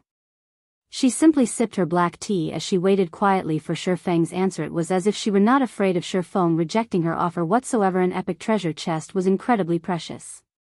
One could say that it was far rarer than an epic item. The Dragon Phoenix Pavilion had been lucky to stumble upon it by chance. To secure it, they had even paid a colossal price as for what one could obtain from an epic treasure chest. Even if an epic item with bad attributes dropped, its value would still be significant. There was no need to mention how much the chest would benefit a guild if it contained something even better than an epic item. Just using it as a gimmick would allow a guild's reputation to soar, not to mention letting an expert equip it and enter a dungeon. As there was a limited number of players allowed to enter a dungeon at a single time, the quality of players entering a dungeon would significantly impact the rating progression. If a guild allowed one of its experts to equip an epic item, the total damage of any team said expert joined would instantly rise to a whole new level. Naturally, the team's raid progression would be much faster than other guilds, having a significantly higher chance of obtaining the first clear of a dungeon. The team could also challenge dungeons that other guilds found impossible to raid. The amount of money one could save from the losses the team suffered while raiding the dungeon would be massive. No guild with any ambition would let this golden opportunity slip through their fingers, much less the extraordinarily ambitious Zero Wingkin Phoenix Pavilion Master. Tell me the method to open this epic treasure chest. Shifeng asked after pondering for some time. Although it was his first time seeing an epic treasure chest, he had not forgotten the treasure chest's traits. Due to his excitement in God's domain, the higher ranked a treasure chest was, the more difficult it would be to open. Although Shifeng had no idea how stringent the conditions were to open an epic treasure chest, he knew that even a dark gold treasure chest required a key. It was impossible that an epic treasure chest would have no requirements. The moment Shifeng asked this question, Phoenix Rain could not help but carefully re-evaluate her opinion of Shifeng. I did not expect guild leader Black Flame to remain so calm despite seeing an epic treasure chest. It would seem that Nine Dragons Emperor did not lose without reason. Phoenix Rain praised any ordinary person's first reaction when seeing a treasure chest would be to claim it for themselves. Even the guild leader of a first-rate guild, someone who had undergone the tempering of many storms, would grow excited should they encounter an epic treasure chest. It was simply impossible to stay calm. After all, the potential benefits one could gain from an epic treasure chest were almost limitless, so much so that it could be the turning point of a guild. Hence, how could anyone possibly stay calm when an epic treasure chest was within their reach? Yet, Shifeng had not forgotten the fact that there was no such thing as a free lunch in this world. Indeed, just as guild leader Black Flame has surmised, there is a condition to open this epic treasure chest. However, this condition should not be difficult for a guild like Zero Wing to meet. Even if it isn't possible now, it will be in the future. It is only a matter of time. Phoenix Rain came clean without trying to hide anything. May I know what the condition is for opening this treasure chest?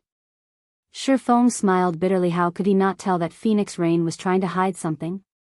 This was an epic treasure chest. Just a dark gold treasure chest already required a dark gold ranked key to open it. However, a dark gold key was even rarer than the dark gold treasure chest itself. If an epic treasure chest required an epic key to open, Shifeng could do without it. Phoenix Rain frowned slightly.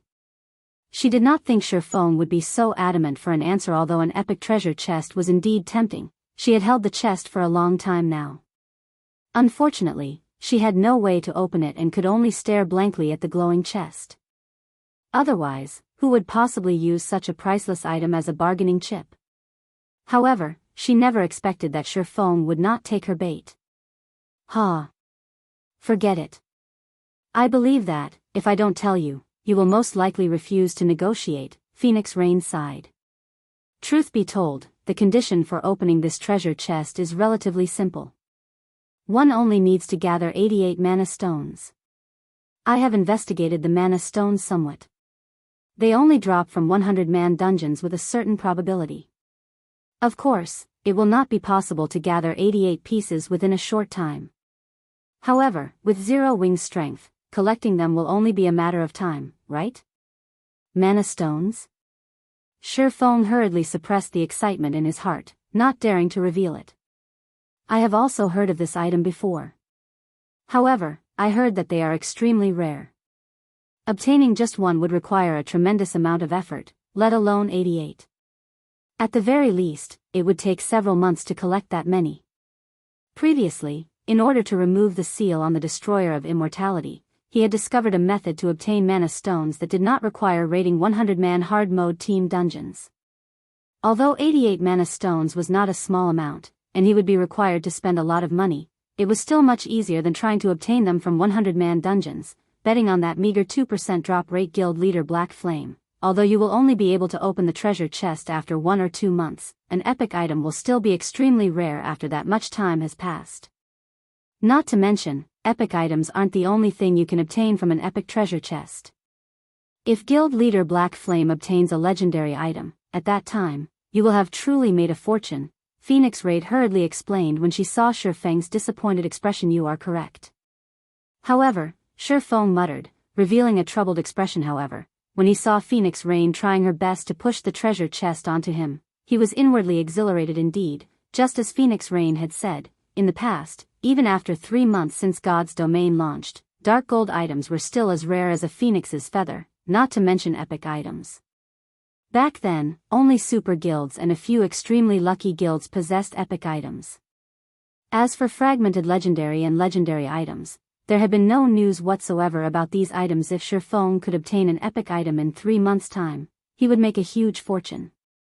After all, one could continue to use an epic item to a very high level. There was no need to worry about it becoming obsolete during the initial stages of the game. Guild leader Black Flame, you should know that my request of you will not be difficult to complete. Moreover, it is something that will benefit you as well. I even offer you this epic treasure chest as a gift. Yet, you still try to make excuses to put me off. Are you really that afraid that I will eat you up? Phoenix Rain smiled brightly, revealing a charming expression. Watching Phoenix Rain act in such a way, even Shifeng felt his willpower faltering. She really is deserving her title as the Demon Queen. Shifeng inwardly sighed. If anyone else stood in his place right now, Phoenix Rain might have conquered them already. Although Phoenix Rain appeared charming and gentle on the surface, her beauty and melodic voice capable of even toppling cities and countries, Shifeng knew just how terrifying the woman was. If anyone dared write her off as a pinup, they must suffer some sort of brain damage. Even the insufferably arrogant Nine Dragons Emperor feared Phoenix Rain. After pretending to hesitate repeatedly, Shifeng finally slapped his thigh and said, "All right, then. I agree to your proposal. However, if the conditions you state are, in any way, unfavorable to Zero Wing or the Candlelight Trading Firm, I can only apologize to you in advance." I knew Guild leader Black Flame would be a pleasant person to work with, Phoenix Rain hurriedly said. However, I don't want others to know about this matter. Only you and I are allowed to know. May we move to a more private location? Okay, follow me, then. Saying so, Shifeng led Phoenix Rain to a VIP reception room. The room offered luxury and comfort. Moreover, it was also not possible for others to listen in on their conversation. Chapter 565, The Offer. The VIP reception room on the second floor was like an entirely different world. The rich fragrance of flowers and the chirping of birds filled the room. One could also see green mountains and blue creeks in the distance. The space inside this room looked just like the garden in Paradisias expected of a 2-star shop.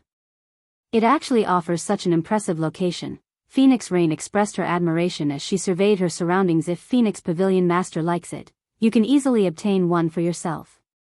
Although a 1-star shop has less space and available environments to choose from, this garden environment is also available in a 1-star shop. Shifeng laughed. God's domain was not considered a different world without reason. While nearly everything that could be found in the real world existed in God's domain, things that did not exist in the real world could also be found here in God's domain. The available activities were not limited to just killing monsters and leveling up.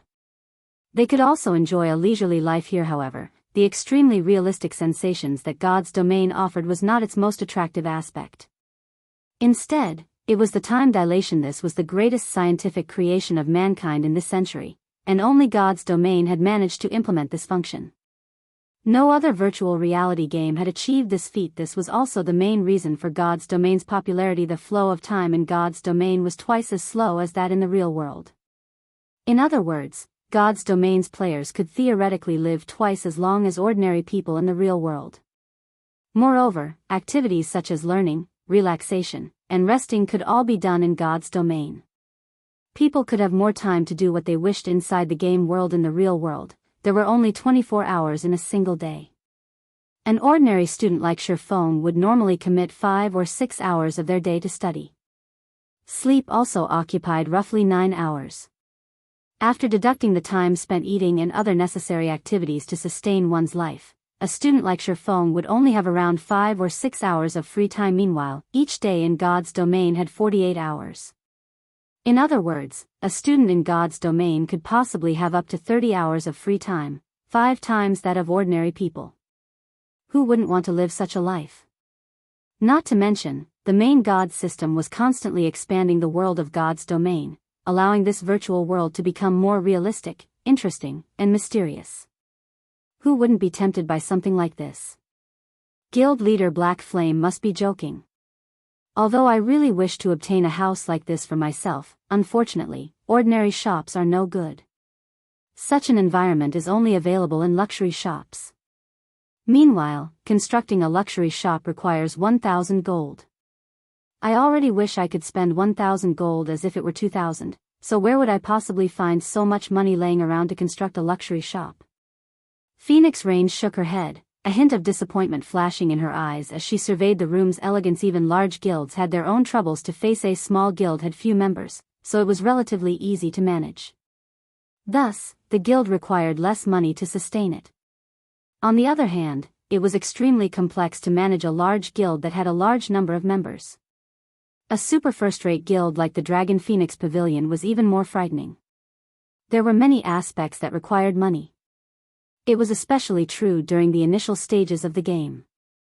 It was like investing into a bottomless pit. Fortunately, guild residences allowed the pavilion to earn some money through guild quests.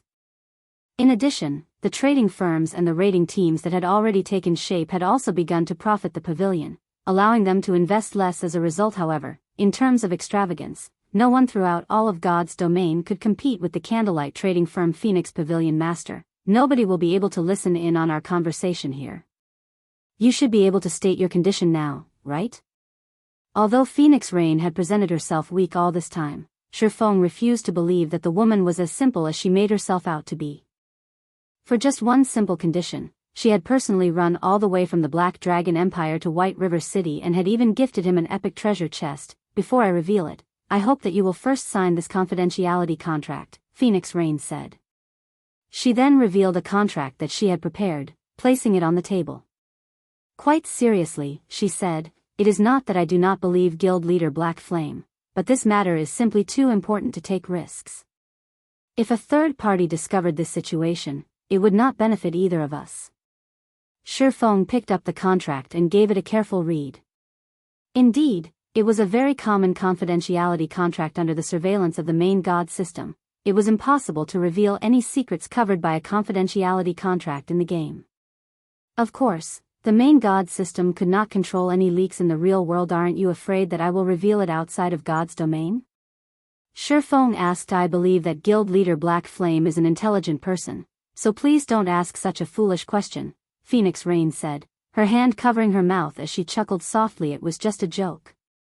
Shifeng then signed the contract. The moment Shifeng finished his signature, the notification sound of the system immediately rang by his ears. System, contract established. If either party violates the contract, the violator will be banished from God's domain. Although the system's female voice sounded crisp and pleasing, its words would give anyone goosebumps. Banished from God's domain. Moreover, there was only one condition. Any player who wished to live in God's domain would not dare violate this condition. After hearing the system notification, Phoenix Rain smiled at Shifeng as she said, "In reality, my condition is very simple. I just wish to obtain a portion of the Candlelight Trading Firm's shares, but in my own name, not the Phoenix Pavilion's and, even more so, not the Dragon Phoenix Pavilion's. Of course, I will provide even more benefits. The simplest would be land for shops. You should know that reputation is required to purchase a good plot of land in every city. Although one can obtain it through subsales, the strategic plots of land in every city are not something an ordinary guild can obtain easily. Currently, Zero Wing might have secured the best plots of land available in Star Moon Kingdom's two largest cities. What about the important cities in other countries? If the Candlelight Trading Firm is to grow, it will require a larger market. I am sure that you will not be satisfied with just ruling over these two cities, right? I can provide this convenience. I can allow the Candlelight Trading Firm to obtain the valuable plots of land available in the main cities of many kingdoms and empires. In addition, I also have plenty of connections that can enable you to obtain raw materials cheaply, as well as provide you with the forging designs and recipes obtainable from dungeons. You won't have to worry about collecting and purchasing these things yourself. Of course, this matter will be carried out discreetly. I will not reveal my involvement. More importantly, I am not your enemy. Nine Dragons Emperor might have a grudge against you, but I do not stand with him. To be more precise, I stand with you. May I know what guild leader Black Flame thinks of my proposal? At this moment, Shifeng was silent. Phoenix Rain's proposal was indeed generous. A super first-rate guild's background was extraordinary. Compared to him, Phoenix Rain would have a much easier time obtaining the golden lands of the major cities in the various kingdoms and empires. Moreover, it was also impossible for him to get players of other kingdoms to resell their lands. Nobody would be so foolish as to give away their benefits to someone else, particularly to the Candlelight Trading Firm, a trading firm with massive advantages. Moreover, just as Phoenix Rain had said, she was not his enemy. On the surface, the Dragon Phoenix Pavilion might seem like a single guild, but in reality, the pavilion was two guilds joined as one.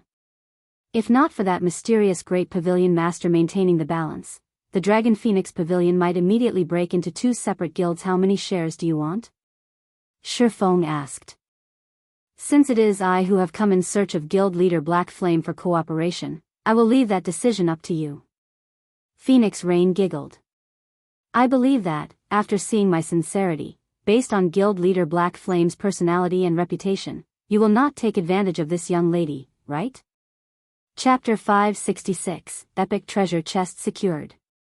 Shifeng fell silent upon hearing Phoenix Rain's words. Negotiations were normal when one sought cooperation, and people would normally strive to obtain the greatest benefits for themselves. This might seem like a smart move, but contrary to popular belief, it placed one at a disadvantage. As neither side knew the other party's bottom line, the one to make the first offer would reveal their bottom line to their opponent. Moreover, after Phoenix Rain had said as much, how could he possibly take advantage of her? Even after a long moment, Shifeng did not answer. However, Phoenix Rain was not anxious in the slightest. On the contrary, she leisurely admired the scenery. 20%. What do you think? Shifeng finally said after pondering for some time. 20%? Phoenix Rain was stunned, looking at Shifeng as if saying, "Are you kidding me?" The connections the Dragon Phoenix Pavilion possessed were exactly what the trading firm needed most, as having a wide range of connections meant that more people would purchase the trading firm's products.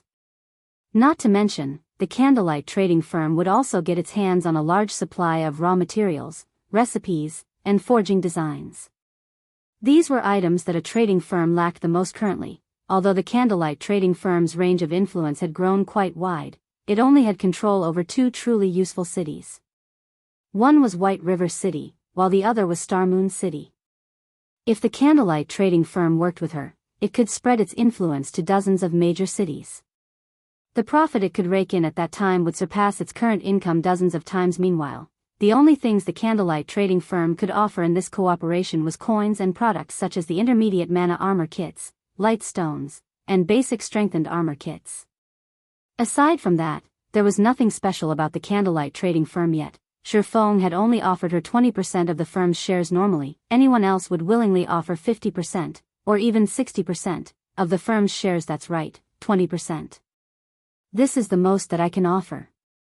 If you cannot accept this amount, we can let it go at that, Shifeng said earnestly. Phoenix Rain did not know that, before this, Shifeng's offer to General Snow was only 15% of Zero Wing's shares. Moreover, this included the annexation of Ouroboros. Although Phoenix Rain could provide far more connections than Ouroboros, currently, such things were unnecessary to Shifeng. Cooperating with Phoenix Rain would provide him with a massive advantage during the early stages of the game. However, at its core, a trading firm relied not on connections, but on the products it sold to become iron. The metal itself must be strong. Take the overwhelming trading firm for example. Even though it possessed more connections than the candlelight trading firm, so what? If not for the Flame Dragon potion, the overwhelming trading firm would have long since lost its competitive edge. As long as a trading firm possessed a product unique to itself, there was no need to fear a lack of customers. For example, if the candlelight trading firm sold an epic item, even players from other kingdoms and empires would willingly foot the exorbitant teleportation fee to visit the trading firm. Most importantly, the candlelight trading firm possessed an advantage that no other trading firm possessed, and that was the special workshops available only in 2-star shops or above. With these workshops, the candlelight trading firm could nurture a large number of forgers and other lifestyle players. Not only was this method efficient, but it was also cost efficient. Although it was a good thing to have many connections, it would be meaningless if the trading firm could not keep up with production. It was like looking at a treasure chest that one could not obtain. Both the intermediate mana armor kits and the fire dragon potions had very low production volumes.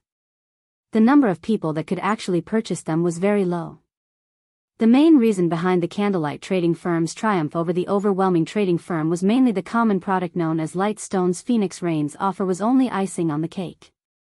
The fact that Shifeng was willing to offer her 20% of the candlelight trading firm's shares was entirely because of the future development potential between them, not because of the immediate profits. Guild leader Black Flame really is confident in the candlelight trading firm. If so, I am relieved. Phoenix Rain smiled as she said, "All right, then. Since I was the one who told guild leader Black Flame to make the offer, I won't go back on my word. If it's only 20%, so be it. When the time comes, I will send someone discreet to contact you. In addition, I will also send you reports on the cities of other kingdoms and empires. If guild leader Black Flame wishes to develop further in whichever city or requires certain items, you can notify that person.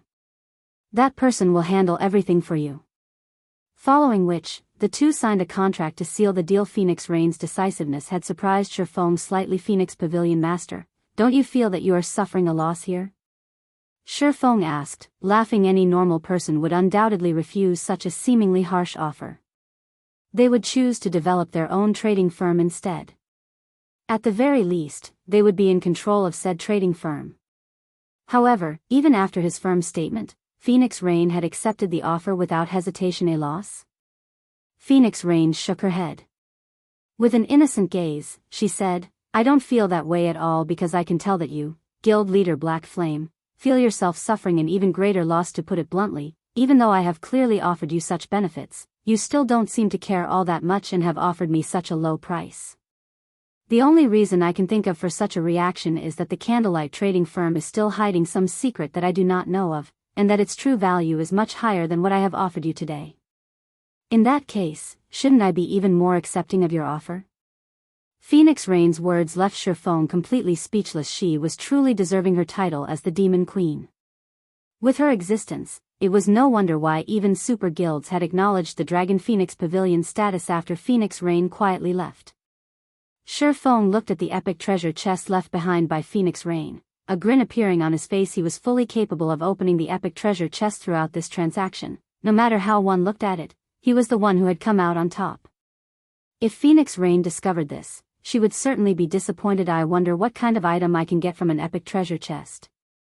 Shifeng muttered, anticipation growing in his heart. In his memories, he had never even heard of an epic treasure chests.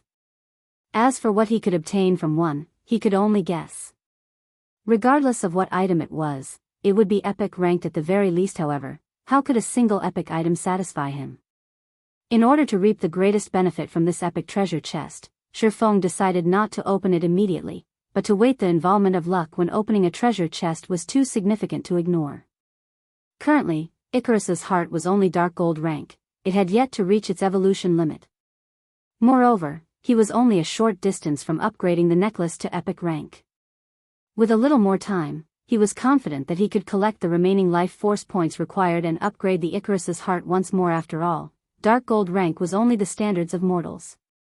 Meanwhile, epic rank belonged to the extraordinary. There was a qualitative difference between the two. When the Icarus's heart reached epic rank, it would provide far more luck. His wisest option was to open the epic treasure chest. At that time, the first thing he needed to do was collect plenty of magic crystals. The magic crystals required to produce 88 mana stones was no small number. Not to mention, there was also the divine Colosseum, which would reveal itself in the future. That place was a bottomless pit meant for devouring magic crystals, following which, Shifeng stored away the epic treasure chest and left the VIP reception room. He then headed towards the Starstreak trading firm. Originally, the Starstreak trading firm had been the most flourishing trading firm in White River City. However, with the rise of the Candlelight trading firm, the Starstreak trading firm's popularity had begun to roll downhill. Currently, the only reason that players still visited this place was to purchase some common products that only NPCs sold. Even so, the Starstreak trading firm still offered Shifeng a lot of benefits. An NPC had established the Starstreak trading firm. Including White River City, it had shops in a total of 8 cities. Moreover, unlike player-owned shops, there was no city tax on the goods available in its shops. Hence, Shifeng still sold some advanced goods at the Starstreak trading firm, though that was only limited to the shops located in cities without the Candlelight trading firm. Your Excellency Shifeng, you've arrived. Anna, who was currently busy with work, hurriedly greeted Shifeng when she saw him enter the president's office. Yes, please notify President Henry and tell him that I have completed the task he entrusted me with. Shifeng nodded in reply. He then said, however, I want to change my remuneration. Chapter 567, Give or Take.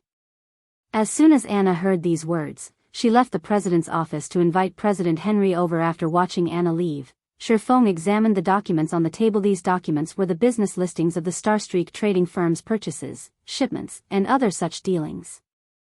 However, all of these dealings had been organized by Anna herself. Anna was an NPC who possessed 91 intelligence. Such NPCs were extremely rare in God's domain. If she became a guard, her potential would be nearly limitless. Hence, Shifeng wished to negotiate with Henry. The quests that NPCs commissioned were not without room for change. It only depended on whether or not the player involved possessed the strength to make such changes. Previously, the reward they had agreed upon was a Tier 4 magic scroll that would allow him to reach the Dark Den easily and obtain the Bible of Darkness. However, Shifeng felt that something was amiss. No matter how one looked at it, the task of managing the Starstreak trading firm was one part of an epic quest. The reward for completing it should not be limited to just the tool required to proceed to the next phase. If it were so, what's the difference between obtaining a reward and not obtaining one? Thus, Shifeng felt that he could fight for more, as there might be some mysteries hidden within. It was especially true for the assistant, Anna. After the battle with the Dragon Phoenix Pavilion, the various large guilds in God's domain had begun thinking of ways to obtain powerful NPC guards. However, how could powerful guards possibly be that easy to find? Take Anna for example. She was an extremely powerful guard. However, who would possibly believe that a weak and delicate young lady like her could become a guard with vast potential? If Shifeng had not accidentally looked at Anna's attributes, he, too, would not have realized that she was so capable. If he allowed Anna to become an adventurer, with her intelligence, she could reach astonishing heights. Although she would not be as powerful as Kite, she might still become a fine gold-ranked guard. Dark gold-ranked guards were legends in God's domain. Based on Shifeng's understanding, only a few people had managed to recruit dark gold ranked guards in the past. The guards owned by the majority of the players in the game were bronze or mysterious iron rank. Even finding a secret silver ranked guard was considered lucky, not to mention fine gold rank. Although a fine gold ranked guard was not invincible against enemies of the same tier and level, it was still significantly stronger than monsters of the same tier. Fighting players of the same tier and level would be even easier. Furthermore, Anna was a magical class. The majority of the NPCs in God's domain were physical classes. Magical classes were very rare. Magical classes were different from physical classes. They could not be used against bosses and could only attack from the rear line to a guild. However, a magical class's value far surpassed a physical class. Magical class NPCs knew plenty of AoE spells and possessed strategic level large-scale destruction spells. In a guild war or against field bosses, these NPCs were frightening existences.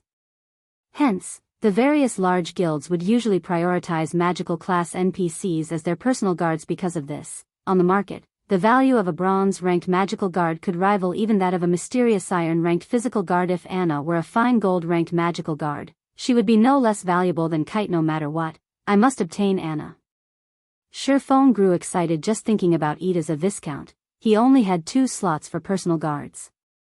If he could fill those slots with a dark gold-ranked physical guard and a fine gold-ranked magical guard, a combination like that would have scared people to death in his past life. With the presence of these 2 personal guards, defeating a field boss of the same tier would be an effortless task. After Shifeng had waited in the magnificent and grand president's office for some time, the dignified and elegant President Henry entered the room. However, behind President Henry was a level 180 tier 3 berserker. Shifeng could not help but frown slightly. Whether it was among players or NPCs, a tier 3 class was considered a big shot. In White River City, such an NPC would be at the same level as an overlord. Although the Starstreak trading firm was one of White River City's top trading firms, it definitely could not afford to hire a level 180 Berserker King as a guard. Your Excellency Yifeng, you have truly surprised me. I did not expect that you would actually complete this quest so quickly. Henry chuckled. Here, allow me to introduce you. This man beside me is the Berserker King Schneider. He is an expert our trading firm has invited from Star Moon City to annihilate the Black Scorpion Corps. Greetings, Your Majesty Schneider, I am Yifeng, an adventurer. Shifeng introduced himself in response. However, Schneider only glanced at Shifeng without saying a word. He showed no signs of being interested in Shifeng's acquaintance. However, Shifeng was not bothered by Schneider's reaction. In truth, NPCs in God's domain were largely similar to real humans. A Tier 3 Berserker King NPC like Schneider was considered a powerful force in a city like White River City. On the other hand, Shifeng was only a Tier 1 player. In Schneider's eyes, he was no different than an ant. Humans would not speak to ants. Schneider's attitude toward Shifeng was normal in the past. While Shifeng had been working on a quest, even though he was a Tier 3 Sword King, a Tier 4 NPC had robbed him. One could say that Shifeng had long since grown accustomed to such behavior. Of course, if Shifeng were currently a Tier 3 player, Schneider would not be treating him so coldly. In the past virtual reality games, NPCs had always felt distant, detached. It felt as if NPCs and players lived in 2 different worlds. However, the NPCs of God's domain were different. They were extremely lifelike. If a player treated these NPCs as stupid and useless objects, then these NPCs would grant said player the full experience of passing through hell. May I know what Your Excellency wishes to discuss with me? Henry asked, not paying any heed to Shifeng and Schneider's exchange. I want to make a deal with you, Shifeng stated. Laughing, he continued, while I have been responsible for managing the Starstreak trading firm, Anna has helped me significantly. It was only because of her that I have lived up to your expectations and reached the goal of earning 30,000 gold. Hence, I now wish to recruit Miss Anna as my personal assistant. Naturally, I am willing to pay the appropriate price. Aside from the 30,000 gold you have requested, I am willing to offer an additional 3,000 gold. May I know what you think of this offer? Anna, who stood beside Shifeng, was stunned, her delicate mouth parting as she stared at Shifeng in disbelief. The advanced NPCs working at the trading firm only made a monthly salary of several gold. Yet, Shifeng had offered 3,000 gold to poach her. Anna wasn't the only person who was shocked. Even Schneider, who had paid Shifeng no mind, was awestruck as a Tier 3 Berserker King. He had only been offered 1,000 gold to deal with the Black Scorpion core. That was enough to allow him to purchase an epic item to increase his strength. Naturally, if he could recover the Starstreak trading firm's stolen merchandise, he could earn a bonus. Even then, however, he would not earn as much as 3,000 gold at this moment. Schneider no longer looked at Shifeng as if he were an ant. His gaze towards the lair had softened. Henry squinted his eyes as he evaluated Shifeng carefully. After a short moment, he sighed, smiling as he said, "Your Excellency Yifeng, it is not that I do not wish to let Anna go, but our Starstreak trading firm simply cannot do without Anna. Just like how Your Excellency has taken a liking to Anna's talent, it is only because of her that the Starstreak trading firm has its position today. Please forgive me for refusing your offer." 5,000 gold. Shifeng made a new offer without hesitation to NPCs. This was an astronomical price. Such an amount of money was sufficient for the Starstreak trading firm to hire several hundred advanced NPCs. This won't do. As you can see, Anna is responsible for so much daily profit. For the sake of the trading firm, I am afraid I cannot accept your offer, Henry said, his expression revealing his struggle. Merchants were all about profits. This held true in both the real world and the virtual world. 6,000 gold. I won't go any higher. If you still refuse my offer, I can only choose to hire Mr. Schneider beside you and have him take Anna's contract for me by force, Shifeng said as he looked at Schneider, grinning. Chapter 568, Epic Ranked Tool. The moment Shifeng said these words, Schneider's eyes suddenly glowed. It was obvious that the Berserker King was tempted. The Starstreak trading firm had only offered him 1,000 gold as remuneration for getting rid of the Black Scorpion core. However, the captain of the Black Scorpion core was a Tier 3 expert. It would not be easy for him to secure a victory. Not to mention, the captain of the Black Scorpion core also had plenty of underlings. On the other hand, taking a single contract from the president of the Starstreak trading firm would be child's play, and the remuneration he would obtain was 6 times what the Starstreak trading firm had offered him. Sure enough, there is room for negotiation in this quest. Seeing Schneider's tempted gaze, Shifeng knew that he was in for a show. As one part of an epic quest, how could the final reward possibly be limited to a ticket leading to the next phase of the quest? Moreover, a Tier 3 NPC would be considered a big shot in whichever city they visited. Such a character would not appear in a small place like the Starstreak trading firm for no good reason. At this moment, Henry could no longer remain calm. Hurriedly, he said, "Your Excellency Yifeng must be joking. Since you are so sincere, I believe that Anna will have a better future if she follows Your Excellency." After Henry agreed, he immediately took out Anna's contract. Shifeng also handed over 36,000 gold without hesitation. This was all of the capital currently in his possession. If not for the Candlelight trading firm and guild residents earning him quite a lot of money these past few days, he would not have had so many coins. After this transaction, he was a pauper once more. However, Shifeng did not mind. Coins were meant to be spent. Otherwise, by the time players reached higher levels, the value of gold would depreciate. Moreover, this exchange had been a bargain. After all, he had only spent 6,000 gold to obtain a possible fine gold ranked guard. In the past, even mysterious iron ranked physical guards went for over 1,000 gold. The price was equivalent to an epic item of average quality. If it were a secret silver physical guard, that price would multiply by tenfold, reaching over 10,000 gold. Meanwhile, the cost for a secret silver magical guard would multiply by another 10. In other words, the value of a secret silver ranked magical guard was at least 100,000 gold. Even so, the supply of secret silver magical guards was practically non-existent. Anyone who discovered such guards would keep them for their own. Nobody would be so foolish as to give a secret silver magical guard away, to say nothing of fine gold ranked guards. After Shifeng obtained Anna's contract, the sound of a system notification rang out by his ears. System, Anna's favorability towards you has increased by 30 points. Your Excellency Yifeng, this is the Tier 4 magic scroll that President Henry promised you, Anna said as she revealed a tattered scroll surrounded by a flashing purple glow. Although the scroll looked worn, the magic power contained within caused even Schneider, a Tier 3 Berserker King, to palpitate with fear. There was even less of a need to mention Shifeng, who was only a Tier 1 Blade Saint. The power within a Tier 4 magic scroll was the equivalent of a full-powered blow from a Tier 4 class. It could easily and heavily injure a Tier 4 class. It could even wound a Tier 5 class, not to mention Tier 3 classes or ant-like Tier 1 classes. A magic scroll that has survived through the ancient times is extraordinary. It can practically rival the strength of an epic item. After receiving the scroll, Shifeng examined the item. Immediately, he discovered just how powerful this Tier 4 magic scroll was. Shifeng had seen plenty of Tier 3 magic scrolls and had also used many before. However, this was his first time seeing a Tier 4 magic scroll. Normally, magic scrolls were consumable items. They would become useless after one use. However, this magic scroll that had been passed down from ancient times could be used multiple times, but there was a limit to how many times it could be used and conditions for each use. Position teleportation scroll, Tier 4 magic scroll. Allows player to move to any desired location, unable to teleport to certain special locations.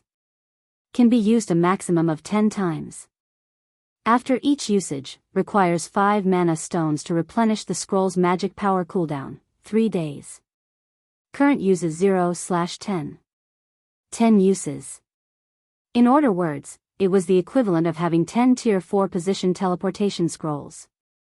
This magic scroll was even more valuable than an ordinary epic item. With this scroll, I can access areas that can't be reached with my current level. Shifeng stored the position teleportation scroll with a satisfied expression. Overjoyed as a reincarnator, he knew many secret locations throughout God's domain. Only, he could not reach those locations due to the limitations of his current level. However, with this position teleportation scroll, he could easily travel to those secret areas that had boundless treasures. God's domain was massive. The higher level a map was, the fewer teleportation magic arrays it would have. As for locations with bountiful opportunities and treasures, there were practically no teleportation arrays there. Players had to rely on their own 2 feet to reach these maps. God's domain's hidden maps were an example. The system map would not display these areas, and players had to uncover these secrets on their own. Every secret location was a huge treasure trove. It was the equivalent of a large field dungeon. A guild could raise its strength swiftly in these maps. Hence, scrambles over such secret locations had frequently happened in Shifeng's previous life. There were also many guilds that had risen to prominence due to these secret locations. However, it was not easy to travel to a secret location, as one would encounter many dangers on their journey. Even an elite team had a high chance of facing complete annihilation, not to mention ordinary players. Only when players exceeded the level of these maps could they adventure to some low-level treasured lands. Meanwhile, with the position teleportation scroll, Shifeng could teleport directly to his target. Although he would still face plenty of danger after arriving, he would face significantly less than he would by traveling there on foot. After completing the quest, Shifeng did not hurry to complete the final phase of the epic quest. Darkness Descends. Instead, he led Anna to the Adventurers Association. If players wished to recruit an NPC to serve as their guard, the NPC first needed an adventurer class. However, most of the NPCs in God's domain were ordinary people. They did not possess an adventurer class at all. Hence, if players wished to recruit such NPCs as their guards, they needed these NPCs to register at the Adventurers Association. At the same time, they were also required to select a specific class for these NPCs, allowing them to learn and train to become an adventurer. Only then could these NPCs become a player's guards. At this time, Shifeng entered the Adventurers Association's main hall. Despite it being daytime right now, there was still a large number of players present. A simple glance told Shifeng that there were several hundred players here. Of course, these players had not come to the Adventurers Association because they had too much time on their hands. They had all come here specifically for their NPC guards. Due to Zero Wing's famous battle, many players had discovered a never-before-seen road to success. Even if their personal strength was lacking, they could nurture a guard to improve their own strength. If a player wanted to recruit a personal guard, they had to become a baron in their city first. They would then obtain 1 slot to recruit a personal guard. However, a lot of time was required to become a baron, and many players could not wait that long. Hence, they would first look for some NPCs they thought highly of and try to deepen their relationship with these NPCs. That way, by the time their reputation reached a sufficient amount, they could immediately reach out to these NPCs and recruit them as their guards. In God's domain, the higher tiered an NPC was, the more difficult it would be for a player to deepen their relationship with said NPC. Of all the NPCs in God's domain, ordinary civilians were the easiest to form a relationship with. However, It was not easy for the inhabitants of God's domain to become adventurers. If a player could help an ordinary civilian become an adventurer, their relationship with said NPC would deepen significantly. Fortunately, players had that ability. Only, whether an NPC was actually capable of becoming an adventurer depended on their own potential and attributes, and this was information that players had no access to. In addition, players had a limited number of recommendations per week. After using up their recommendations, they had to wait another week before their chances refreshed. Therefore, when choosing ordinary NPCs, a player's foresight was extremely important. If a player was unlucky, they could only search for other NPCs. If they were lucky, then they could begin deepening their relationship with said NPC earlier. There sure are a lot of people here. Shifeng could not help but laugh bitterly when he saw the long line of over 100 players. This could be considered a form of digging his own grave, right? Chapter 569, SSS Rank. The Adventurers Association's review of an NPC's ability to become an adventurer was a tedious one. The first evaluation was of the NPC in question's various attributes, followed by a test for the NPC's suitability of the various classes. Only after these two tests were complete could the Adventurers Association determine whether an NPC was suited to become an adventurer or not. In total, each NPC's review lasted roughly 2 minutes. Watching players happily enter the testing room with their chosen NPCs and leave in tears made many of the players in line grow anxious. I sent the success rate a little too low. Out of the 20 people I have seen enter the testing room, only one came out with a successful result. And even then, the strength of that person's NPC was only mediocre. It really makes you wonder how Zero Wing managed to obtain such a powerful NPC, a male cleric with a pointed nose said, sighing. It is possible that Zero Wing recruited an NPC who was already an adventurer, to begin with. My teammates had already come here to recommend their own NPCs. However, only 3 of the chosen NPCs became adventurers, though they received low ratings. They don't really have any significant potential, a burly male berserker complained. Unfortunately, nobody on my team is even a baron, so we can't recruit any guards or see the NPC's exact data. We can only confirm their standards based on the evaluation. I heard that the best guard Overwhelming Smile has managed to recruit is only Mysterious Iron Rank. I wonder if the NPC that spent more than half a day searching for will become an adventurer? If it's a success, I'll make a fortune.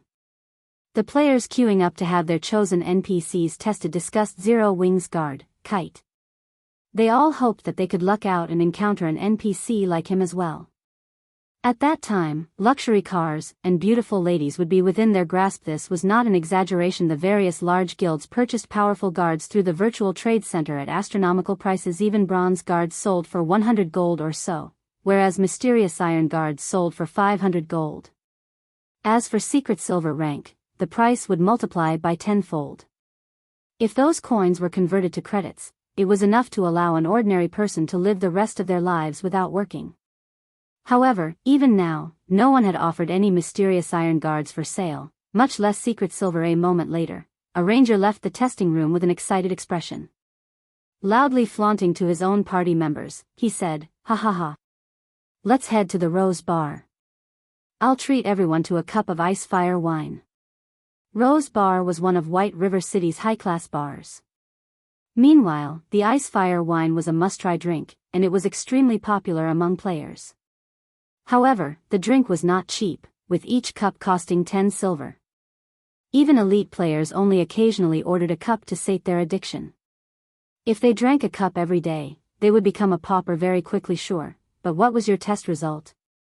One of the ranger's teammates asked curiously. My NPC can become an adventurer. Moreover, he even obtained a B rank rating for the Shield Warrior's evaluation. They say he'll become a powerful Shield Warrior in the future. The ranger boasted. Lucky. This is by far the highest rating I've heard of. Our party's success will rely on you in the future. An elementalist said excitedly. The watching crowd looked at the ranger enviously when they heard about his NPC's B rank. They could not help but wish they could snatch the ranger's chosen NPC for themselves. Unfortunately, the main god system had long since set it so that the NPCs that had been recommended by a player would receive protection. Within 10 days, no other player could increase their favorability with the NPC in question. Hence, it was not possible to steal an NPC from another player. A period of 10 days was enough to allow a player to deepen their relationship with an NPC significantly. If one worked hard, they could even accumulate sufficient reputation and become a baron normally. In order for an NPC to become an adventurer, they needed to receive a D rank rating or higher on a particular class. B rank rating? Shifeng could not help his surprise.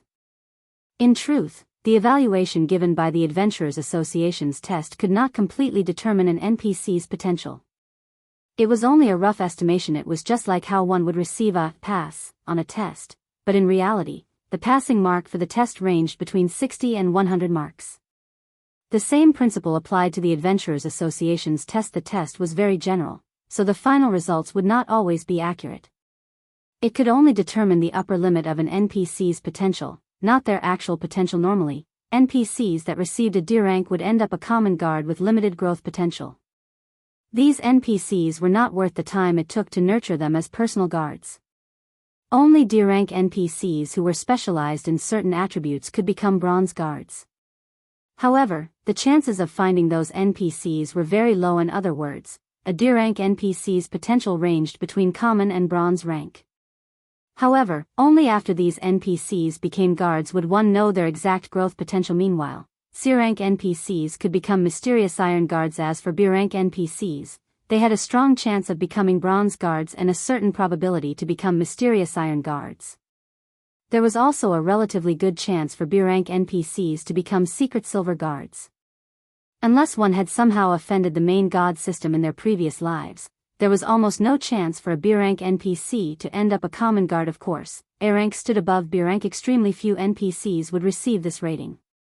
Even in his previous life, Shifeng had never personally encountered an NPC who had received an A rank. An NPC with an A rank was a dragon or phoenix among Minas. For an A rank NPC's potential range, it was between bronze and fine gold rank. In the past, out of all the NPCs he had recommended, the highest rating he had obtained was B rank.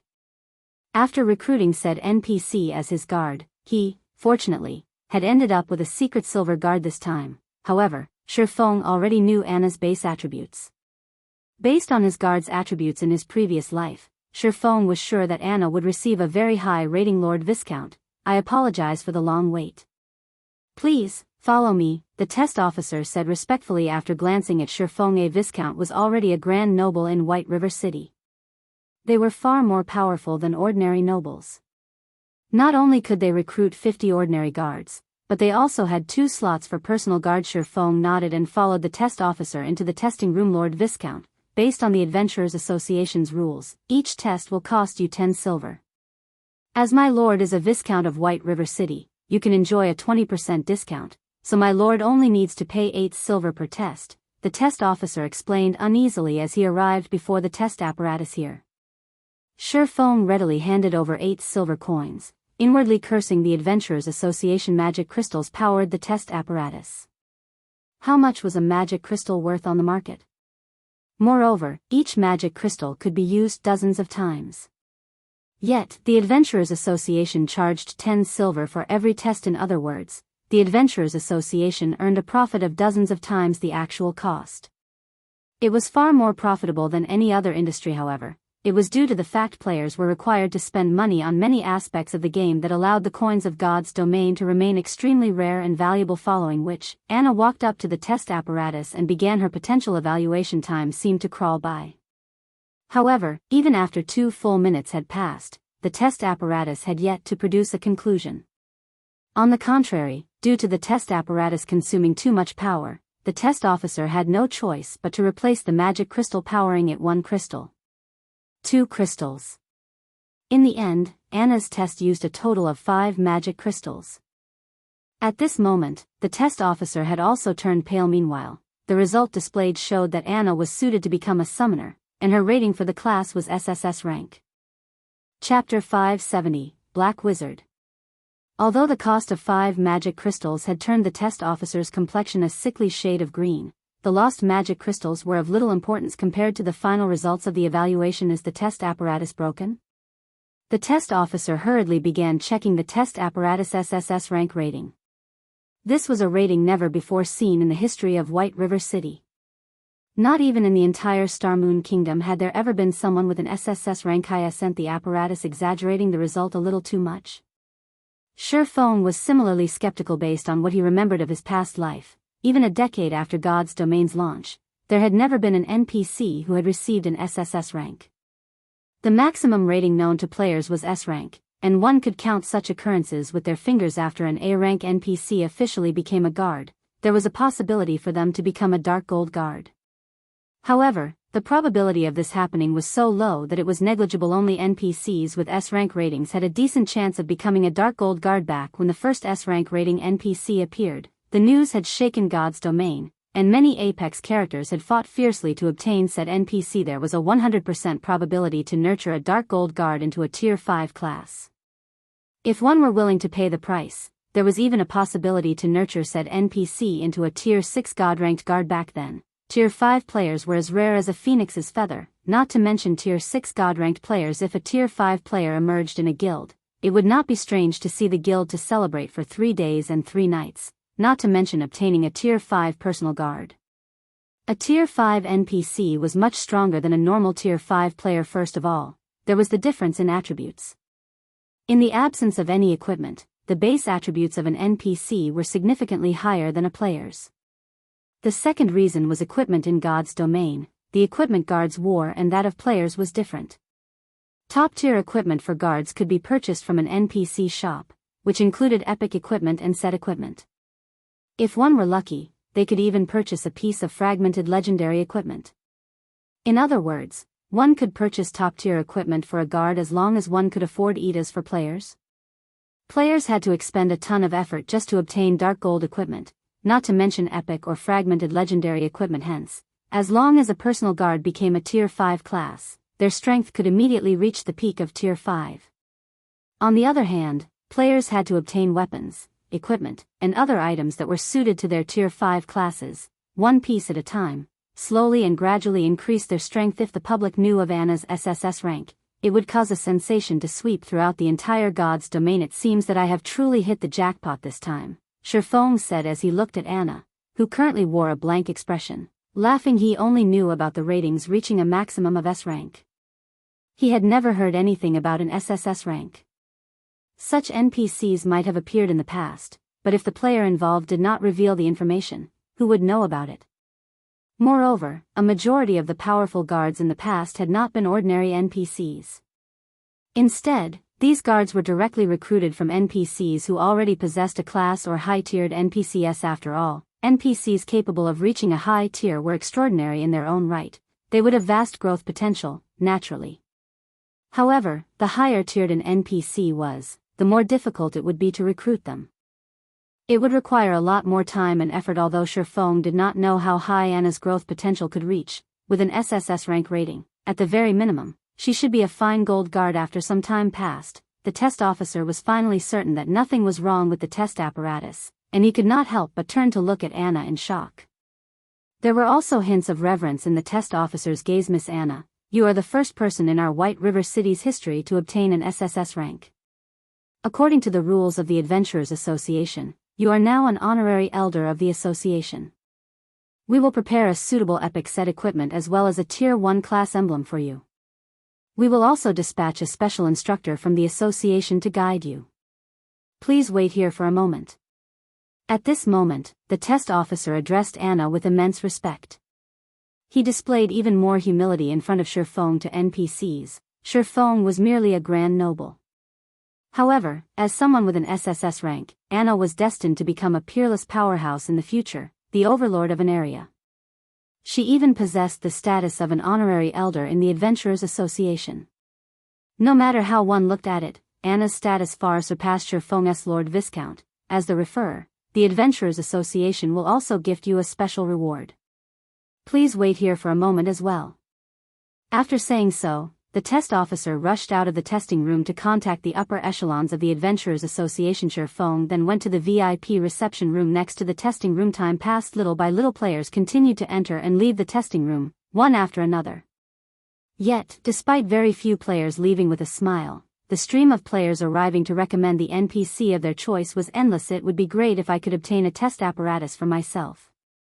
Shifeng watched the line of players enviously compared to the money the Adventurers Association earned from conducting tests. The Candlelight trading firm only earned spare change. However, the precondition to earn money via tests was to set up an Adventurers Association of his own. Meanwhile, each city could only have one Adventurers Association.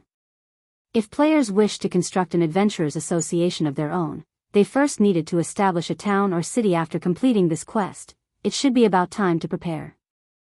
Shifeng began to consider establishing his own city. If a large guild wished to earn enough money to become self-sustaining, it needed its own territory. A guild residence was not enough. The guild would need a town. This was also why, in the past, so many guilds had fought each other to the bitter end. The profits a player-established city offered far exceeded anyone's imagination compared to the money one could earn from constructing their own city. The money one could earn from setting up a trading firm was nothing. Only, it was extremely difficult for players to construct their own cities.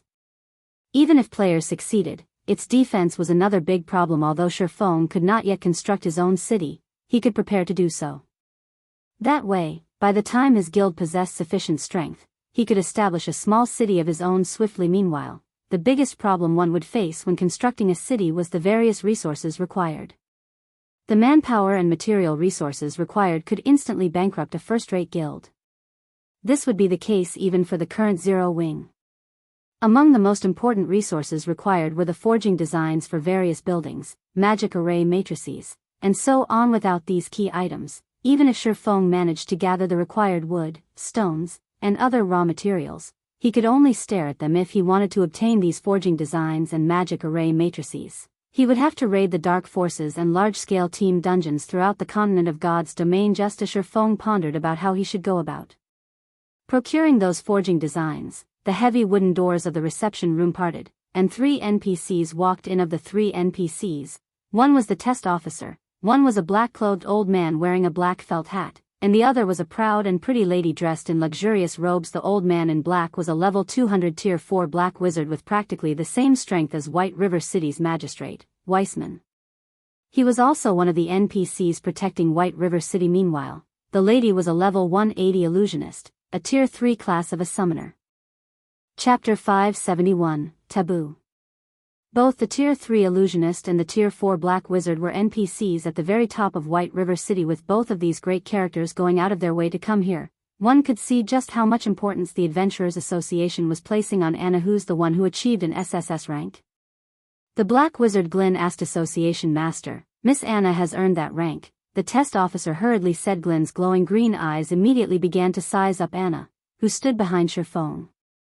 Although Glyn's actions held no ill intent, Shifeng could still feel an immense pressure from his gaze, his movements growing sluggish as a result. Of Shifeng, a Tier 1 player, reacted in such a way, the pressure that an NPC, who had yet to become an adventurer, felt would be even greater yet. Anna showed no reaction, as if she had not felt the pressure from Glyn at all. Sure enough, your concentration is extraordinary. The Black Wizard Glyn laughed, satisfied. We haven't had a talent in White River City for many years now. I didn't think that the next one would be so extraordinary. Irene, I'll leave this little lady in your care. You are the strongest summoner in our White River City's Adventurers Association. If you fail to guide her properly, I will find you. Association Master, please rest assured.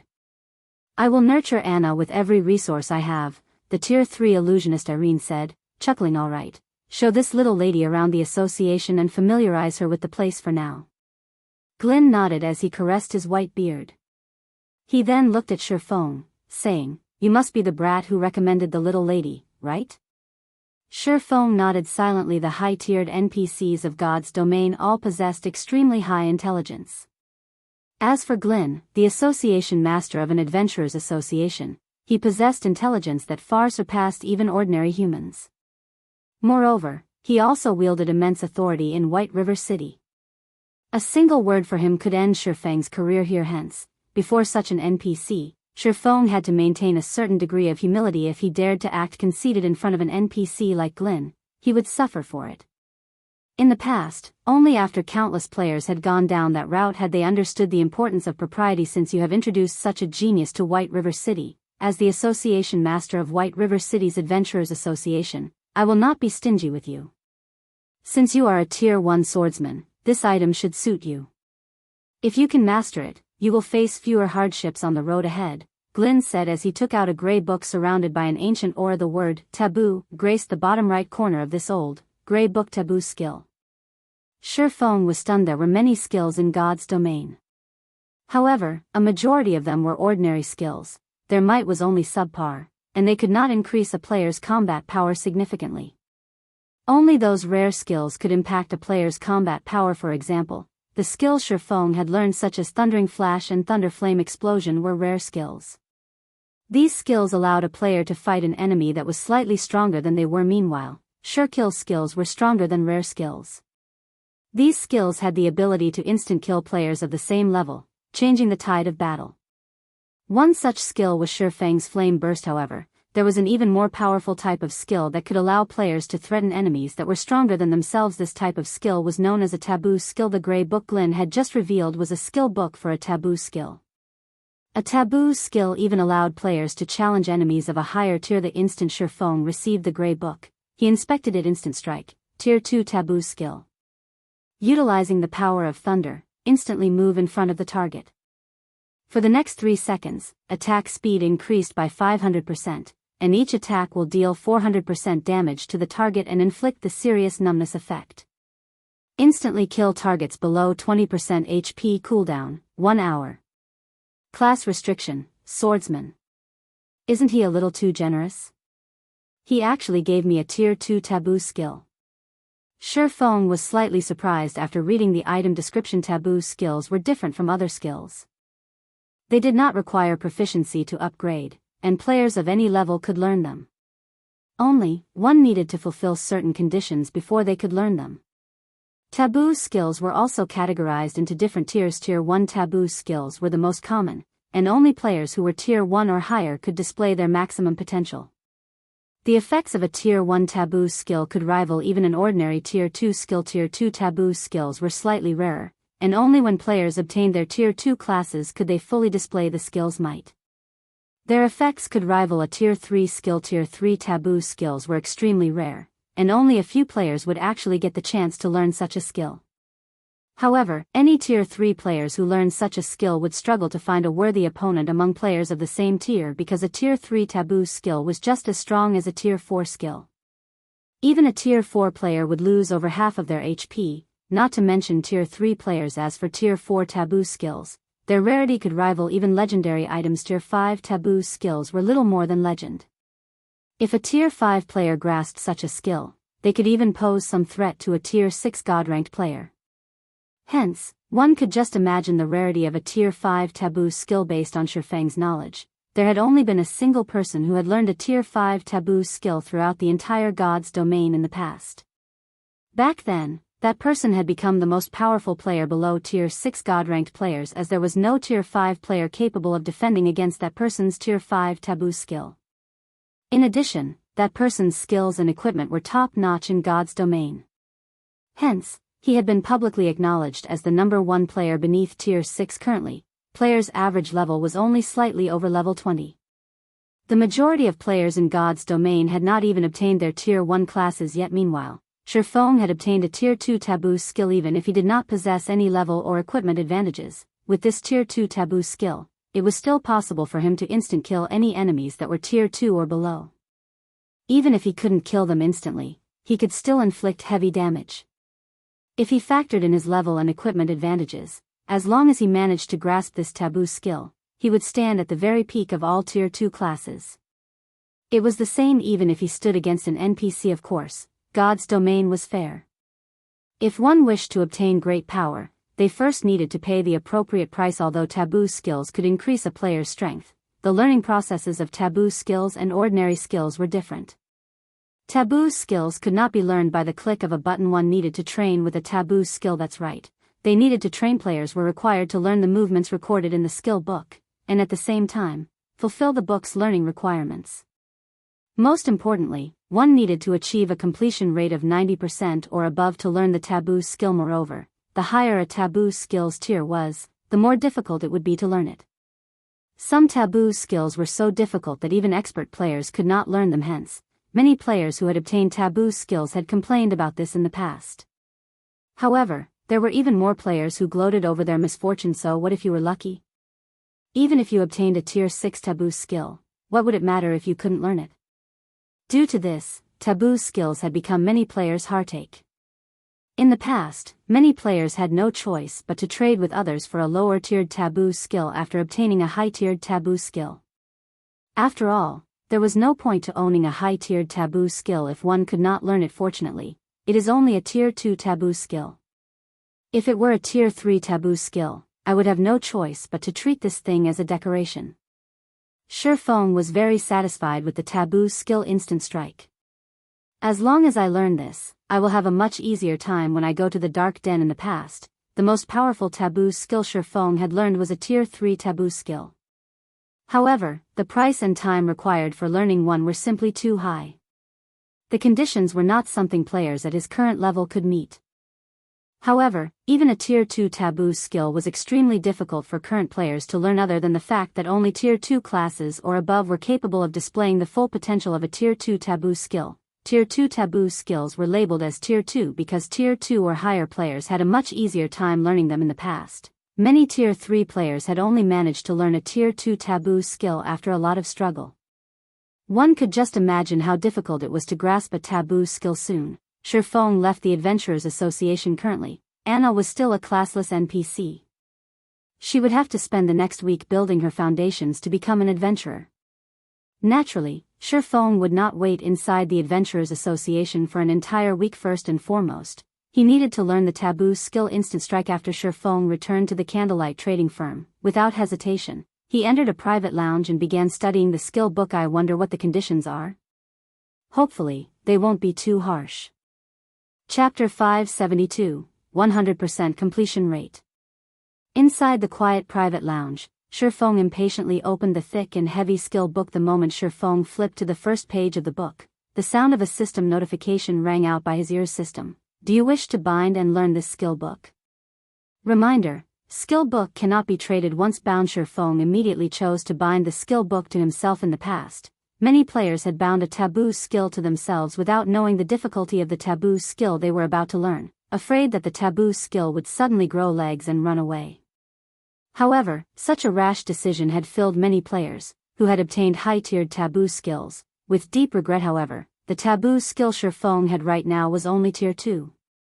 Even if he failed to learn it now, he could try again once he became a Tier 2 class. He would not waste this valuable Taboo skill. After binding the skill book, the contents of the book finally appeared. Shifeng promptly began studying one word at a time. Inside the skill book, other than some texts and pictorial introduction, there was a holographic video depicting the use of Instant Strike, which allowed players to grasp the techniques required to activate the skill quickly. Taboo skills in God's domain were similar to the spells used by magical classes, in which they were very strict about their use. When magical classes cast a spell, incantations and hand gestures were of the utmost importance, particularly when tracing runes. Only when these actions reached a certain completion rate could magical classes display great power. Taboo skills were the same. These skills relied heavily on the accuracy and fluency of the player's footwork, body movements, and attack patterns. Even the slightest mistake could result in a failure to activate the Taboo skill. Compared to casting spells, players were required to have far more delicate control over their own bodies. They needed a clear understanding of each and every motion that was involved. Without realizing it, more than an hour had passed. Currently, Shifeng was only halfway through the skill book. Any ordinary person would have long since begun to practice the Taboo skill. However, Shifeng was not in a hurry as he examined each page carefully. After more than 3 hours, Shifeng's heart suddenly sunk, and he frowned at the gray book. Skill completion rate must reach 95%. Moreover, I'll also need to absorb 100 thunder crystals from Thunder Beast Kings. Isn't this joke going a little too far? A bitter laugh escaped Shifeng's lips as he gazed at the Instant Strike skill book on the table. Although he had known that a Tier 1 class could not easily learn a Tier 2 Taboo skill, he had not expected the difficulty to be so high. Shifeng had learned a few Taboo skills in the past, so he was quite knowledgeable on the topic. Tier 1 Taboo skills normally required players to achieve a 90% completion rate. To ordinary players, this alone would prevent them from ever learning a Tier 1 Taboo skill. Even experts would require long periods of bitter training to achieve such a high completion rate. Not to mention, there were usually other conditions that needed to be fulfilled as well. Tier 2 Taboo skills normally required a completion rate of 93%. Only a Tier 3 would a Taboo skill require a 95% completion rate. Yet, Instant Strike, as a Tier 2 Taboo skill, required Shifeng to achieve a 95% completion rate. However, this was still not the largest challenge. The point that had left Shifeng truly speechless was the 100 Thunder Crystals that he needed to obtain through killing Thunder Beast. King Shifeng was very familiar with Thunder Beast Kings. These monsters inhabited a location not far from a level 50, 100-man large-scale team dungeon. Thunder Beast King's fur was extremely valuable. It was a rare material that was required to produce equipment with the lightning resistance attribute. The monster's meat was also a must-try delicacy.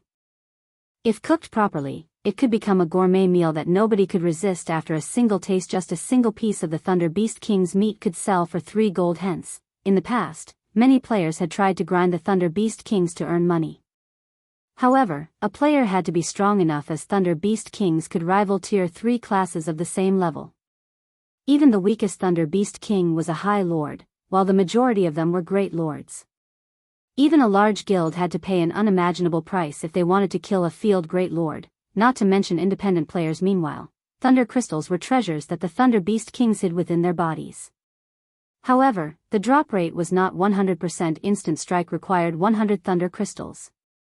Even if Shifeng sold off Zero Wing, he could not purchase so many Thunder Crystals. Shifeng was also only level 32 at the moment. He was still a fair distance from reaching level 50. The difficulty of learning Instant Strike could already rival a Tier 3 Taboo skill. The skill was definitely at the peak of Tier 2 Taboo skills. Am I going to give up like this and complete my quest first?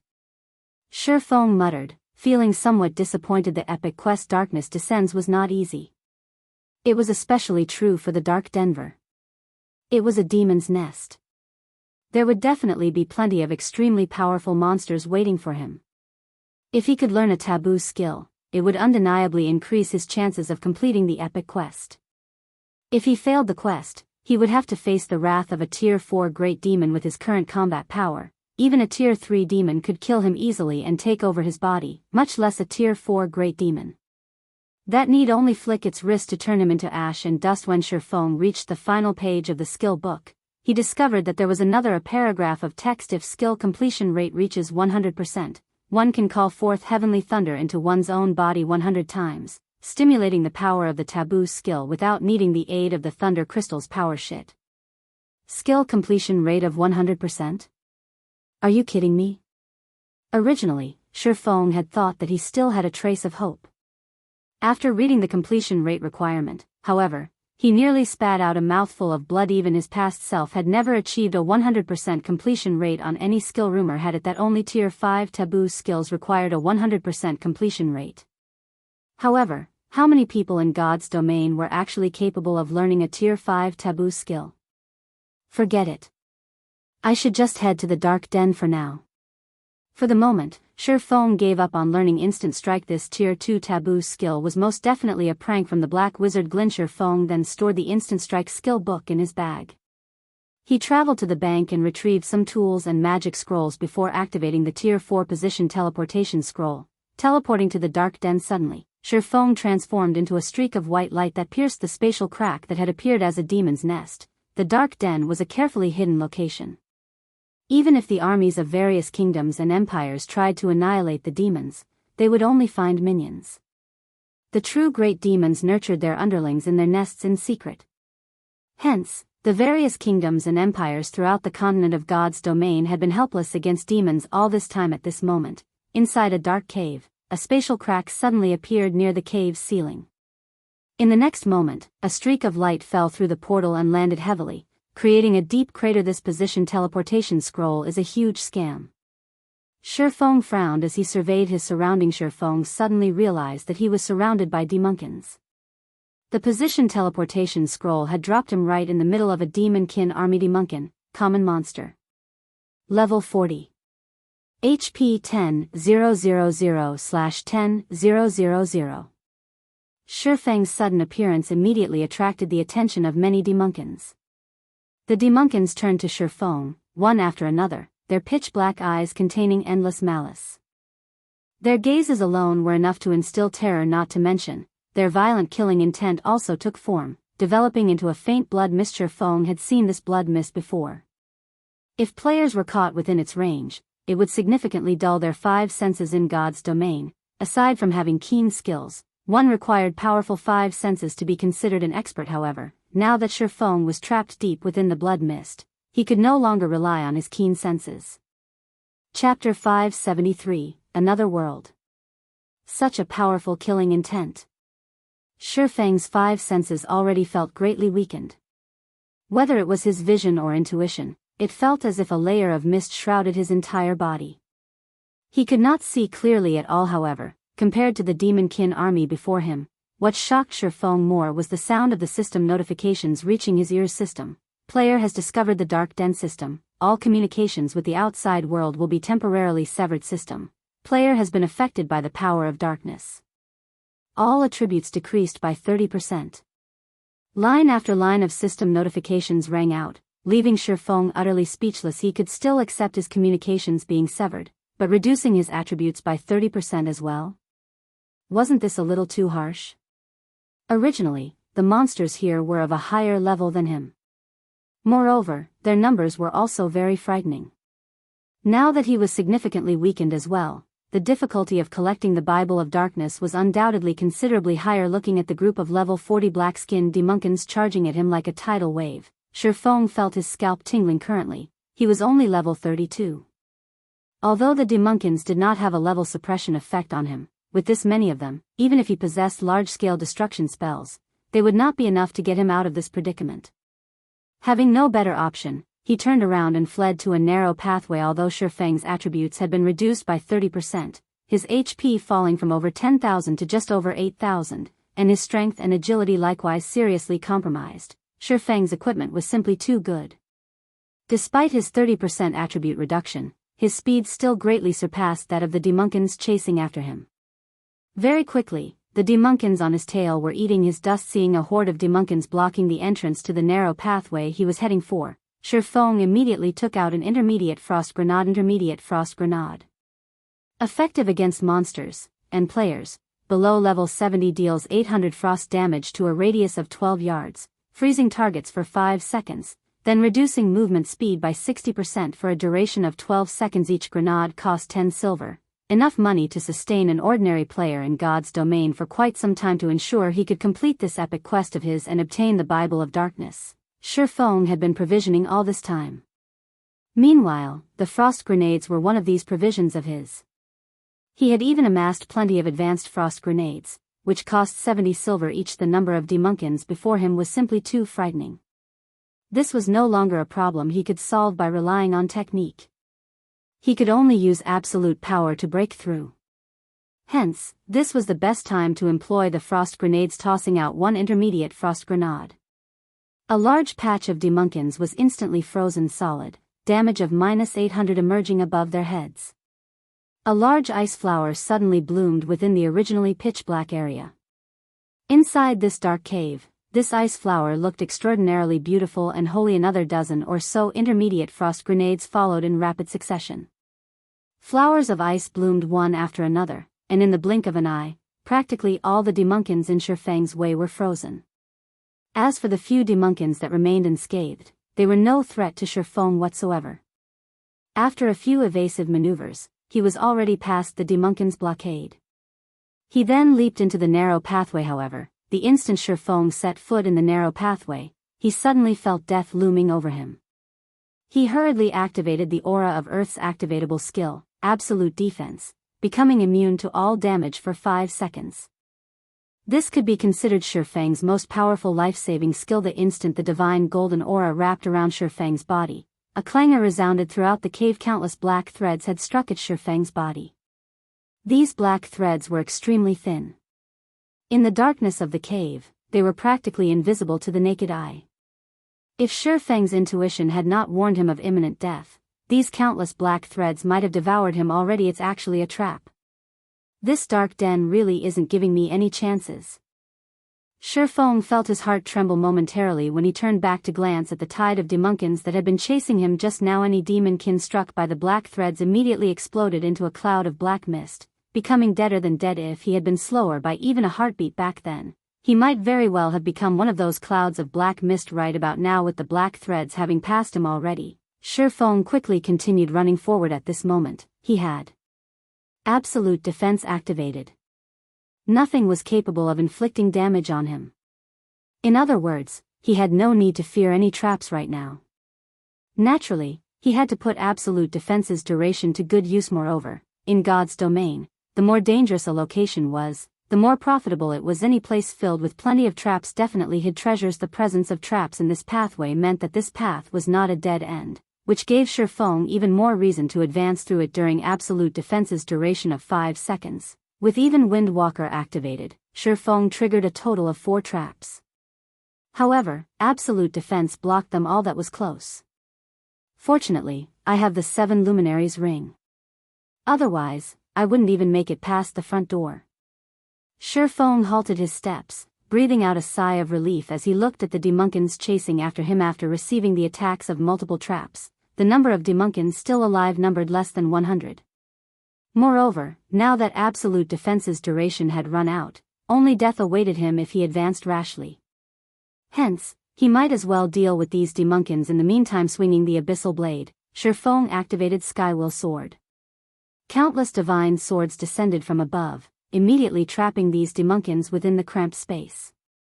Meanwhile, damages of over -3,000 and -6,000 points appeared over every demonkin's head. Right after that, Shifeng switched out the aura of earth for the aura of fire, then promptly cast Firestorm on these demonkins. A moment later, silence filled the poorly illuminated cave. Simultaneously, Shifeng's EXP soared. There was a difference of 8 levels between Shifeng and the demonkins. Even if the demonkins were just common monsters, the total EXP they gave was still plenty. However, at the end of the day, common monsters were still common monsters. They had dropped practically nothing at all, following which, Shifeng patiently waited for absolute defense's cooldown to end before advancing down the pathway once more. Be repeatedly running and stopping, Shifeng triggered an unknown number of traps before finally arriving at the exit of the narrow pathway. The instant he stepped out of the pathway, his eyes suddenly flinched. Why is there sunlight here? Shifeng wondered, unable to contain his surprise. His eyes had already adapted to the darkness of the cave. Now that he suddenly emerged into bright light, his eyes failed to adjust to the abrupt change, causing his vision to go bleary. Only after Shifeng had fully recovered did he begin surveying his surroundings: tall mountains and flowing water, white clouds dotting the sky, lush green forests that covered everything. How was this place a demon's abode? Even paradise paled in comparison to this place. What sort of situation is this? Shifeng turned around to look at the cave behind him. A layer of black film covered the cave entrance, and he could not see anything inside the cave at all, similar to how he had been unable to see anything outside the cave before. Did I exit from the dark den? No, that's not right. The system has not notified me that I have left the dark den. Moreover, my communications system hasn't recovered yet, proving that I have not left the dark den, and am in fact still inside the dark den. Shifeng shook his head. He had little to no understanding of the dark den. All he knew was that Fantasy Extinguisher had completed this quest in the past and had brought immeasurable improvements to his guild. Fantasy Extinguisher had never mentioned anything about the dark den itself to outsiders, so Shifeng naturally remained ignorant. Just as Shifeng was sitting quietly by the cliff outside the cave, the sound of an explosion came from below the cliff. This should be an elementalist's flame spell. Flame dragon's roar, right? Shifeng looked at the massive flame dragon soaring up from below the cliff. Unable to help his surprise, he muttered, "Is there an elementalist battling down below?" Chapter 574, Curse. The battle below the cliff grew in intensity as more time passed. Aside from the booming of violent elemental mana, there were also thundering roars and the constant clash of metal reverberating in the canyon. That's one intense battle. Seeing the trees being shattered and felled one after another, Shifeng could not help but take a closer look at the ongoing battle in the forested canyon. Shifeng could see a massive shadow moving through the trees. This shadow left a trail of destruction everywhere it passed. Such a powerful monster. Judging from its strength, which allows it to sweep away all obstacles in its path, it should not be any weaker than a chieftain. Shifeng then jumped off the cliff to take a closer look at the situation below. He had come to the dark den to complete his epic quest. This sudden battle before him might very well have some relation to the quest. Naturally, he had to go check it out. If an ordinary player were to jump down from a cliff that was over 100 meters tall, they would die the instant they landed. However, Shifeng did not mind. When he was about 20 meters above the ground, he activated gravity liberation, his body suddenly becoming as light as a feather. Due to the immense air resistance, Shifeng's descent decelerated sharply, so he landed safely the instant Shifeng's feet touched the green grass. He activated omniscient eyes, allowing him to perceive every movement within a radius of 100 yards. With this, he would be able to react immediately at the first sign of danger. This was a habit he had picked up from his many years of adventuring when dealing with the unknown. Caution had the top priority. Moreover, he was currently in the dark den, a nest of demons. He needed to be even more cautious. Meanwhile, the battle happening a distance away continued to intensify, so much so that even the ground was shaking right now. When Shifeng arrived at the battlefield, he discovered a giant black serpent over 50 meters in length swinging its tail around. With a single sweep, the serpent easily sliced apart a tree over 1 meter in diameter, leaving the surface of the cut as smooth as a mirror. With another casual swipe of its tail, the serpent split the ground, opening a deep gorge. Every one of the serpent's actions was capable of causing massive changes to its surroundings. Dark magic serpent, dark creature, chieftain rank. Level 42. HP 800,000/800,000. Meanwhile, fighting against the dark magic serpent was a party of 6 players. Moreover, the players in this party were extremely powerful, with the average level of the party being level 29. Even in Zero Wing, only Blackie had reached this level. A level 29 shield warrior currently stood at the forefront, fending off the serpent's attacks, while 2 mages and a ranger bombarded the chieftain with a relentless stream of attacks. A druid and a cleric standing at the rear line were also continuously healing the shield warrior. For a time, the battle remained at a stalemate. Ironwrist, be careful. It's using vicious venom. Hurriedly reminded the ranger standing at the rear line when he saw the serpent's belly expanding. Relax. The shield warrior named Ironwrist laughed, and instead of preparing to dodge, he took the initiative to charge at the dark magic serpent. The dark magic serpent opened its mouth and began spewing black mist into its surroundings. All vegetation that came into contact with this black mist immediately withered and turned into ash. In the next moment, the shield warrior rushing forward used shield bash on the serpent's abdomen, interrupting its skill and putting an end to the stream of black mist coming out of the monster's mouth. The black mist surrounding the chieftain began thinning out right away. However, the shield warrior was also poisoned as a result of his frontal assault, the skin all over his body turning pitch black. His HP started decreasing rapidly, losing 3,000 HP with each passing second. In the blink of an eye, the shield warrior's HP hit a critical level. Fortunately, the cleric of the party had long since been prepared for this situation. He quickly cast Detoxify on his companion, cleansing the serpent's venom just as it was about to deal damage for the 3rd time. Meanwhile, the druid beside the cleric had also promptly cast Life Restoration, healing the shield warrior for over 2,000 HP, followed by a hot effect that recovered more than 300 HP every second, pulling the shield warrior out of death's grip. Meanwhile, angered at the interruption of its skill, the dark magic serpent swept its tail at the shield warrior. At this time, a golden arrow shot towards the serpent's tail. The instant the golden arrow collided with the serpent's tail, it transformed into numerous chains that tied the serpent to the ground. However, the dark magic serpent's strength was too powerful. In the blink of an eye, it shattered the chains binding it and resumed its attack on the shield warrior. At this moment, the elementalist of the party used Ice Wall, creating a wall of ice between the serpent's tail and the shield warrior. When the serpent's tail collided with the ice wall, its speed fell drastically. As a result, the shield warrior managed to dodge the chieftain's attack effortlessly. The entire process was like flowing water. The members of the party were perfectly attuned to one another. Despite the dark magic serpent having the advantage in levels, this party of 6 was toying with it. Such amazing coordination, Shifeng could not help but praise. Just who are these people? The dark magic serpent was a level 42 chieftain. Even a guild's elite team would do their best to avoid such a monster. Yet, right now, a party of independent players was fighting it handily. However, the thing that shocked Shifeng the most right now was the fact that there were actually other players in the dark den as well. The dark den was very mysterious and well hidden. He had arrived in this place only after using a tier 4 magic scroll. Meanwhile, these players before him had actually managed to find their way here. It was simply inconceivable at this moment. Shifeng could not help but wish he could rush forward and question these people right away. If they truly had some other method to get to this place, he could then bring some helpers to help him complete his epic quest. That way, his chances of success would be even higher. However, he suppressed this urge of his. Instead, he remained hidden in the forest as he quietly observed this party of players. There were many incidents of players plundering other players in God's domain. Currently, this party was still in the thick of battle against the dark magic serpent. His making an appearance right now without any warning was highly likely to lead to misunderstandings.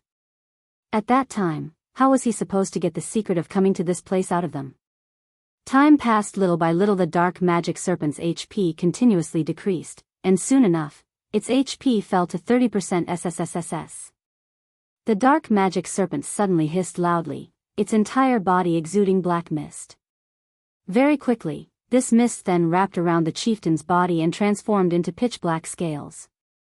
Under the bright sunshine, the scales released a blinding black light. Chieftain-ranked monsters normally entered a berserk state when their HP fell below a certain level.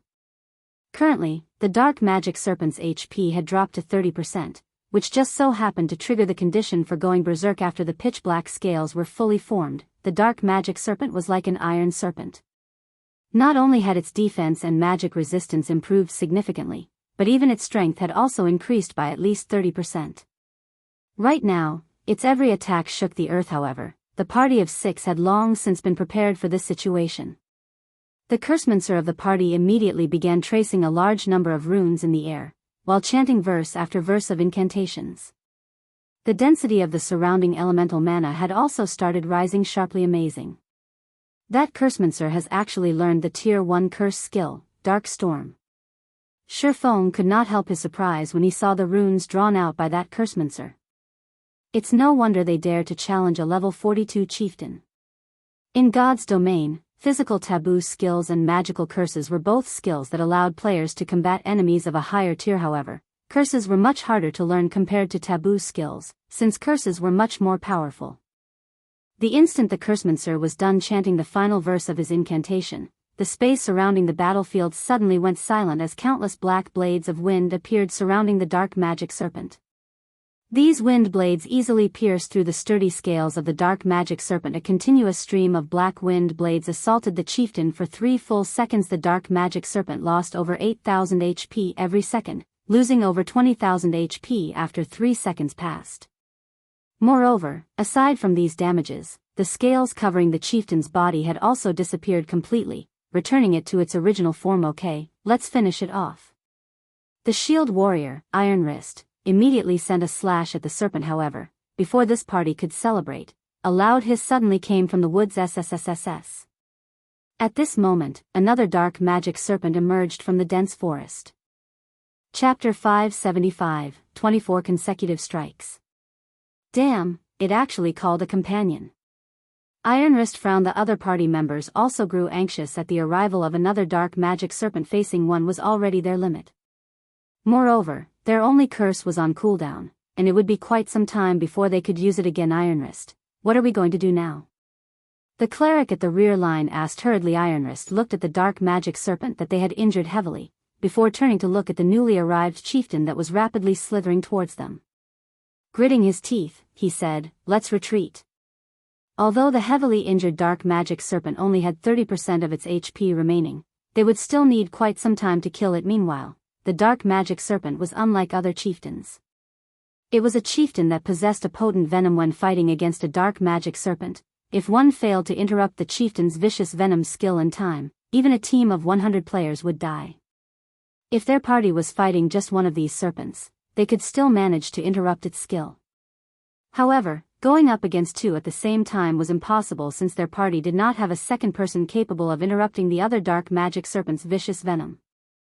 As long as the venomous mist of the skill spreads, only death awaited them. Hence, their only option right now was to retreat. When the others heard Iron Wrist's command, they immediately withdrew without hesitation. Unfortunately, although Iron Wrist and the others had made the correct decision in this situation, the heavily injured dark magic serpent had no intentions of letting them go. Widening its mouth, it shot jets of venom at Iron Wrist and his team. A short moment later, the other dark magic serpent caught up with the party, circled around to their rear, and used its tail swipe skill at the party's cleric and druid dam. Ironwrist's complexion sank. Although he wanted to go save the two healers, the distance to them prevented him from doing so. Moreover, the dark magic serpent in front of him was also bombarding him with venom attacks. Not to mention saving others, he was having a tough time just trying to avoid being hit himself. Leave us. The cleric named Off Fire shouted. He could not help squeezing his eyes shut when he saw the serpent's tail swiping at him against a level 42 chieftain like the dark magic serpent. Even their party's shield warrior, Iron Wrist, could only survive 2 direct hits. As for cloth armor classes like them, the chieftain would need only 1 hit to end their lives. Boom. The earth shattered. Huh? Why am I still alive? Despite waiting for a long time, Off Fire did not feel any pain from the impact of the serpent's tail. He then cracked open his eyes, taking a peek at the dark magic serpent. Immediately, a dumbfounded expression appeared on his face. How is this possible? At this moment, whether it was Off Fire or his fellow party members, all of them had their mouths hanging wide open. Standing before Off Fire right now was a person. Meanwhile, this person had actually blocked the dark magic serpent's attack using just 1 hand without so much as taking half a step back. Only, due to the immense force contained within the serpent's tail, the ground beneath this person's feet had shattered. A player had actually managed to overwhelm a level 42 chieftain. This scene was as if someone had stopped a moving truck using a single hand. How could it not be shocking?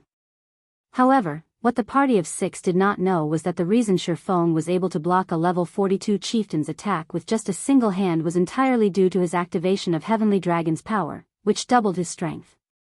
Otherwise, even Shifeng, with his exaggerated attributes, would not be able to receive the dark magic serpent's attack safely. You guys deal with the injured dark magic serpent. Leave this one to me, Shifeng said directly in response. Off Fire and the others absent-mindedly nodded their heads. It was as if Shifeng was currently their party's leader. After saying so, Shifeng immediately jumped up to the space above the serpent's head. Raising the abyssal blade, he activated Thunder Flame Explosion. The power of lightning wrapped around the abyssal blade as the magic weapon landed on the dark magic serpent's head. Boom. Lightning and flames instantly washed over the dark magic serpent. Even though the chieftain possessed very high defense and magic resistance, it still suffered over -6,000 damage from the attack. Who is this person? Is it really possible for a player to be that strong? Off Fire's jaw fell when he saw the damage Shifeng had dealt. Their party could be considered a top-tier party already, yet the highest damage their party could deal a dark magic serpent in a single instance was just slightly over -1,000. Meanwhile, Shifeng had managed to deal over -6,000 damage in just a single attack. His damage output alone was already more than double that of their entire party. The dark magic serpent constantly let out anguished cries as it was bathed in the power of lightning and fire. It glared at Shifeng with its chilling eyes. However, although it wished to devour Shifeng, it was powerless to do so. Than dealing massive amounts of damage, the Tier 1 Thunder Flame Explosion also had a fainted and speed reduction effect. Although the fainted effect was not particularly effective against the dark magic serpent, the speed reduction effect was highly effective. The serpent's movement speed and attack speed instantly fell to only 1/6 of its original, its movements becoming extremely sluggish. Only when Shifeng had already landed back on the ground, did the dark magic serpent's jaw, that was capable of swallowing a small car whole, begin descending towards Shifeng. Smiling, Shifeng shifted his footwork slightly, easily dodging the dark magic serpent's attempt to devour him. Turning his body, he followed up with a slash to the chieftain's mouth. The instant he struck the serpent, it went flying, and its head smashed heavily into a tree. As the tree swayed wildly, damage of over -2,000 points appeared above the serpent's head. Such a high defense. It's even higher than an ordinary lord's. Just what kind of monster is this? Shifeng clicked his tongue slightly. He had activated not only Dragon's power but also the Aura of Fire, which increased his damage by 40%. With his current equipment and attributes, his normal attack should still be able to deal over -3,000 damage, even if he was up against a level 40 lord. However, when it came to the dark magic serpent, his attack only dealt more than -2,000 damage. To the level 42 chieftain, which possessed 800,000 HP, that amount of damage was practically negligible. Just its battle recovery alone could regenerate 1% of its HP every 5 seconds. That was 8,000 HP every 5 seconds. Should he encounter this dark magic serpent without dragon's power, he would most likely have no choice but to flee on the other side. Iron Wrist and the others had begun luring the heavily injured dark magic serpent away from Shifeng. If the two dark magic serpents used vicious venom simultaneously, even a 1,000-strong army would have to say their prayers. Seeing that Iron Wrist and the others had distanced themselves from him, Shifeng now activated 9 Dragon Slash and Phantom Kill. At the same time, he had also had his doppelganger activate its ultimate move, Blade Liberation, increasing its strength and agility by 80%. With two of them attacking the chieftain together, the battle became much more efficient. Although the doppelganger's strength was not comparable to the original, it surpassed Shifeng in terms of speed. Taking hold of the dark magic serpent's aggro, the doppelganger kite the chieftain effortlessly. Meanwhile, Shifeng himself attacked the chieftain madly from behind. Chop. Thundering Flash. Earth Splitter. Finally, both original and doppelganger used Flame Burst simultaneously. Every single one of their attacks dealt over -10,000 damage and over -20,000 damage if their attacks triggered a critical hit. Out of the 24 consecutive hits, over half achieved a critical hit. In the blink of an eye, the dark magic serpent's remaining 50% HP zeroed out. The chieftain did not even get the chance to use Berserk. The dark magic serpent's death also allowed Shifeng's EXP to soar. In addition to the difference of 10 levels, the EXP a field chieftain provided was also very generous. Aside from contributing a huge sum of EXP, the dark magic serpent dropped 7 items. Only 7 items dropped even after I activated Divine Providence? Isn't this dark magic serpent a little too miserly? Shifeng was stunned when he saw only 7 items scattered on the ground. Chapter 576, Maverick. In God's domain, a chieftain-ranked monster normally dropped around 4 or 5 items. Since a 20-man team could easily deal with a chieftain of the same level as for lords, these monsters usually required 50-man or 100-man teams of the same level to defeat, and the number of items they usually dropped was above 10 pieces at Dark Gold rank. Icarus's heart possessed 14 luck. Moreover, Divine Providence gave an additional 32 luck when activated. In total, Shifeng could raise his luck up to 46 points. With so much luck, Shifeng had a high chance of triggering a jackpot even if he were to kill a lord, not to mention a chieftain. Yet, the dark magic serpent had only dropped 7 items. Moreover, all 7 of these items were very ordinary. Usually, players would have a tiny chance of obtaining fine gold equipment from field chieftains. However, among the 7 items Shifeng obtained, there was no fine gold equipment at all. There were only 2 pieces of mysterious iron equipment and 2 pieces of secret silver equipment. All 4 were level 40 equipment. As for the remaining drops, they were 3 gray crystals. Taking a look at the crystals, information showed that all 3 were common items. What is going on here? Shifeng was astonished when he saw the items the dark magic serpent dropped. Despite his having such high luck, the chieftain dropped only such low-quality items. It was practically the lowest possible drop one could get from a chieftain. Shifeng then shook his head, dispelling his thoughts as he quickly stored the drops. Whatever. Best to take a look at the situation on other side for now. Although the drops he obtained were unsightly, Shifeng felt that it was somewhat reasonable. After giving the matter some thought, the higher the level one reached in God's domain, the more difficult it was to obtain good equipment. When players reached level 40, the difficulty of obtaining level 40 secret silver equipment was no less than the difficulty of obtaining level 30 fine gold equipment at level 30. While Shifeng was hurrying over to Iron Wrist's side of the battlefield, the fight there had yet to end. Currently, the dark magic serpent still had 10% of its HP remaining. However, Iron Wrist and the others were not doing too well right now. Due to the unexpected ambush earlier, the party's mages and healers had depleted themselves considerably. Now that they resumed their conquest of the heavily injured dark magic serpent, they found the battle extremely taxing. Hence, even after fighting for so long, they had managed to take away only 20% of the dark magic serpent's HP. Everyone, keep it up. It has only 10% of its HP left. We should hurry up and finish off this dark magic serpent, so that we can go help on the other side. Iron Wrist said as he blocked the chieftain's tail swipe using his shield. Everyone nodded in agreement, and they began using everything they had. The two mages each took out a Tier 1 magic scroll and started chanting. Tier 1 magic scrolls were life-saving items.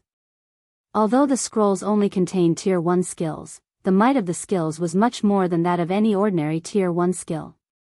Most importantly, these Tier 1 magic scrolls did not require any mana to use. The ranger had also taken out 20 special arrows. These special arrows were consumable items. Although they were not as expensive as a Tier 1 magic scroll, the combined value of 20 special arrows was no less than that of 3 Tier 1 magic scrolls. The spells contained in the Tier 1 magic scrolls bombarded the dark magic serpent one after another, each dealing over -3,000 or -4,000 damage, 3 or 4 times more damage than what the mage's own Tier 1 spells were capable of. The two mages' bombardment instantly reaped over 20,000 HP from the chieftain. Meanwhile, every one of the special arrows the ranger shot dealt around -1,500 damage to the serpent.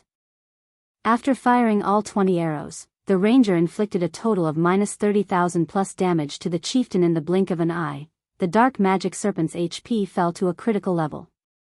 The chieftain constantly let out anguished shrieks as the spells and arrows visited numerous terrible wounds on its body. Die. Iron Wrist shouted as he used Beheaded. The Tier 1 Beheaded could instantly kill a monster with less than 5% HP remaining at a certain probability. Iron Wrist immediately slashed his saber down on the serpent's head, dealing nearly -30,000 damage to the chieftain and instantly killing it. SSS. The dark magic serpent hissed one last time before its body fell to the ground. Phew, our win this time sure didn't come easy. I wonder if it dropped.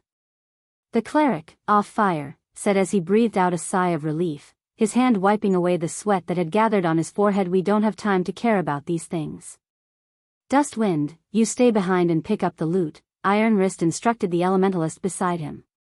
Everyone else, follow me. Don't forget, we still have another full HP dark magic serpent we need to take care of.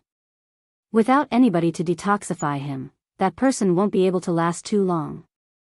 Although they had seen how powerful Shifeng was, the dark magic serpent was no ordinary monster.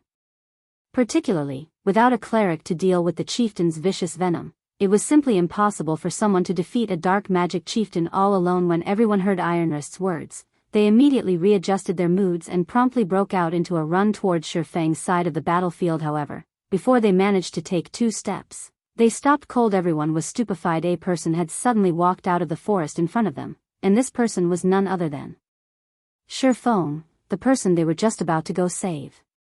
Moreover, Shifeng appeared completely unscathed. He had not lost even a single HP. There was also no sign of a dark magic serpent behind him, proving that he had not escaped his battle but had instead finished it already. The dark magic serpent had an extensive hunting range. As long as one remained within this region, the dark magic serpent would not give up on its pursuit. In other words, Shifeng had single-handedly defeated a full HP dark magic serpent. Moreover, he had killed it much faster than they had. The difference in strength between them was simply unimaginable. Is he a monster? Off Fire's eyes widened in disbelief as he looked at Shifeng walking over slowly.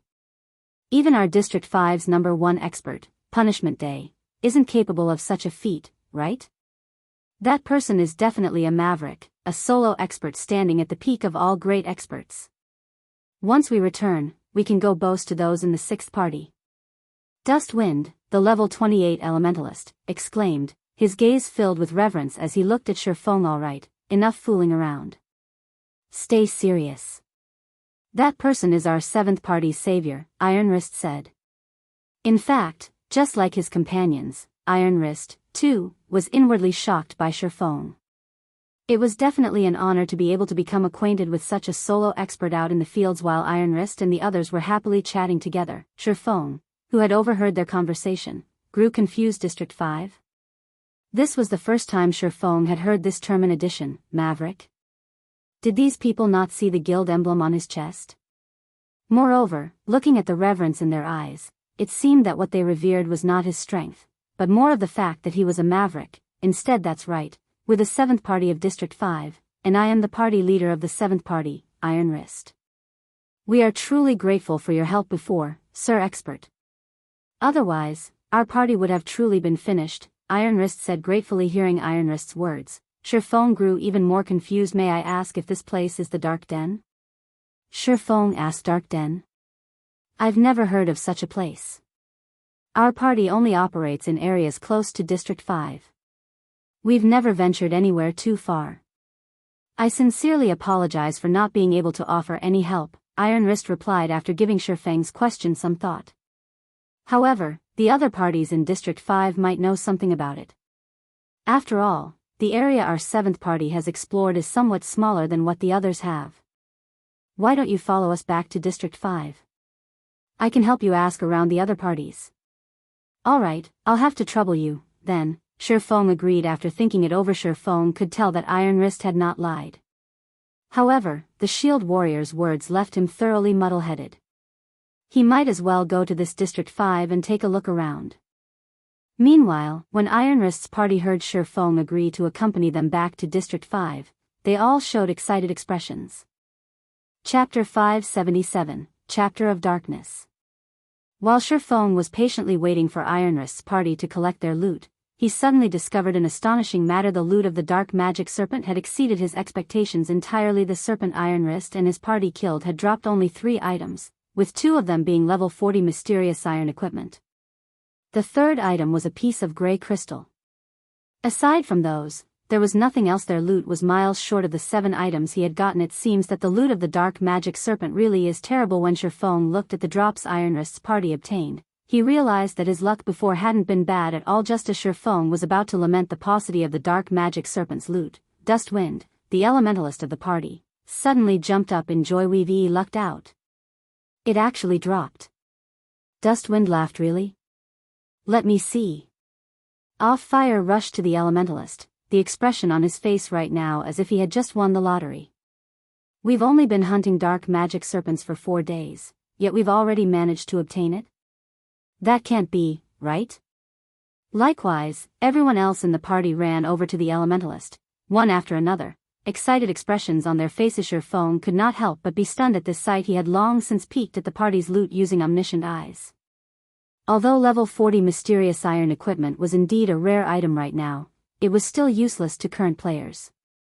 Moreover, its basic attributes were only slightly better than level 30 fine gold equipment. With the strength of Iron Wrist's party, would level 40 mysterious iron equipment be able to even enter their eyes by the time they reached level 40? Was there a need to get this excited?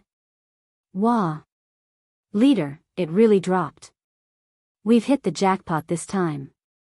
Off-Fire said as he showed off the grey crystal in his hand to Iron Wrist. After Iron Wrist accepted the grey crystal, he took a look at it before gritting his teeth and passing it to Shifeng, saying, "Brother Expert, you saved our 7th party.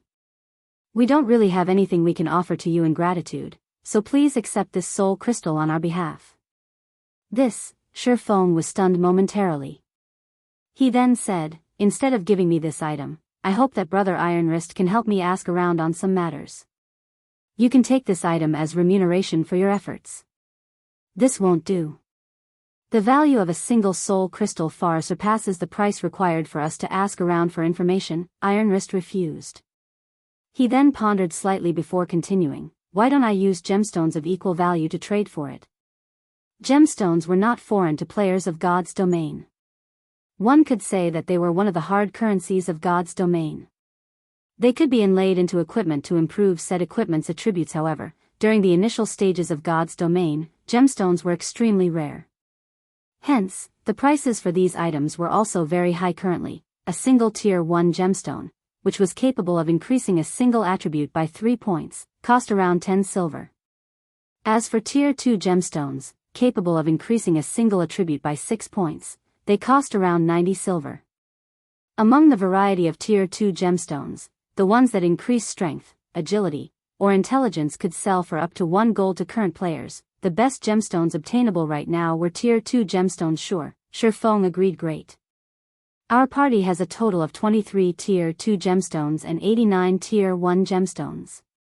However, we don't have too many on hand right now, most of them are in our warehouses.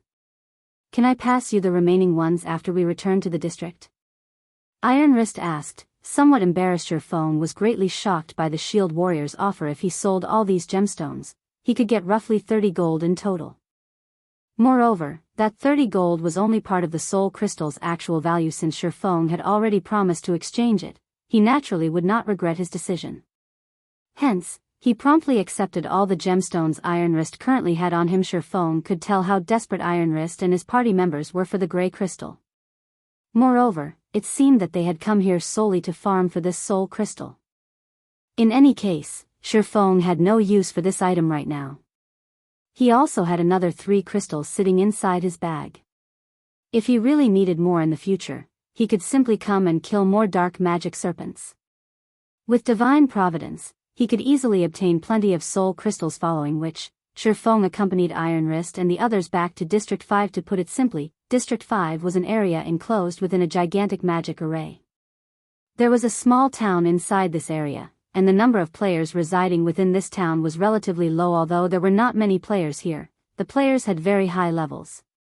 Every one of them was level 26 or above. They were higher leveled than even the elite players of guilds. Moreover, the equipment these players wore were of very high quality, with the weakest being mysterious iron equipment, and the majority being secret silver equipment. Only the elite members of Zero Wing could possibly compare to these ordinary players. Why aren't there any NPCs guards here? Shifeng could not help but ask. After surveying the streets for a while, he had not seen any NPC guards whatsoever. NPC guards were normally used to maintain town security and to prevent fights between players. Not having any NPC guards was not good news to ordinary players. NPC guards? What's that? Iron Wrist asked curiously. They are NPCs meant to maintain the security of the town and prevent players from trying to kill each other, Shifeng replied. Surprise, District 5 doesn't have such NPCs, as we're inside a safe zone. Within the safe zone, no player can attack anyone. Hence, town security is very high. Moreover, our District 5 is very powerful. We've accumulated enough soul crystals to even establish a new training facility already. On the other hand, Districts 6 and 7 are only able to defend themselves against monster assaults, Iron Wrist proudly explained. I see. Shifeng nodded. He more or less understood what was going on now. God's Domain was an extremely mysterious game. The main God system was also constantly expanding. God's Domain itself, depending on the region a player resided in, the gameplay they experienced would indeed be somewhat different. Shifeng had encountered such situations a few times in the past. Only, he had not expected the gameplay here to be this different from where he came from. It felt as if the players here were playing a city-building game, protecting and developing the cities they belonged to. This was just like how a guild would establish their own town or city. However, there was yet to be a single guild capable of constructing their own city. Soon, Iron Wrist and his party set out to help Shifeng gather information related to the Dark Denver. Meanwhile, Shifeng himself went to a bar to collect information about this place. Did you hear? Our few districts have recently joined forces and are preparing to go on a crusade against Gloomy Valley. The Crusading army is currently recruiting members as well. As long as we can get rid of the Great Lord Noya inside Gloomy Valley, we will be able to open up new maps, a guardian knight inside the bar said to his companions after taking a sip of red wine. I heard that the top 10 parties of our District 5 can join the Crusading army directly. Unfortunately, my party is ranked more than 50. And we'll have to pass a test if we want to join the coalition, an assassin said with disappointment. That's right. As long as we can defeat the Great Lord, we will be able to obtain the Chapter of Darkness. At which point, the monster assaults will become much easier to handle. For a time, everyone inside the bar discussed matters related to Gloomy Valley Chapter of Darkness. Shifeng suddenly thought about the Bible of Darkness when he heard about the Chapter of Darkness. Is there some sort of connection between the two? His quest required him to obtain the Bible of Darkness. However, he had no clue as to how he should go about doing so. Meanwhile, the Chapter of Darkness could possibly be an important clue. It seems that I'll have to make a trip to Gloomy Valley myself, Shifeng quietly muttered. Chapter 578, District 5. Time passed little by little. Before he knew it, Shifeng had spent over an hour inside the bar already. Although he had not done anything in particular, he had gained an enormous harvest. The bar was somewhere players often conversed and exchanged information with each other, so collecting information was effortless, particularly information regarding District 5. After going through the information he had, Shifeng finally understood what kind of place District 5 was. He could not help but admit that it was similar to the real world. To put it simply, District 5 was a simple shelter that allowed players to stay at a close distance to high-leveled monsters, removing the need to waste large amounts of time on travel as there were no teleportation arrays here. Players had to rely on their own 2 feet to get anywhere due to the large number of ferocious monsters in the area. Players would generally form parties when venturing into the fields, not daring to go solo. Any player capable of moving solo in the fields was an expert among experts. These solo players were known as Mavericks, and they were the definition of strength. Hence, they were admired by many players. Besides that, shelters also served as a defensive measure against monster assaults because the nights in this place was extremely terrifying. How terrifying were they? At nighttime, monsters would group up and actively assault players. Even a 100-man team would not survive without the protection of the shelter. Moreover, even if players were inside the shelter, they still needed to face the tsunami of monsters. Hence, the players here had no choice but to work together to fend off these monsters. If the shelter were compromised, then the activity range of players would be similarly affected. They would have no choice but to move their base of operations to a lower-level region. In the future, if they wished to grind high-level monsters, they would have to waste a lot of time traveling from a low-level region to a high-level region. Meanwhile, the nights here were longer than days. Out of the 48 hours in each day, 30 hours consisted of nighttime with only 18 hours of daytime. The time available for players to level up and improve themselves was much more limited. This situation further emphasized the importance of shelters. After all, if players were to waste 8 to 9 hours on travel every day, how were they supposed to level up? Nevertheless, it was this dire situation that allowed the players here to have very high levels. District 5 was one of the shelters located in a high-level region. The players here did not have to waste a large amount of time on travel to encounter high-level monsters, go to high-level dungeons, or take on high-level quests, as the players here had to face the assault of a monster army every night. Not only could they gain a considerable amount of EXP from killing these monsters, but they could also take the opportunity to complete high-level quests, obtaining significant sums of money and equipment. Meanwhile, the most precious resource for a shelter was the soul crystal. This item could be used to strengthen the magic array enveloping the shelter, significantly weakening the monsters within the magic array's range and giving players an easier time pushing back the monster armies. If players donated soul crystals to the shelter, they could receive large amounts of contribution shares in return. Contribution shares were equivalent to money in shelters, and players could use these points to purchase some specific items to strengthen themselves. For example, the Tier 1 curse that Iron Wrist's party wielded was one of the good items acquired using contribution shares. Hence, the players here had a great desire for soul crystals only. This item was truly useless to Shifeng. He would not be living in this place. He was only going to stay here as a guest until he completed his quest. Although the soul crystals are useless to me, it won't be a bad idea to exchange them for some gemstones. Shifeng suddenly thought of a good idea to make money as he looked at the 3 soul crystals inside his bag. Compared to the outside world, gemstones were much more easily obtained in this place. During the monster attacks at night, there was no lack of chieftain and lord ranked monsters. Chieftains had a high chance of dropping Tier 1 gemstones, while lords might even drop Tier 2 gemstones. Hence, the supply of gemstones here was much higher. In the outside world, players very rarely had the chance to inlay gemstones into their equipment. In here, however, it was very normal for players to have all the equipment on their bodies inlaid with gemstones. As a result, the basic attributes of the players here were much higher than those of players in the outside world. Meanwhile, the prices of gemstones here were also much cheaper. Outside, each Tier 1 gemstone sold for 10 silver, whereas Tier 2 gemstones sold for 90 silver to 1 gold per piece. In here, however, 5 silver could buy a Tier 1 gemstone, whereas Tier 2 gemstones only cost around 40 silveras. For soul crystals, each piece could sell for up to 40 gold. Even then, players would still fight to buy it. The drop rate of soul crystals was abysmally low, and only chieftains that were level 40 or above had a slightly higher drop rate.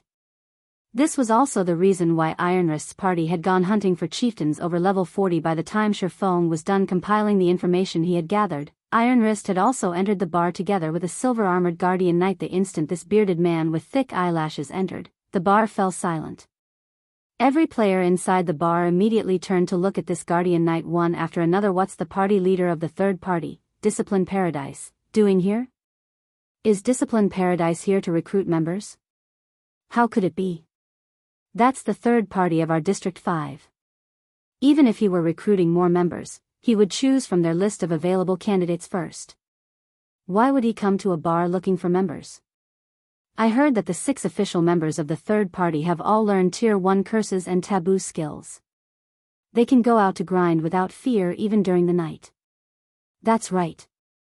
The third party's strength is currently the closest to the first party. It is highly possible that, after the next ranking battle, Discipline Paradise will become the leader of the second party. Everyone inside the bar looked at the silver-armored knight with gazes of admiration and reverence. In a shelter, the higher ranked a party was, the more resources they could obtain. In addition, they would also gain greater access in the shelter, allowing them to purchase items that were not available to regular parties. That way, their party's strength would improve even faster. Soon, Discipline Paradise and Iron Wrist arrived before Shifeng, who was currently seated at a corner of the bar. Brother expert, let me introduce you. This here is the leader of our District 5's third party, Discipline Paradise. He's quite knowledgeable about the dark den you spoke of, Iron Wrist said, smiling. Hello, you can just call me Discipline. Discipline Paradise smiled. Although Discipline Paradise was one of the powerhouses of District 5, he did not display any form of arrogance.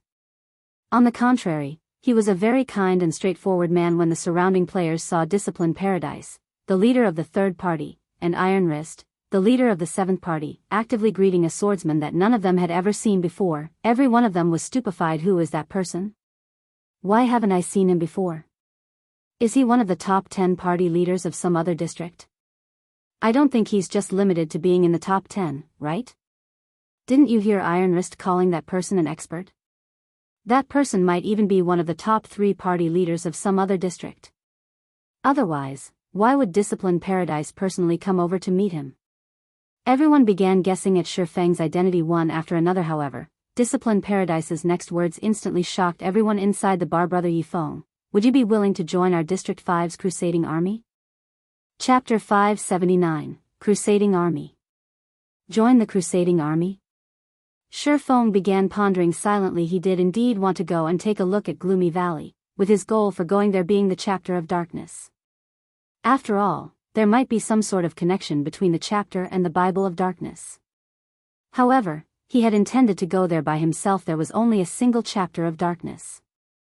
With so many people wanting to obtain it, how was he supposed to get it if he went with a group?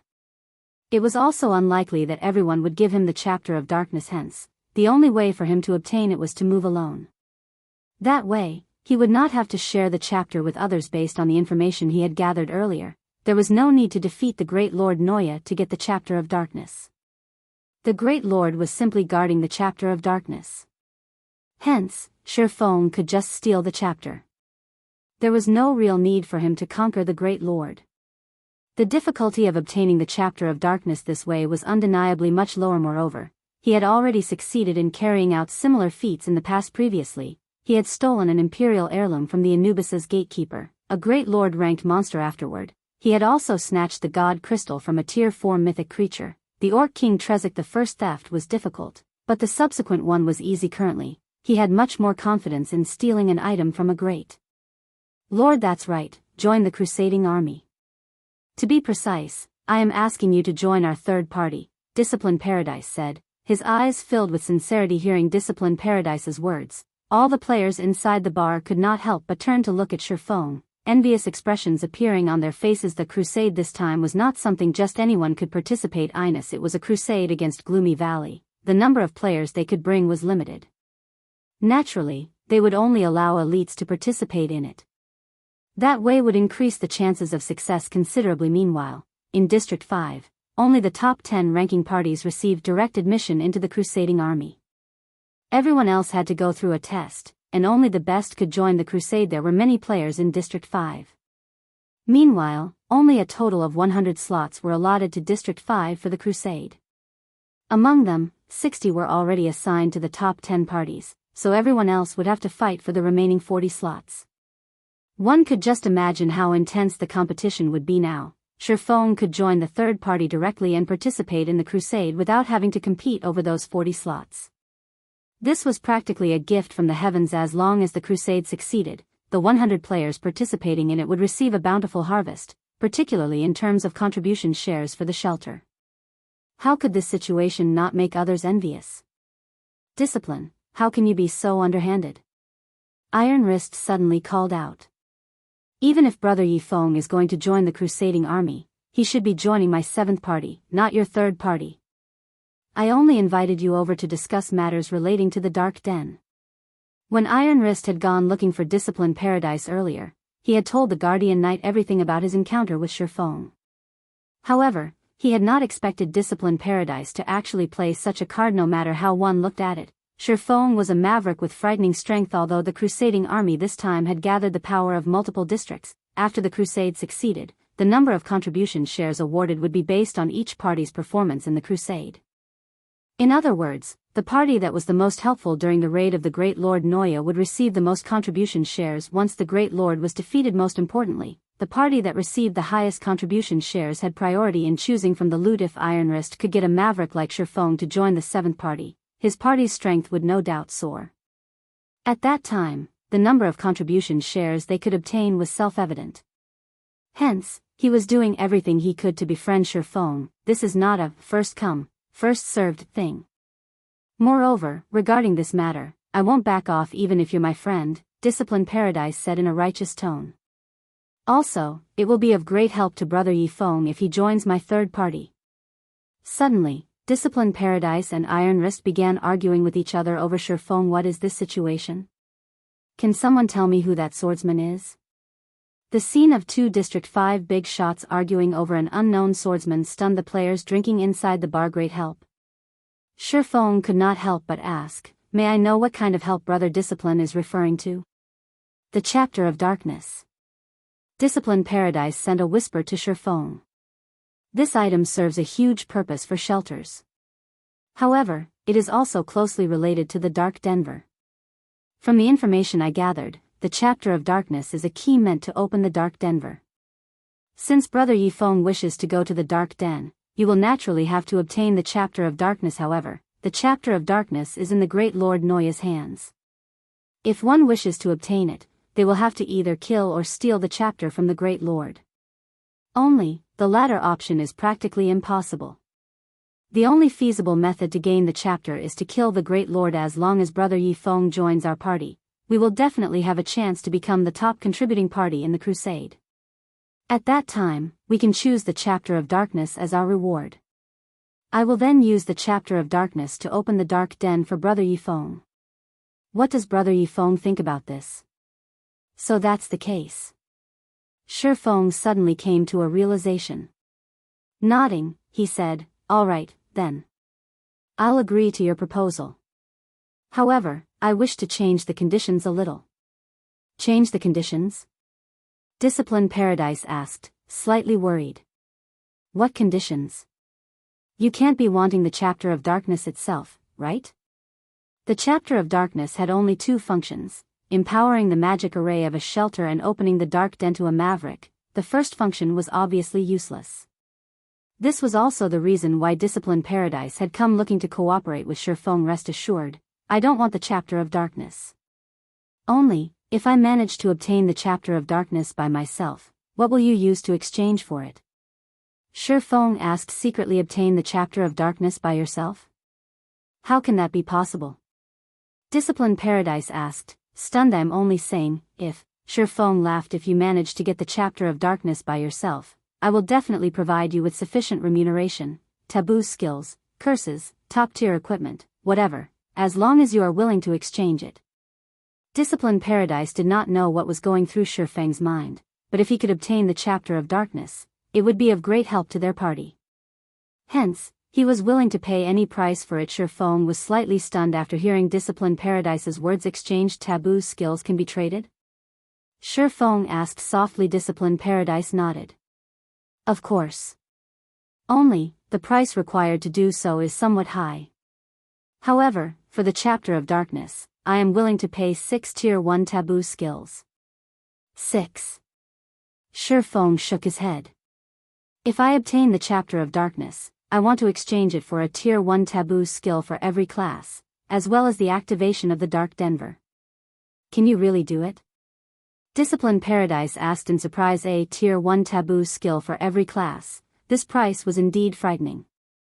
Even for Discipline Paradise, this was a very steep price. The Chapter of Darkness was merely a dark gold item with a somewhat special function. In truth, it was worth only 7 or 8 pieces of dark gold equipment. Meanwhile, the value of a Taboo skill was no less than a piece of dark gold equipment. Since there was a total of 12 major classes, that meant a total of 12 Taboo skills, equivalent to 12 pieces of dark gold equipment. Dark gold equipment was considered a luxury item for any party. If one had to give away 12 pieces all of a sudden, any party would feel a sting in their hearts. However, compared to this painful price, what Discipline Paradise was most concerned about was whether or not Shifeng could obtain the Chapter of Darkness. Chapter 580, Abyssal Upgrade. In response to Discipline Paradise's question, Shifeng only smiled while remaining silent. Receiving such a reply from Shifeng, Discipline Paradise didn't get angry. His eyes glowed with excitement. Instead, his trust in Shifeng growing even stronger. Previously, he had heard from Iron Wrist that Shifeng had managed to defeat a level 42 chieftain-ranked dark magic serpent all by himself. This was definitely a feat that no ordinary person was capable of. Currently, there were only 10 parties capable of hunting dark magic serpents in District 5. Other than their excellent techniques and equipment, the main reason why these 10 parties were equal to the task was their having learned Tier 1 Taboo skills that countered these chieftains. Otherwise, they all would be powerless against dark magic serpents. As for defeating a dark magic serpent single-handedly, not even he, the leader of District 5's third party, had ever dreamed of attempting such a feat. Due to this reason, he had come over personally to invite Shifeng to join their team and aid them in competing for the Chapter of Darkness. When will Brother Yifeng be able to obtain the Chapter of Darkness? Discipline Paradise asked somewhat anxiously. Hints of reverence and elation gleamed in his eyes. Although several districts were participating in the crusade against the Great Lord Noya this time, Noya was a level 40 Great Lord.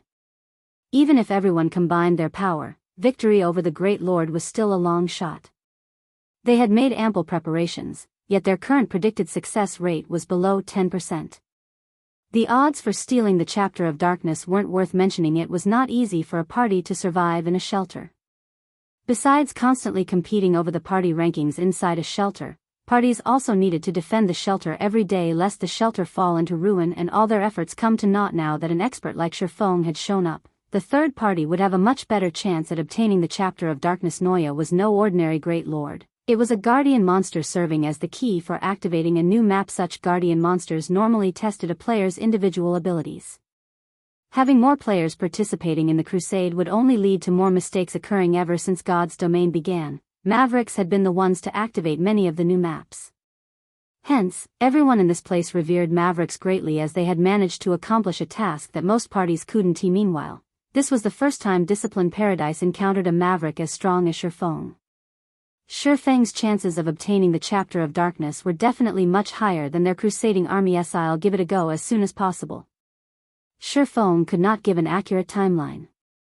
After all, he had not yet seen Noya personally. However, with his equipment and means, he should have an excellent chance of stealing the item the Great Lord was guarding. I hope that Brother Discipline can prepare the Tier 1 Taboo skills as soon as possible. Tier 1 Taboo skills and curses were not cabbages piled high in the market. Based on the information Shifeng had collected, out of the tens of thousands of players in District 5, only the top 5 parties possessed 6 or more Tier 1 Taboo skills and curses. Iron Wrist's 7th party had 2, however, currently only one of his members had succeeded in learning a Tier 1 curse. One could just imagine how difficult it was to obtain Tier 1 Taboo skills and curses. Brother Yifeng can rest assured on this point. As long as you succeed in getting the Chapter of Darkness, I will definitely hand over 12 Tier 1 Taboo skills.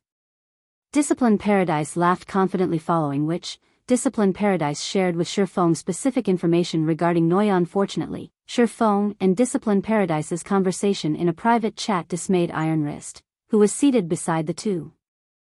However, seeing how Discipline Paradise, the leader of the third party, was acting so respectfully with Shifeng, Iron Wrist also could not help but feel a little prideful. After Discipline Paradise left, Shifeng looked at the depressed shield warrior and said, "Brother Iron Wrist, can I get you to help me with something?" "Brother Yifeng, please don't hold back. You are our party's savior. If you have anything you need help with, just tell me," Iron Wrist assured, clapping his chest. "Can you help me exchange these soul crystals for some level 30 fine gold ranked or above weapons?" Shifeng asked as he took out 3 gray crystals from his bag. "Heavens! You actually have so many soul crystals."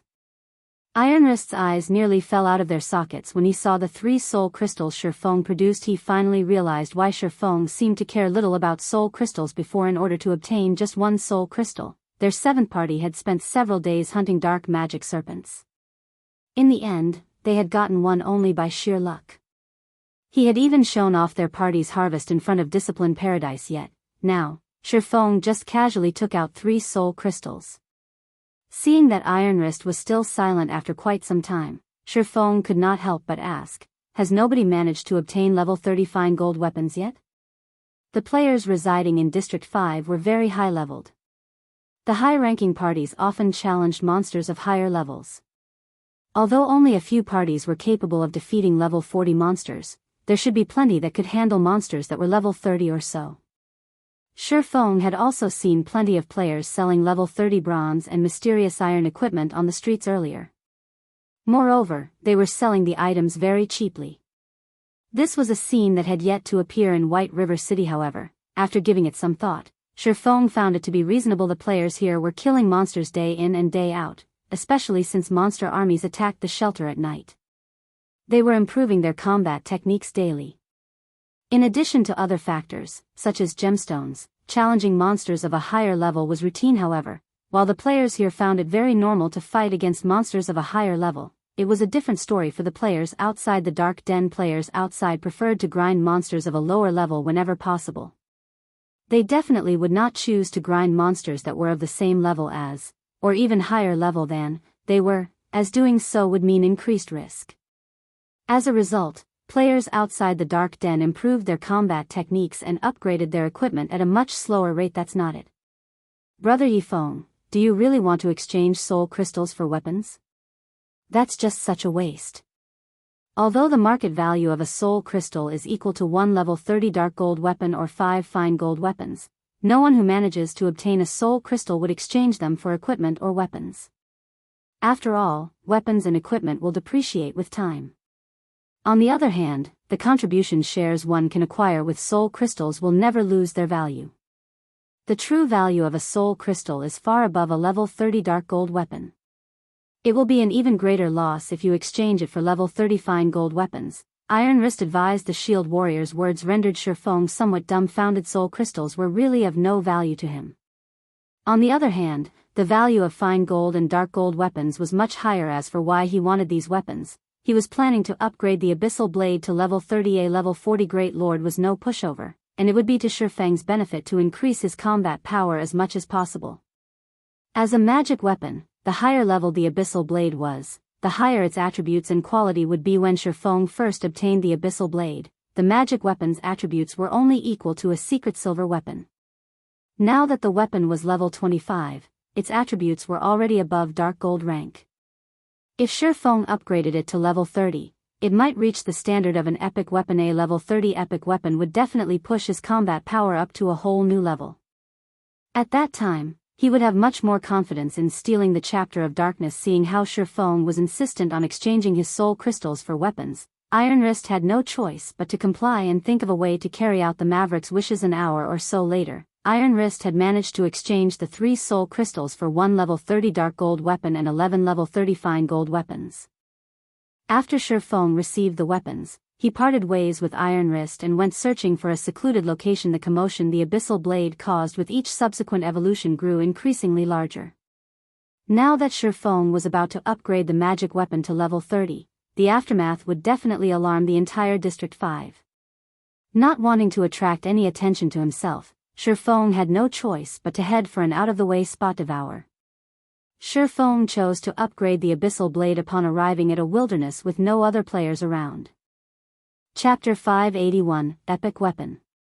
The moment Shifeng's finger made contact with the system window, the pitch-black Abyssal Blade released a dragon's roar. The deafening roar sounded as if an actual dragon stood before Shifeng right now. With such a ferocious roar, even the birds in flight were petrified, falling out of the sky one after another. Immediately after letting out the dragon's roar, the Abyssal Blade struggled free from Shifeng's hand and flew into the air in the blink of an eye. the pitch-black abyssal blade transformed into a cloud of black mist that devoured the 11 sacrificial weapons as it consumed the weapons. Shifeng could also hear a strong heartbeat coming from the black mist.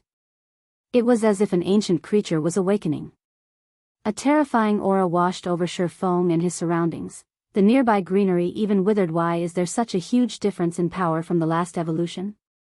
Shifeng looked at the black mist floating in midair, frowning. Is this the beginning of a backlash?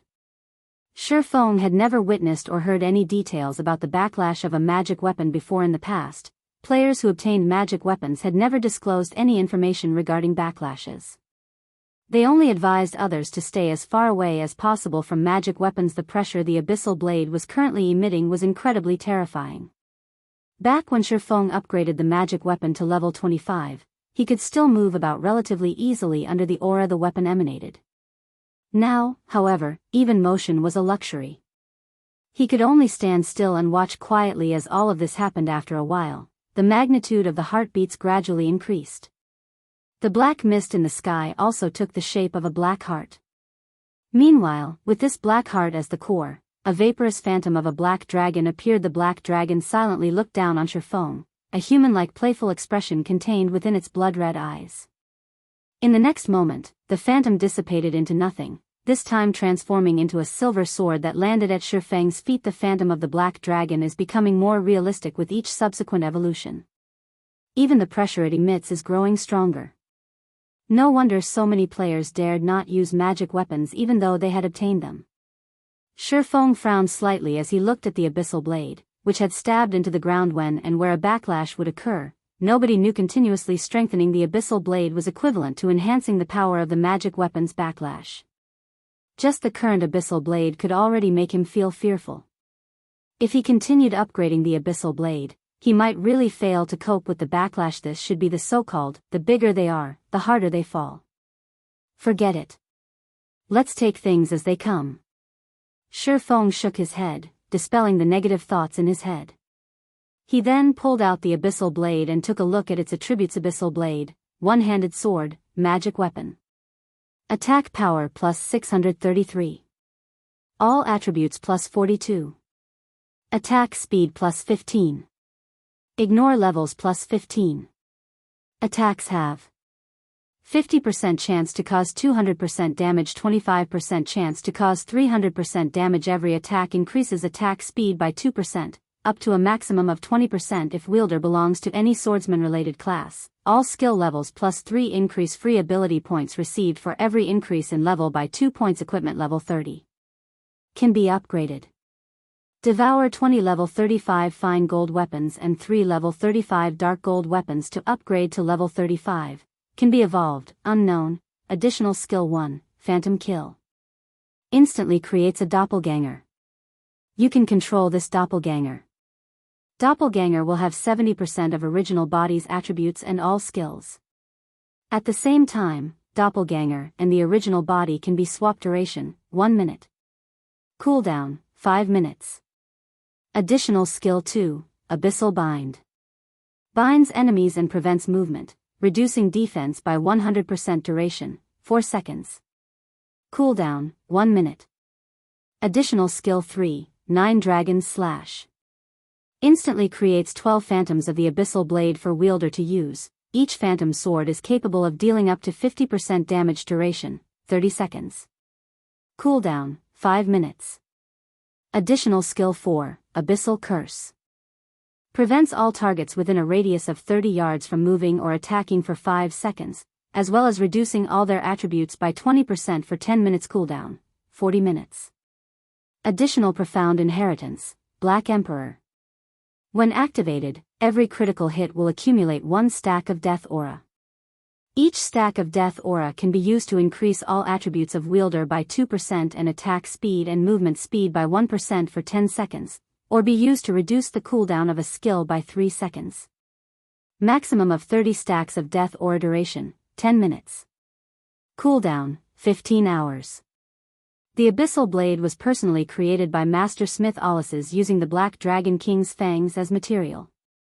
It is one of 36 famed swords, and it is ranked 31st.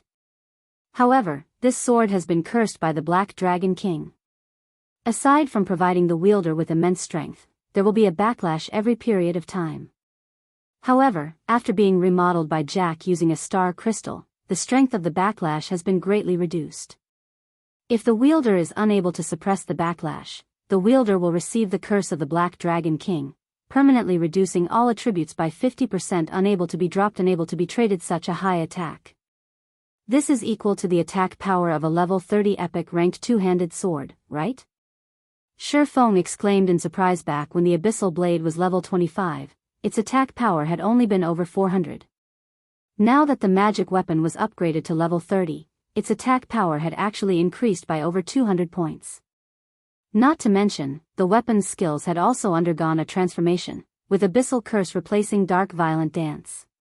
Used against a single target or a group, it was an extremely powerful control and weakening skill. However, this was still not the most significant change to the Abyssal blade. Swinging the magic weapon lightly, Shifeng felt as if the Abyssal blade was an extension of his arm, so much so that he could even feel the sword's edge cutting through the air. What's going on here? Shifeng looked at the Abyssal blade incredulously. There was a saying that, when one's mastery of a weapon reached a certain level, said weapon would feel like an extension of one's own body. However, this was only a saying. Just being able to incorporate a weapon into one's own attack habits and styles was already an amazing feat. During the early stages of God's domain, the attributes of weapons and equipment were very important. However, as players acquired better equipment, they would begin ordering custom-made weapons and equipment for themselves. Even if two items possessed the exact same attributes, most players would choose equipment custom-made to their requirements over the other. Why was this so? The reason was very simple: the far greater ease of harmonization to their habits and styles. For this reason alone, players were willing to spend as much money as necessary. If a player possessed a high compatibility rate with the weapons they wielded, their attacks would flow much more smoothly. Most importantly, a weapon with good compatibility could improve a player's skill completion rate. This was also the reason why, during the later stages of the game, many players chose to discard ready-made epic weapons and, instead, were adamant in paying an astronomical sum to hire a master or grandmaster forger to produce a custom-made epic weapon for themselves. It was all because custom-made weapons and equipment possessed a much higher compatibility rate. Thinking up to this point, Shifeng immediately began brandishing the Abyssal blade to get used to the newly enhanced weapon. He then found a level 35 demonic hound to test his sword on Chop. Usually, Shifeng could achieve a completion rate of 85% or above when using this skill, displaying 100% of the skill's might. In the past, his best record for Chop was 90%. Although this skill was very simple, it was extremely difficult to execute properly. The three sword lights, which should have resembled three silver crescents, converged into one as they struck at the demonic hound, causing the damage dealt by Chop to reach its maximum. At this moment, however, the three sword lights had transformed into three full moons that met at a single point. The space at this single point looked as if it had been pierced. One could faintly see a small spatial crack at this location. System: Chop completion rate 92%, resulting in 125% of skill's effect. Skill proficiency +4. Shifeng then followed up with Thunderflame Explosion. Originally, this skill should have combined the power of lightning and fire into a massive fireball that bombarded the enemy. Now, however, instead of a fireball. System: Thunderflame Explosion completion rate 90%, resulting in 110% of skill's effect. Skill proficiency +3. What? Why is there suddenly such a huge increase in skill completion rate? Shifeng stared at the system notification window, flabbergasted. Compared to his past self, his current strength was much stronger. In the past, his best record for Chop was 90% completion rate. Although it was only a meager 2% increase, the gap was like the difference between heaven and earth. Based on the system's configuration, completion rates between 81% to 90% were categorized into the same group. Achieving any percentage within this range would give an increase of 3 proficiency points. Also, at 90%, one could display 110% of a skill's effect. At 91%, a skill's effect was directly upgraded to 120% and would yield 4 proficiency points. The improvement to Thunderflame Explosion was even more apparent. Previously, he could not even achieve an 85% completion rate on the skill. Now, however, he had managed 90%. Shifeng had killed a level 35 demonic hound in just 2 moves. It's no wonder many had said magic weapons possessed frightening power, and many experts could not bring themselves to divest their magic weapons in the past. So this was the case. Shifeng's heart was pounding madly as he looked at the level 35 demonic hound he had just annihilated. His compatibility with the Abyssal blade right now was practically perfect. He felt invincible. Chapter 582, The True Power of a Magic Weapon. Shifeng killed over a dozen level 35 demonic hounds, testing his various skills. When used with the Abyssal blade, he could manipulate every skill of his as if just playing with a toy. He could casually mold the skill to his liking, very easily. His past records of skill completion rates in God's domain. Skill completion rates were an important indicator of a player's actual strength in the past. In order to improve the completion rate of one skill by just 1%, many players had trained arduously for days, sometimes even weeks. Particularly, after reaching the 85% threshold, raising a skill's completion rate by 1% required a tremendous amount of effort.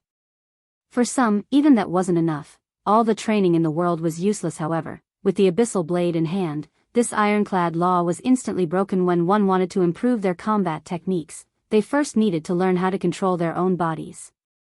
If one could not even control their form properly, they could never control the weapons in their hands. Shifeng's control over his body had long since reached a very high standard. Unfortunately, he had not reached a similar level with his control over his weapons. He could not reach a level where he could feel even a strand of hair fall onto his sword's edge. However, his compatibility with the Abyssal blade now was practically perfect.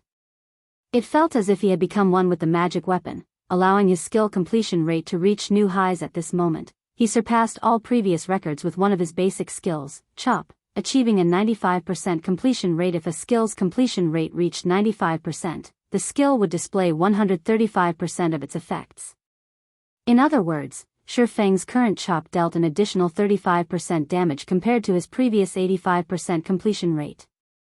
The increase in combat power was obvious after continuously using the newly improved Abyssal blade for such a long time. Shifeng had grown addicted to the sensation he received from the magic weapon and the pleasure he felt from his strength gradually rising with every passing moment. His heart ached to remain in this state forever. After killing dozens of demonic hounds, Shifeng's hunger was unsated. He wanted to continue to utilize these demonic hounds to improve his completion rate. Unfortunately, time was of the essence. He needed to prioritize his quest for now. In the past, many of those who obtained magic weapons had told others not to involve themselves with these things as the magic weapon's power would devour them. So, it turns out that the power they had referred to was not a magic weapon's powerful attributes. Shifeng inwardly sighed as he looked at the Abyssal blade in his hand. In the past, countless experts had trained arduously just so that they could increase their skill completion rate by just 1 more percentage. Some had even gone through all that effort for nothing. Yet, a magic weapon can achieve this feat easily. Moreover, as a magic weapon grows more powerful, this frightening compatibility rate will also intensify. This is the reason that players in the past had continued to upgrade their magic weapons, and as a result, drowned themselves in this sea of skill completion rates, unable to pull themselves from the allure of this power. Thus far, Shifeng had only trained for half an hour or so, and already, his stagnant skill completion rates had improved massively. Moreover, Shifeng could clearly feel that he had yet to reach his limit. Such power was truly terrifying. This was a temptation that no expert could distance themselves from. After all, there was not a single expert that did not wish to further refine their own techniques, particularly in this virtual world that was filled with various chance encounters. Even Shifeng, someone who had played God's domain for over a decade, hungered to upgrade the Abyssal blade once more, improving the magic weapon's compatibility rate again. This way, he might be able to refine his skill completion rate further. Achieving a 95% completion rate had already increased his combat power by 35%. Every 1% past 90% could increase a skill's effect significantly, not to mention past 95%. At that time, just how terrifying would his skills become? It might even be possible to double his combat power. The impact of raising his skill completion rates was far more valuable than learning a single taboo skill. After all, a taboo skill was only one attack. Although its might surpassed skills of the same tier, what would happen the taboo skill's duration? In the end, he would return to his prior strength. Meanwhile, a player normally incorporated a variety of basic skills into their attacks when engaged in battle. If every skill could achieve a 100% completion rate, one could easily wipe the floor with a player that had learned a taboo skill of the same tier. This was the true power of a magic weapon. Its main purpose lay not in increasing its wielder's attributes, but rather, its main function was to improve the fundamentals of a player's techniques. Not even fragmented legendary weapons could offer such a devastating benefit, much less epic weapons in the past. Every player that wielded a magic weapon was undoubtedly a top-tier expert. Some even stood at God's domain's peak. Feng finally understood that their achievements were all due to the intense compatibility rates that magic weapons offered. Of course, this improvement method was more of a form of diabolism. After all, most of the apex experts of God's domain had attained their strength step by step. They had first trained their physical control to the very limit. They then focused on their control over their weapons. Apex experts like these possessed unshakable foundations. Even if they switched to new weapons and equipment, their strength would not decrease significantly and would soon recover. However, it was a different story for magic weapon wielders. For those who had obtained a magic weapon at the very start of the game, if they suddenly lost their magic weapons, their strength would plummet. Someone who had initially been an apex expert might instantly become a nobody. Hence, in the past, none of the wielders were willing to part with their magic weapons. As a result, their magic weapons eventually devoured them, and they were forced to start all over again. However, this inspired an idea in Feng. If he wanted to nurture experts quickly, it would be best to start with searching for weapons with high compatibility rates. If a player possessed weapons or piece of equipment that was highly compatible, their strength would skyrocket. Currently, Zero Wing had extremely few top-tier experts, and the standard of the guild's elite members was still relatively low. Meanwhile, dungeons required very high levels of personal strength. Zero Wing's advantage of raiding speed was only due to the equipment its team wore. In truth, they were far weaker than those teams that relied on personal combat techniques. The dungeon's final boss was particularly challenging for Zero Wing. There was practically no way to improve the equipment of Zero Wing's core members any further at the moment. If they wished to increase their combat power, they could only do so through skill completion rates. Unfortunately, until now, Zero Wing's members had only focused on finding ways to obtain better weapons and equipment to increase their attributes. They had mostly neglected to improve their skill completion rates. Currently, even Fire Dance, the most powerful melee fighter on Zero Wing's core team, could only achieve a maximum skill completion rate of 80%. She was still a great distance away from reaching 85%. If he could improve Fire Dance and the others' compatibility rates with their weapons, the combat power of Zero Wing's core team would improve by leaps and bounds. Compatibility rate? Feng pondered aloud. In fact, he did have a method that could improve one's compatibility rate. He could recruit a master forger into the guild. Although master forgers could not produce a weapon with a 100% compatibility rate with a player, if Zero Wing had a master forger, said forger could, more or less, produce tailor-made weapons and equipment with slightly higher compatibility rates for some of the guild's members. This would help the guild's experts massively. Only nurturing a master forger was easier said than done. Feng no longer wasted time as he sheathed the Abyssal blade and made his way to Gloomy Valley. Gray mist shrouded Gloomy Valley all year round, limiting players' vision as they explored the area. Moreover, Feng could feel the gray mist suppressing all 5 of his senses while he wandered the valley. It was as if he stood deep within the blood mist of the demon-kin army's killing intent. Only, the suppression effects were much weaker here. The majority of the monsters inside Gloomy Valley were level 40 or above elite rank. There were also plenty of level 40 or above special elites roaming around. Even the outermost region of the valley was a challenge to get through. Meanwhile, in Gloomy Valley's inner region, the level 40 Great Lord Noya stood guard at the gate leading to the next map. If one wished to journey to the new map, they first needed to kill Noya. That's Noya? Sure enough, it's strong. Feng hid in the forest as he observed the massive gargoyle in front of the valley's entrance. Noya, demonic Great Lord. Level 40. HP 10.000.000/10.000.000. Chapter 583, Suppressing a Great Lord. To current players, a level 40 demonic Great Lord was a nightmare. Noya was also a gargoyle among demonic creatures, gargoyles ranked at the top in terms of magic resistance and defense. Worse, gargoyles possessed a massive pair of wings that enabled them to soar through the sky. If players encountered one, they would not even have the chance to escape. Gargoyles could also attack from the sky, leaving melee players at a great disadvantage.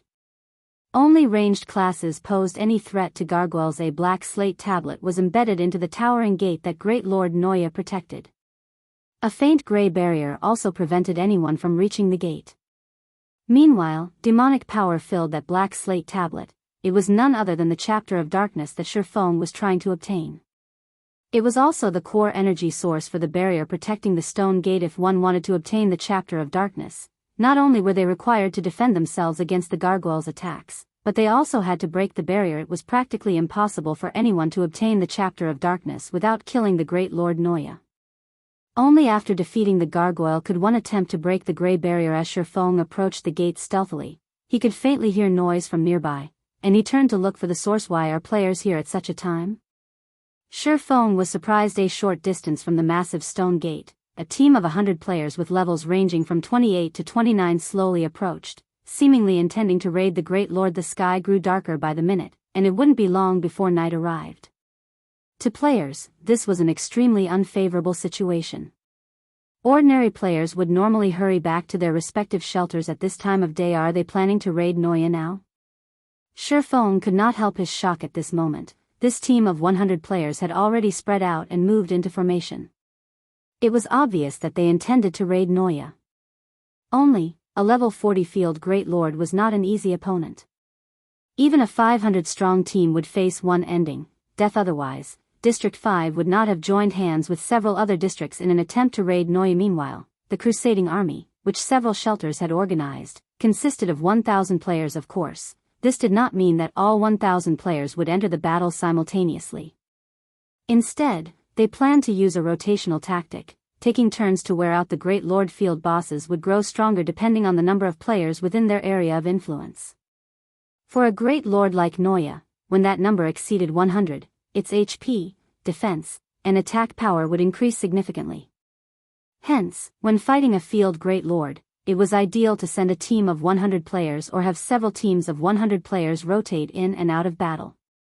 This was also the method that guilds favored when dealing with field bosses. Watching the 100 players stand before Noya, one could easily tell that they were not ordinary players based on their levels. In District 5, level 28 or 29 players stood at the peak of the shelter, yet, there were actually 100 such players here right now. However, against a level 40 Great Lord, this team was still far from enough. Go!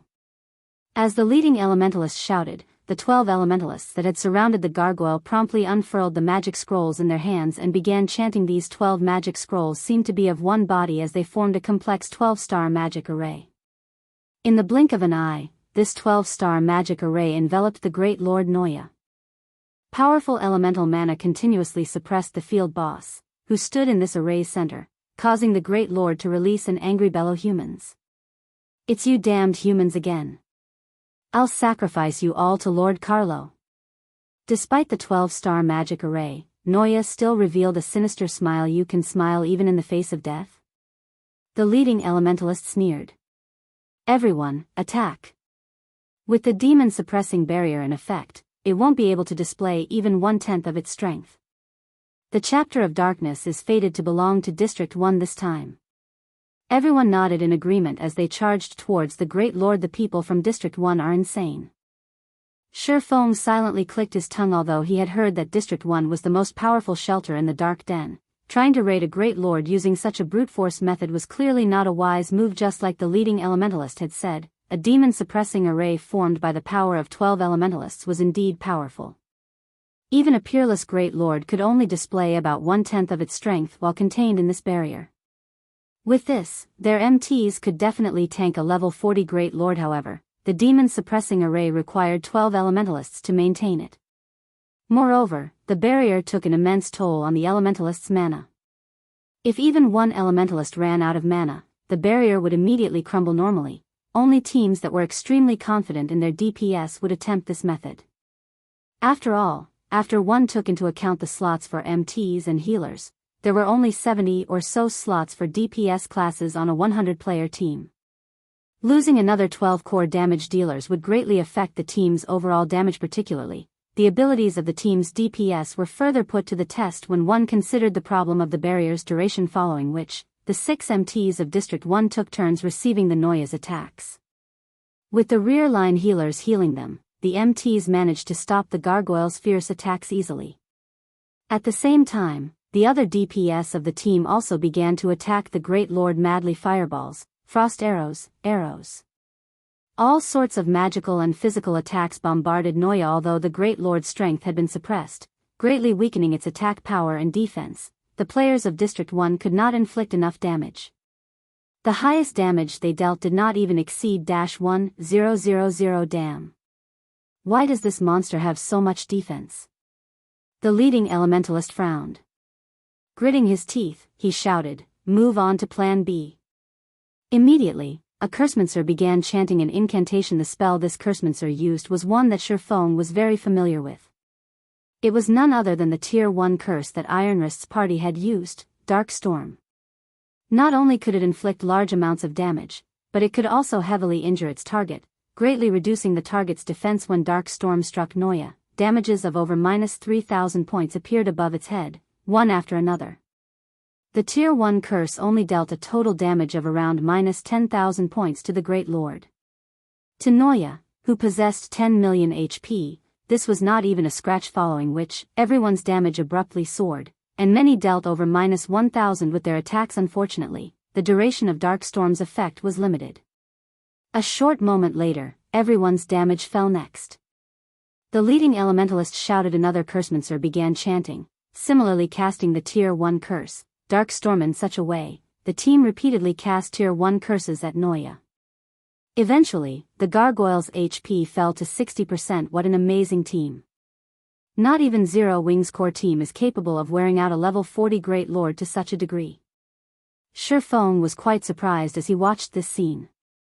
However, he was also pleased. Initially, he had struggled to think of a way to break the Grey Barrier. However, now that someone pinned down the Great Lord for him, he could head over to the barrier and take his time researching it. Chapter 584, What Can You Do to Me? While Shifeng slowly circled to the other side of the battlefield, Great Lord Noya's HP suddenly decreased rapidly. This decrease could clearly be seen with the naked eye. At this moment, Noya was losing 1% of its HP every second. This sudden decrease was even greater than the damage that the District 1 team managed to cause. Is it nighttime already? The leading elementalist lifted his head to look up at the gloomy sky. The moon had already emerged. As moonlight touched on the Great Lord, Noya began to change. Its originally massive 3-story tall body began to shrink rapidly, and its maximum HP fell from its original 10 million to 6 million. However, as the gargoyle's body shrunk, its strength continuously rose, the Great Lord's damage increasing as well. Initially, Noya had only dealt around -2,000 to -3,000 to District 1's MTs. Now, however, every attack dealt over -4,000 damage. The MTs receiving the Great Lord's attacks had more than 8,000 HP. Before, even if they were unlucky enough to receive a critical hit from the Great Lord, they would still live. Now, however, a critical hit would definitely kill an MT. Take turns activating your life-saving skills to tank the boss. Healers, concentrate on the lead MT. The leading elementalist commanded. He had long since prepared for this, following which, one of the shield warriors activated a Tier 1 shield wall, reducing the damage he received by half. For 20 seconds the damage Noya dealt instantly fell from nearly -5,000 points to just over -2,000 points. Meanwhile, the healers at the rear began dumping heals on the shield warrior, easily replenishing the 2,000 plus HP the shield warrior lost. However, after 5 seconds or so, the shield warrior suddenly struggled to cope with the Great Lord's attacks. The damage Noya's attacks dealt suddenly increased from over -2,000 points to almost -4,000. If not for shield wall, the shield warrior might have lost his life instantly. Leader, Noya is more powerful than we thought. If its damage continues rising, our MTs won't last. A female cleric said hurriedly. Since the battle had begun, the healers had not struggled to keep the team's MTs alive. They had also specifically chosen this time to challenge Noya. Based on their previous observations, Noya's HP during daytime was simply too high. When the sun set, however, the gargoyle's HP fell from 10 million to 6 million, though its damage would soar in return. With their team's damage output, if Noya had 10 million HP, they could defeat the Great Lord within the demon-suppressing barrier's duration. So, they could only give the 6 million HP Noya a try also. The longer Noya fought at night, the higher its damage became, hence, they had chosen to challenge Noya near twilight. Only, the Great Lord's damage scaling exceeded their initial estimations. Damn. Its damage is increasing far too quickly. The leading elementalist glanced at his own remaining mana. At most, the demon-suppressing barrier would last a few more minutes. Currently, however, Noya still had more than 3 million HP. It was impossible for their team to deal that much damage in such a short time. Gritting his teeth, he yelled, "Retreat!" Soon, everyone began to back away from the gargoyle in an organized retreat. The lead MT also began retreating from the barrier one step at a time. Not only could the demon-suppressing barrier suppress demonic creatures, but it also limited a demon's range of activity. Only, while no one repelled Noya, the gargoyle was able to attack the barrier freely. The damage the barrier received rapidly depleted the 12 elementalists' mana. By the time everyone left the barrier, Noya's eyes narrowed as it revealed a cold smile. The gargoyle then roared suddenly. Noya's body cracked, some fragments falling from its body. These fragments then transformed into more than a dozen miniature Noyas that were as tall as a normal person. However, these miniature Noyas were no trivial monsters. Although each only had 200,000 HP, they were all level 40 chieftain-ranked monsters. Immediately, these monsters bombarded the demon-suppressing barrier with attacks, and in just 5 seconds, the 12 elementalists lost their remaining mana. As a result, the demon-suppressing barrier crumbled. These Lord-ranked Noyas then spread their wings, soaring into the air as they chased after the withdrawing players for monsters capable of flight. It was child's play to chase players who fled on foot. After a short moment, the gargoyles caught up to the escaping players of District 1, engaging in a skirmish with one attack. These miniature Noyas dealt over -3,000 damage to the team's MTs. As for those who weren't plate armor classes, most were instantly killed.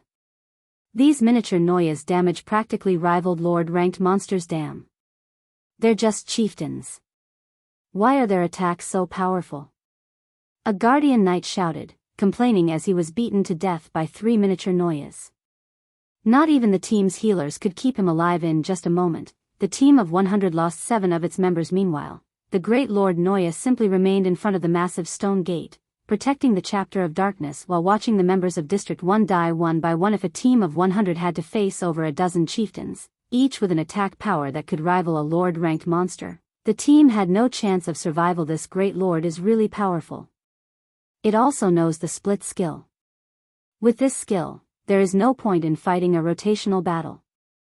Shifeng, who had been watching the battle from a short distance away, silently clicked his tongue. Split was a skill that allowed a monster to split into many weaker versions of itself.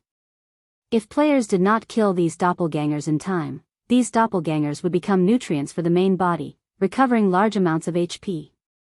It was one of the most annoying skills a boss could possess. If a great lord like Noya possessed this skill, a rotational battle would be useless.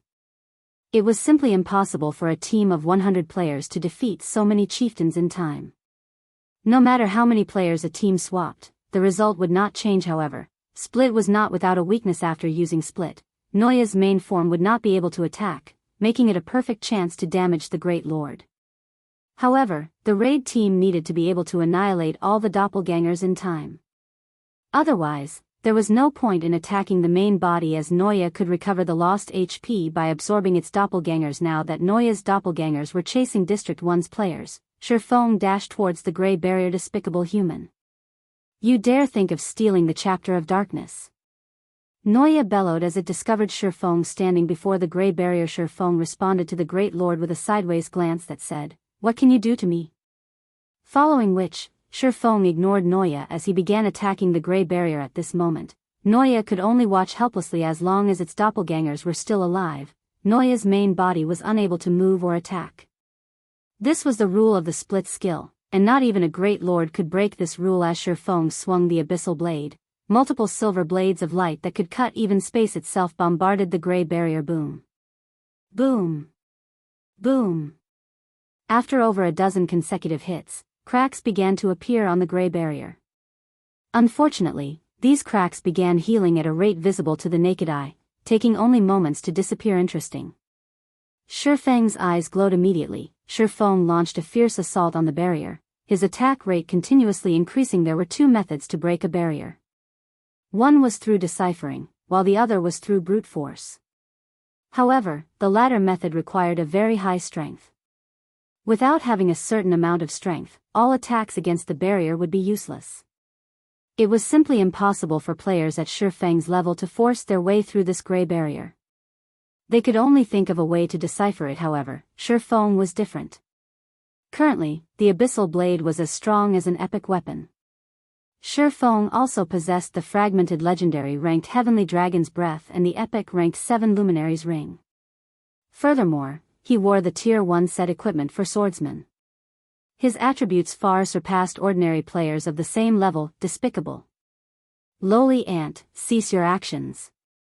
Noya's eyes turned crimson as it began to panic. However, as its doppelgangers were still around, it was unable to take action against Shifeng. It could only watch as Shifeng damaged the gray barrier. Despite the chapter of darkness applying an endless stream of power, the barrier's self-repair speed could not keep up with Shifeng's damage. As a result, more and more cracks started appearing on the gray barrier as the cracks expanded and were about to cover the entire barrier. Human, you have truly angered me now. Noya released a frightening roar. In the next moment, the doppelgangers that had chased the members of District 1 collapsed, one after another. That's right, collapsed, not absorbed. Noya cancelled split midway through the skill's duration. Leaping into the air, the gargoyle flew towards Shifeng. At this moment, a pitch-black scythe suddenly appeared in Noya's hand. Countless wraiths emitted ear-piercing screeches that echoed throughout the valley as they writhed on the snow-white blade of this scythe. Arriving before Shifeng, Noya swung its scythe towards the despicable little ant. The scythe transformed into a black fissure that was as fine as a hair. This fissure was a phenomenon caused due to the scythe's blade slicing apart space. It was as if space had been cut into two. This black fissure extended towards Shifeng.